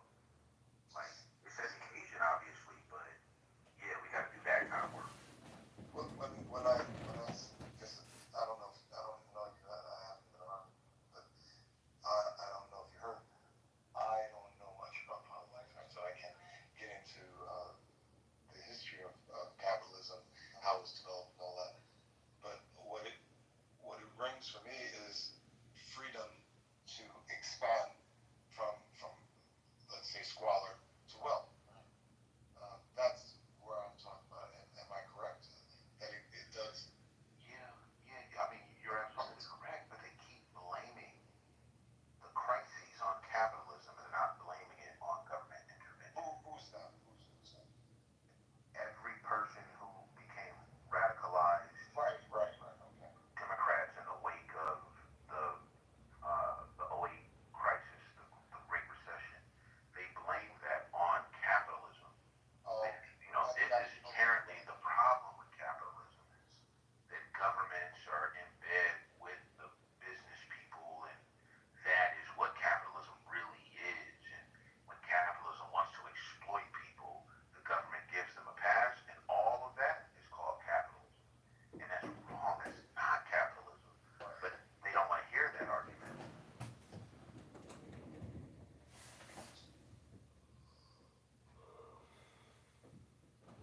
Time out. we are supposed to be living with a credit card that has a max spending limit of 5 trillion a year. Instead, we have a black card that allows us to keep charging 7 trillion a year, even though we only have a $5 trillion budget. Can you explain that to me?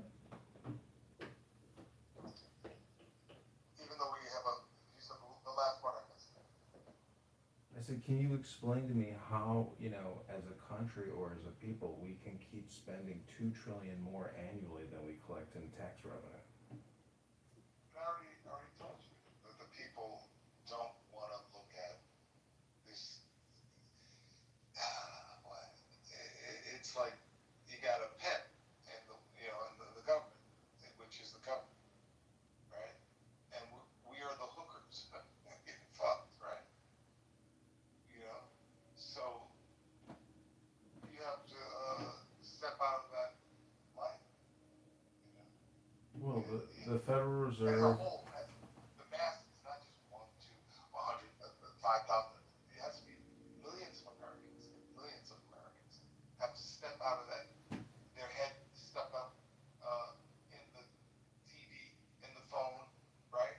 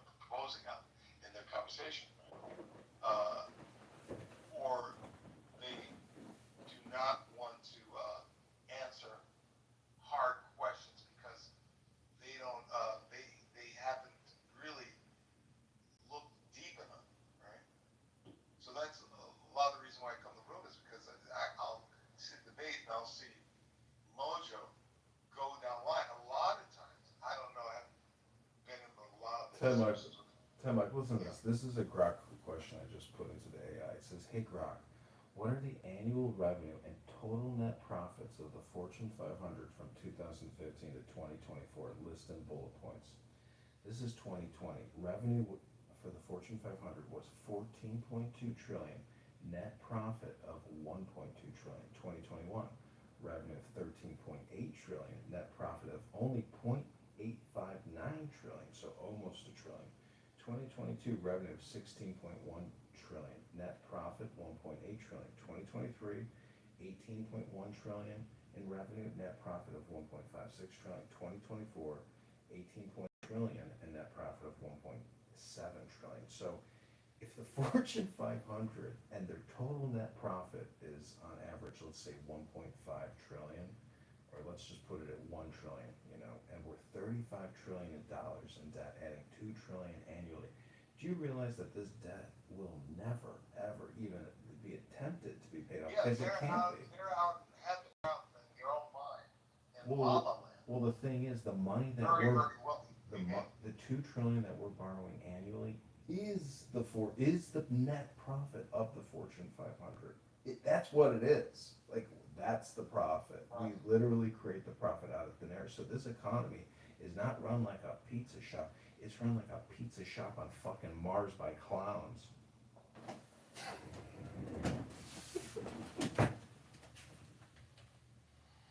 always goes back. You always want to try to convince people of that argument. That's like Gildas. That's what I was. That's because again, like I don't know all these things. You guys know about politics and numbers. So I go to philosophy, man, and I go, you know, any problem can be resolved if intelligent people get together that are serious about change, right, and willing to go through the hard work of change as a group and as individuals, you know, that's the only way because they're the ones who created the problem. As I'm talking about the masses of people, right? And then you talk about, let's say, the 1%. They're part of it. They create the problem with people in a different way, but they are still the problem. So you still have to go to the people to get them to admit that. If you go anywhere, come on, we gotta make moves, right? And here's something that's the debt that we have, and the debt that we have, 37 trillion. That's just a number that most people can't fathom. So you have to paint a picture and say, well, how much is $37 trillion? And here's the best way to explain it. If you were to take $100 bills and stack them on top of each other, it would be 25,000 miles high. That's the circumference of the Earth. So you could stack $100 bills across the circumference of the Earth to visualize how much debt we have. Those are $100 bills. It's crazy. Yeah, but they're living in their house and they're getting money. They get living like walking lives. But you gotta get to a place where they don't have any money. Right? This is true. And if you go back and you look at the inflation that they had in Argentina, that led to people being desperate enough to pay for what's hard for life. You said it earlier. We need to get the wall. But my argument was, I don't believe it has to. I believe in general, people run away from people with wrong. So that's why it's bad. Well, it's pretty bad already. Yeah. I believe I've been bad for a very long time. Yeah, but they can't stack that. There's no guarantee that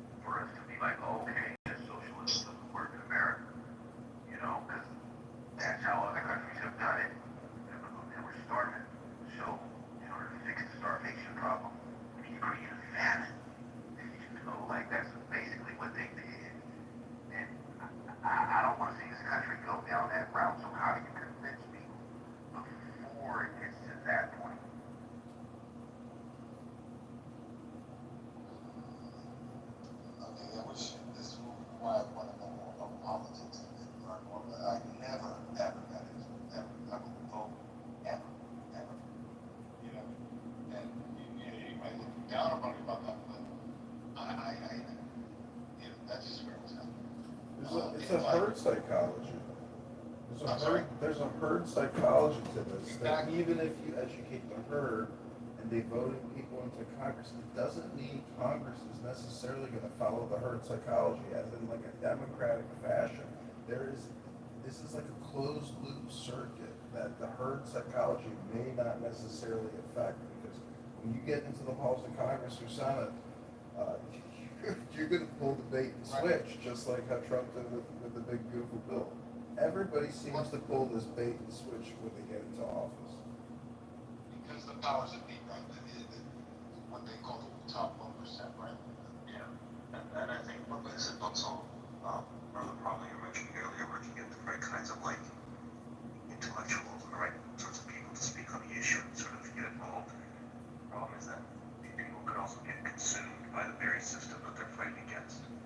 And once they hide long enough, they become part of the very thing that was, you know, their antagonist. So that's what makes all this so difficult. Right. Because they're human beings. And, again, you have what? Well, I mean, look, you have to take the other way people respond. Because you have one off, right? Yeah. So what I hear, what you guys hear, what I think about what I'm saying, it seems to me that it takes people like Jesus to come, because it ain't gonna happen. Is what I'm hearing from you guys. That's what I'm hearing. Listen, if they'll kill Jesus, just imagine what somebody trying to take this problem. Yeah, well, Jesus didn't really give a fuck, right? Jesus did what Jesus had to do. We're all gonna die, right? You can't choose how you're gonna die, Roger. So you might as well, you know. Well, No, you can absolutely choose how you're gonna die. You fucking can't, Roger. Yes, you can. You like to be a joker, man. Robin Williams. Well, energy doesn't die, my friend. And we are energy. That was proved by a guy called Einstein. No one wants ceases to express itself. So once you go, you probably won't hear what you have to say. That's not really true, because there's not going to be any fucking more committee agreements, is all I'm saying. Did you know in the unknown, right? The past, present, and future are all one. Right? You know that, right? It's in the known that we see time. In the known. And that's where yes, and I'm talking about that too. My and pain, right? And suffering, right?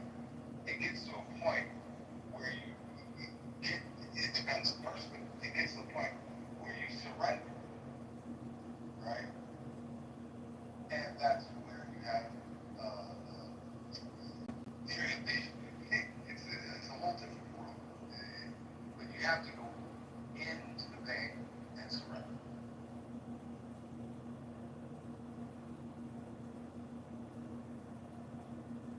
And look at a woman when she has a baby, right?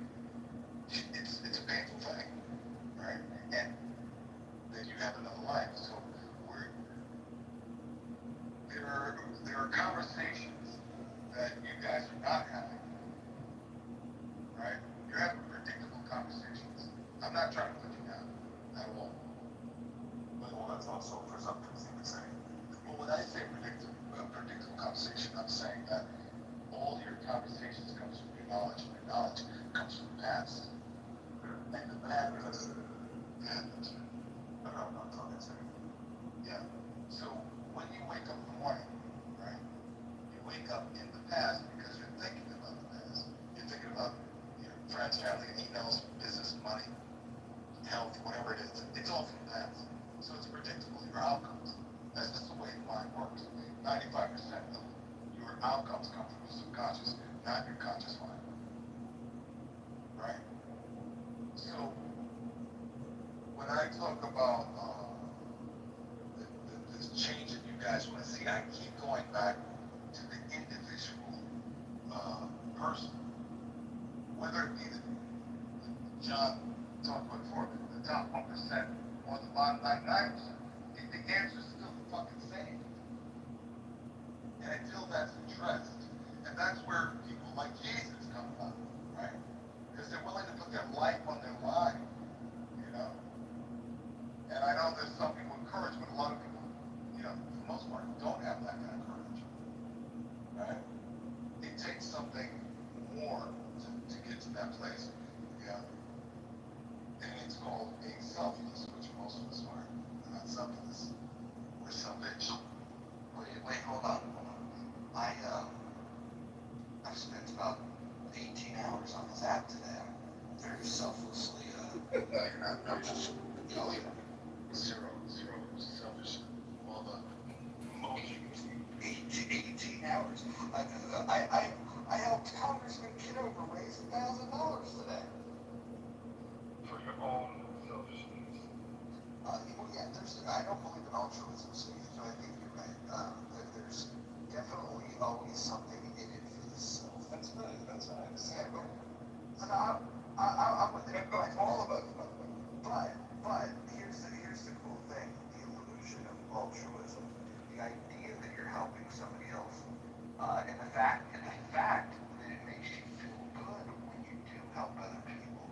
I think that's a benefit. Imagine if there wasn't that feeling of satisfaction of helping somebody, where you get that selfish pleasure of doing something for others. Then even the illusion of altruism would be gone.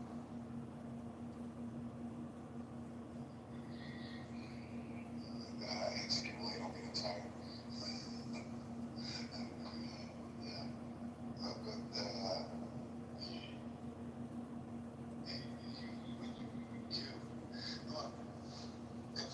if I go all in the spiritual side of this, right? Life is about attaining the ability to love unconditionally. When I say life is, I'm saying we are individuals and human beings that want to see the next moment. We create the illusion of tomorrow so that we feel like we're safe. And it's a paradox, right? So when you're able, listen, I'm not religious, but there's others besides Jesus, Muhammad, but there's others that are selflessly giving Bring up Muhammad. Do you want me to okay, unconditionally loving, right?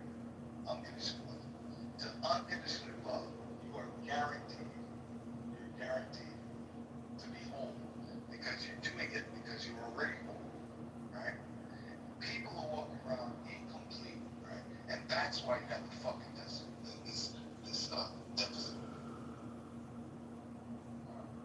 I was just going to say that there's a pretty significant difference between Jesus and Muhammad.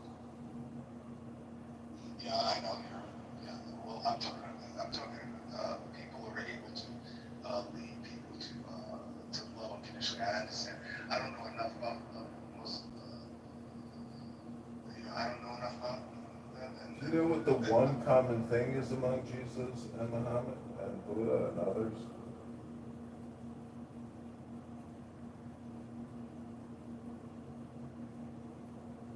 I read this in a book, but apparently they all disappeared and came back, with revelation. Moses went to the mountain, Muhammad went to the cave, Jesus went to where did he go? It was Egypt, I think. So when he was in hiding. Anyways, everybody has this revelation. They disappear, which basically they go meditate and come back in light.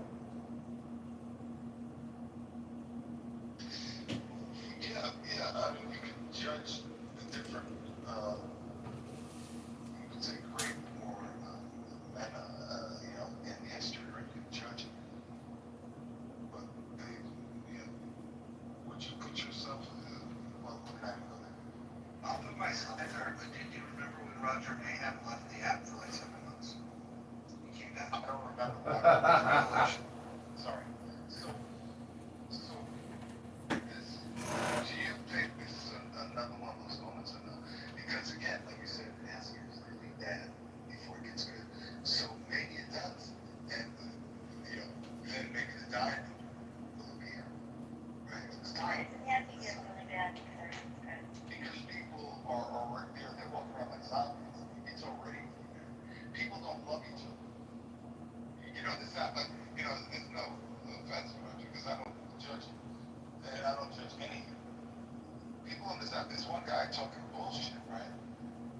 I knew it came from his own pain.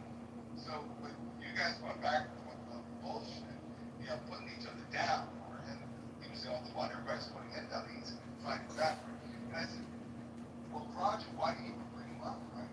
So that everybody's just caught up in their reptilian self, their shadow self, right? So until you become aware of that, right, you can't, it's not easy to control them. That's what that wants to say, shut the fuck up, right? Or even worse, right? So when you're able to tame that animal within you, right, and love someone that you wouldn't normally love, right, that's when you'll see change. Otherwise, it's the same thing. It'll be the same thing. Again, like it's the predictable past. End of the past, we have war. In the past, we have horrible things that happen. Then you have the Messiah, you have the Jesus, you have the nature of this dimension. It's duality, it's polarity. It needs to go to one extreme, to the next, another. It's like humanity is like being bipolar in this dimension. But you don't have to be, but that's what we are in a bipolar environment. Until you recognize it, right, you're not going to be free of it. You're going to just be part of it.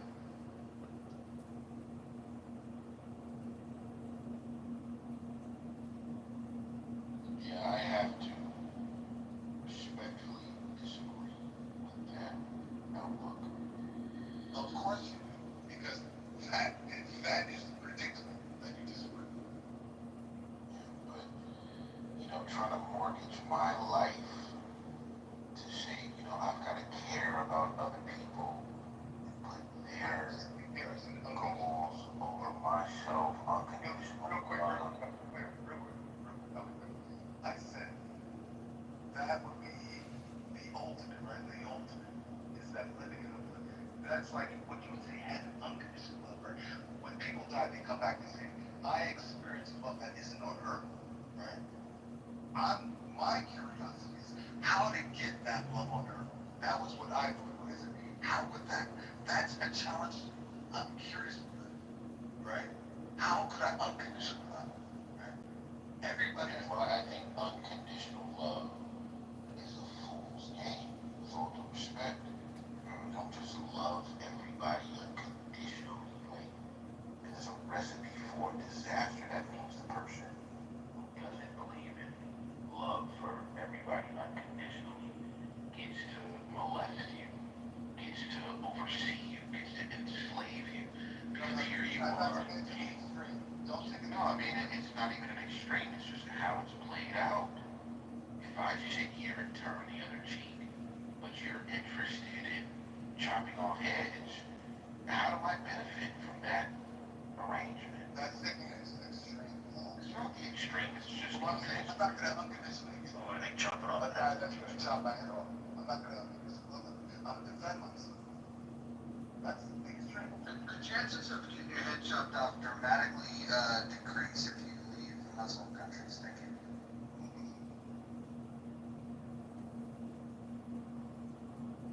You understand? I'm not talking Yeah, but about. I mean, it sends shivers down my spine, because that's like telling slaves to obey their masters, man. Like, I don't get with that. Let's start with this one. I can disagree with you. At the very, let's say you feel better when you are hurt, right? You could say that's a subtle form of love. Then you go to the next level. The person curses you out, right? And you don't allow that person to get out. You say, okay, I want to tell him go fuck himself too.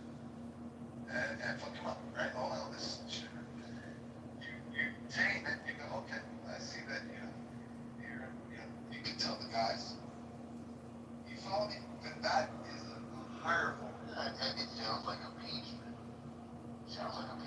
No, because if you're whole, the person, someone call me whatever they want. It doesn't say nothing about me. It's them. I don't take any of this to shit person. Other than I can just mad on a one-on-one basis. Somebody calls me the N-word. I don't have to which I agree is trying to respond. Yeah.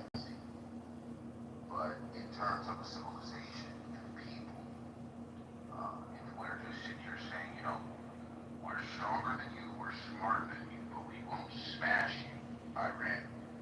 We'll let you live. We'll live. We'll negotiate with you. We'll sit at a round table with you, your leaders who represent evil. We're not gonna win that. If we come in with this turn the other cheek proposition, they're going to win. I don't want to live under that.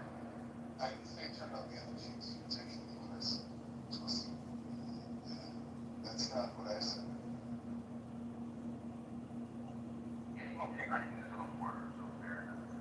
Just to a certain degree, there is some truth in what you said. So, to love a conditioning of the living past, we don't have the courage as humans, we don't have the courage. That's why people tend to sit on people who passed on, right?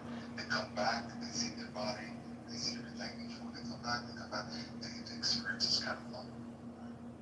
Then they don't want to come back again. Right?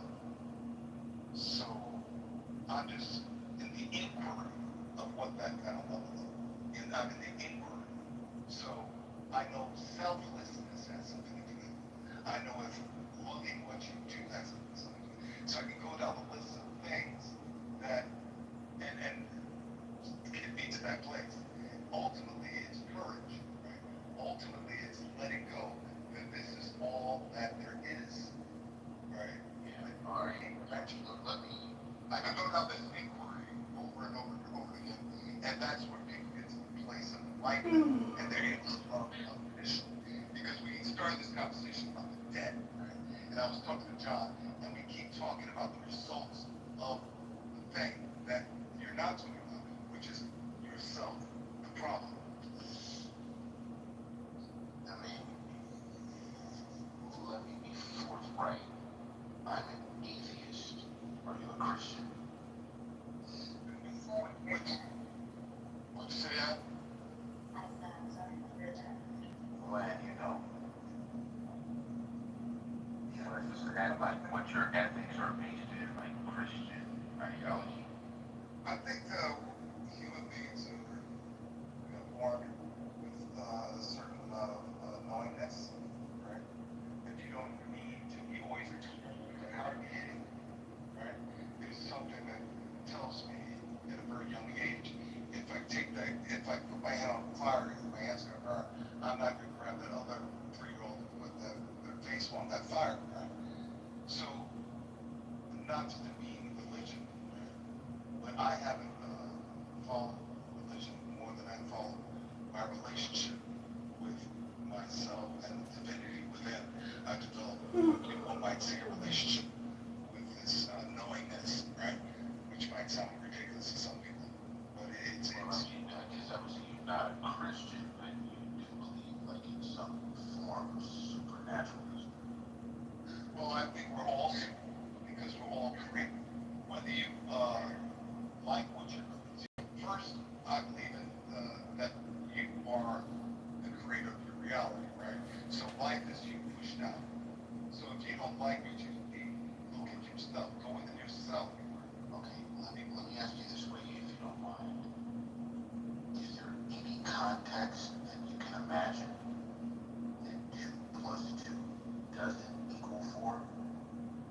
Like, is there some way that might not hold in one context? In this dimension, that's how people function. Oh, it doesn't. Well, I'm asking you, do you believe that like there's a certain context where it might not be true? Yeah, in this earth, if you go into the unknown, okay, you will get the unknown answer. Okay, so that tells me a lot, and I'm not trying to disrespect you, but that tells me a lot about how we might even approach this disagreement that we might be having. I do not believe that in any context that a human being can experience, 2 plus 2 can equal anything else but 4. Well, if you believe that this very dimension, that might not be true. It might be false. Yes, you can't think. See, you you're giving that answer, right? You have the experience with it. So you're saying there can't be.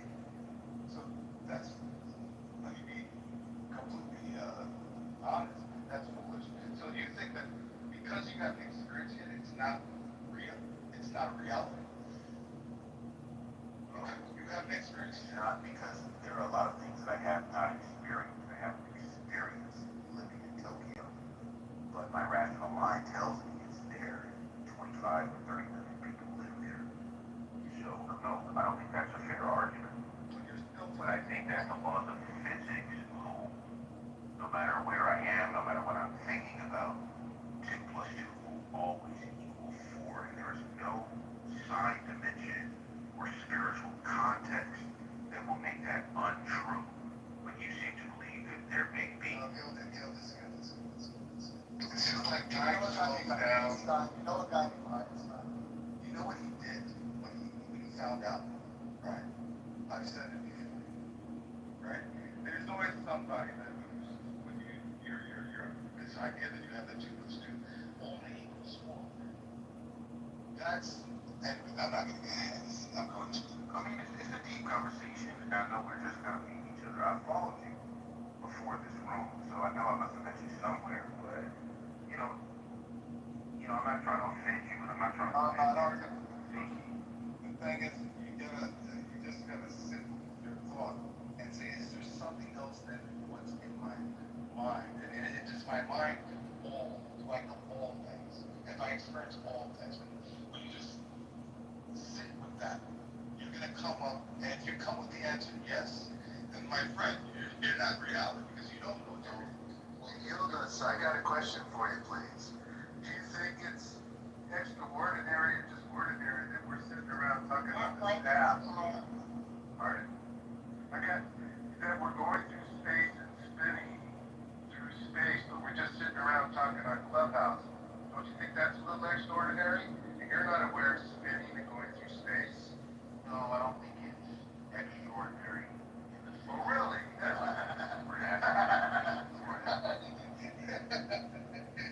Oh, okay. But now, to your point, to your point, Max, my point is, just be alive is so much mysterious that you talking about 2 plus 2 just sounds like, I know you're trying to be reasonable, but it just sounds, he said it, foolish. He's trying to be friendly with you, but. Yeah, well, when you're dealing with people who are sounding reasonable, sound foolish, I would ask you to maybe check your premises. What about quantum physics that 2 things can exist? One thing way away from something else can affect the other. Quantum physics doesn't act exactly like the 2 plus 2, does it? What I would say to all of that is we have a way of trying to confirm what we know. We have a way of trying to confirm knowledge. And if there's a question that I come up against that I don't know the answer to, I don't leapfrog to a supernatural explanation. I say, well, given the scientific method, I don't know, why the sun went dark when what about if you ever experience, I understand it, but I'm serious. Okay, go ahead. And I'll get off your case because it sounds like I'm being a troll. If you ever experience knowing somebody's going to phone you and you knew who was going to be on the line? I mean, maybe when I had caller ID. Okay.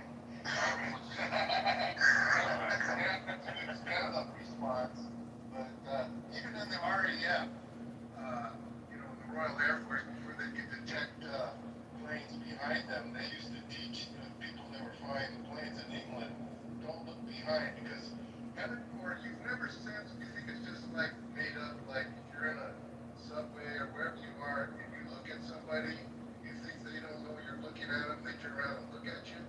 You've never experienced that? Maybe to a certain extent, but that's not how you get to like nuclear physics. Well, I'm not talking nuclear physics. I'm talking about things that you cannot explain. That kind of regular scientific. What you're saying is like, you can have intuition. You can be aware of premonitions and things like that. Well, we can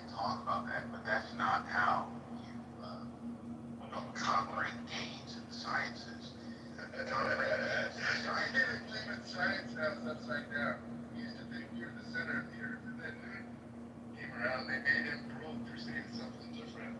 You know, and he was embracing science and not mysticism. Right, but you're embracing now will seem ridiculous in the future.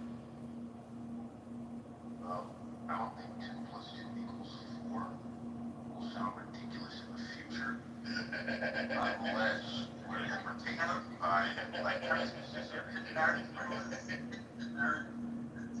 In the beginning, right? Then reality is that 2 plus 2 equal 4 there? I mean, I think that's a really tacky analogy. I don't think it really fits the argument that you might be trying to make. Well, all I'm saying is that when you think that you know, right, you're kind of putting yourself in a box. No, there's a distinction and an extent to which you can know.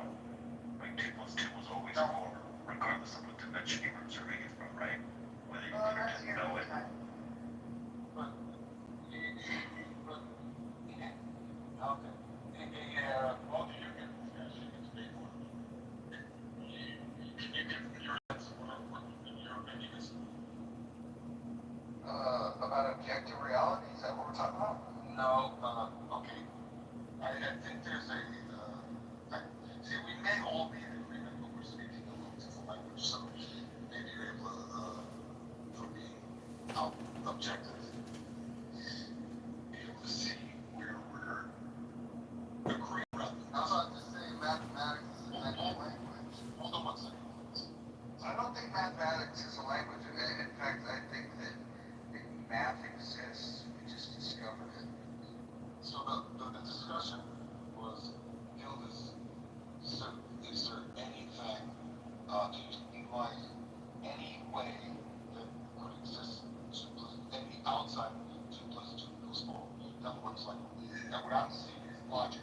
He's in logic. Could I see 2 plus 2 equals something else other than what it's logic to think is 4? Well, yeah, 2 plus 2 could equal something other than 4 if 2 doesn't represent 2, because 2 could be representative of something else. 2 is your, but listen, 2 is your perception of something. So what I mean by that is, I can think you are, very, well, that's, I mean, that's schizophrenic, so they can't do that. I can think of a painting is beautiful, and you could say that's ridiculous, ugly, right? So we could have 2 different perspectives on that painting. So in this context, this is what I'm talking about, where you might think something's beautiful, and somebody can think something's not. So 2 plus 2 does not equal 4. In that context is what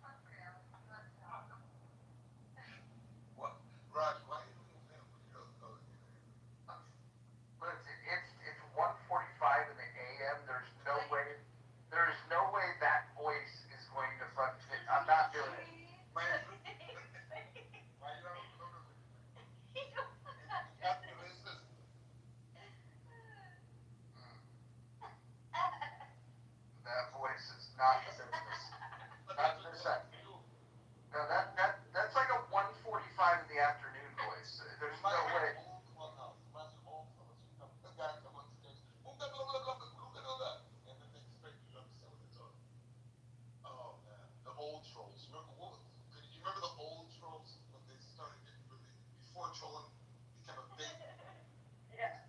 old one. You know, like Yeah.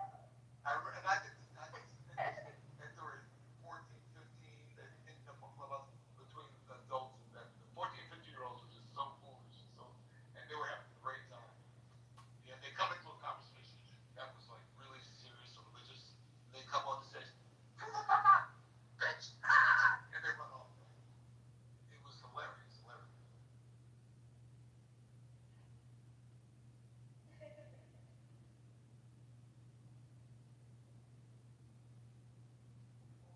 All right, Alex, you suck.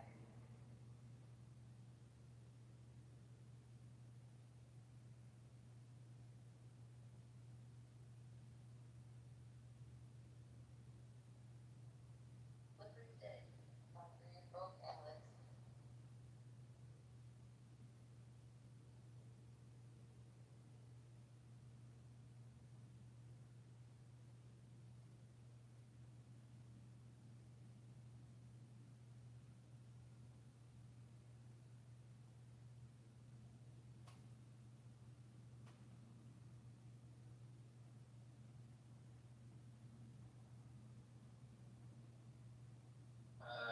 Because I haven't been in this parish for a little while, so forgive me. But Mr. Mojo, my friend, what is the difference between in the muff, that other house, and then healthy debates? Now, what is the differentiation between these three houses, my friend? I know other people know, but I don't. I'm not in healthy debates. Healthy debates, I think, ran its course, and I am no longer affiliated with healthy debates. Um, in the muff is where I choose to be. It's where I long to be. And then there's the other thing, rational discussion group. That's a place that's designed to have rational discussions, as opposed to being in the muff where that does not happen. So, do you feel any emotional longing to the house that you created and spent time, blood, sweat, and tears creating? No, after reading Dow over the last couple of days, I've really adopted this sense that you need to be able to let things go.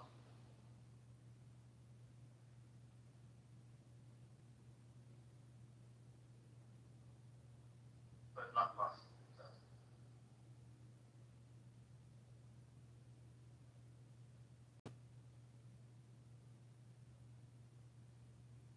Okay, well that cleared everything up for me. I'm sorry, what was the question? No, I said, well that cleared everything up for me, is what I said.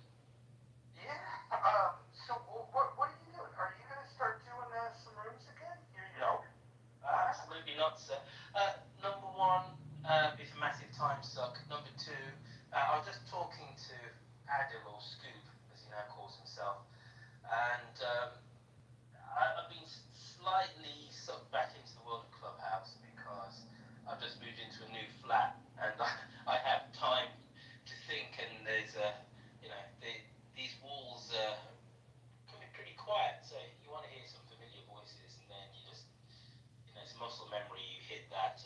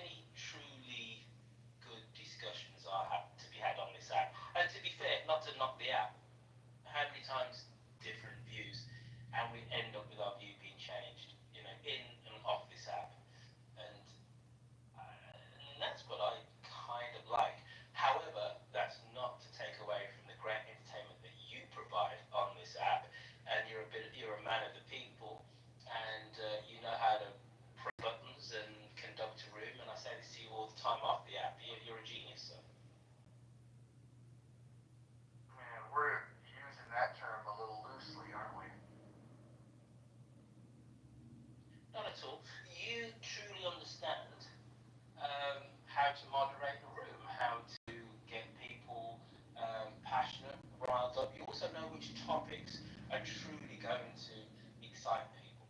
I don't. I'm too in my head, and I want a level of classic discussion. You can do that, but also you can pivot and entertain. Yeah, we were talking earlier about like the mix between quality conversation and just mindless banter, I suppose. And honestly, like I think I require a mix of that, and I don't know the proper mix. It would be boring if you didn't have a good conversation, but it would also be boring if you couldn't just loosen up and have like some mindless fun. So that's the thing I'm trying to figure out is like how to calibrate all those things.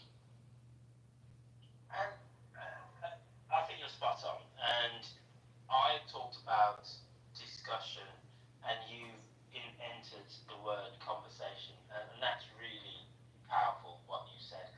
And I think that, without wanting to make this at all political, but us on the left um, are worried about free ranging conversations, and or at least we are more worried about them. I think that's probably the safe thing to say.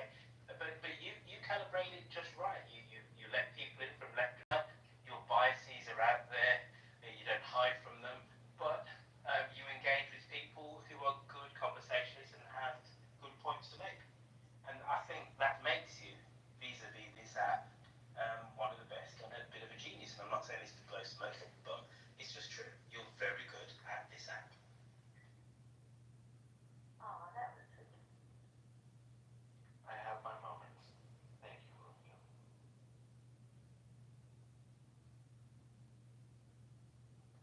So how did that fundraising go for that dude? We raised $1,000 tonight. Wow. Yep. If we could do that every day, I think he might be the congressman. Surely law of diminishing returns, isn't it? Maybe, but there's always we could take it over to Fanbase for a day. We could take it over to Chatter for a day.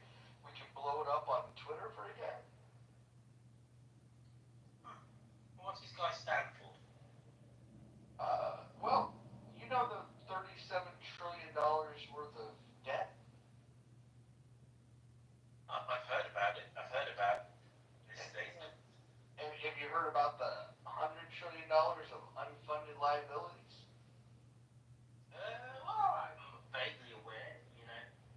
Well, what he's hoping to accomplish is to make sure that people are less vaguely aware, and he can put it in their face and say, "Hey, this is a problem, and it's a problem that we have a duty to address." Okay, well, I'll let you Americans get on with that. And I will go on and seize my day, my friend. All right, man. Are you gonna have a good old-fashioned English breakfast with No, I've already cold been out. baked beans and tomatoes? What's up with the tomato? Why do you guys put Tomatoes, come on. Please. Why do you guys put that on a breakfast plate, though? Not everybody does it. It's pretty common, but not everybody does it. And what's up with the baked beans? Roger, my good and dear sweet friend, let's not go down that old canard of knocking the Brits for what they eat. This is an old clubhouse ruse of yours. I'm not going to fall for it. I am putting my wallet in my pocket right now. I'm going to sign off. I've got to go out and have a meeting in 1 hour. I'm going to jump in my car, my friend. I love you lots. This has been a wonderful room. Toodle pip, everyone. Have a great day.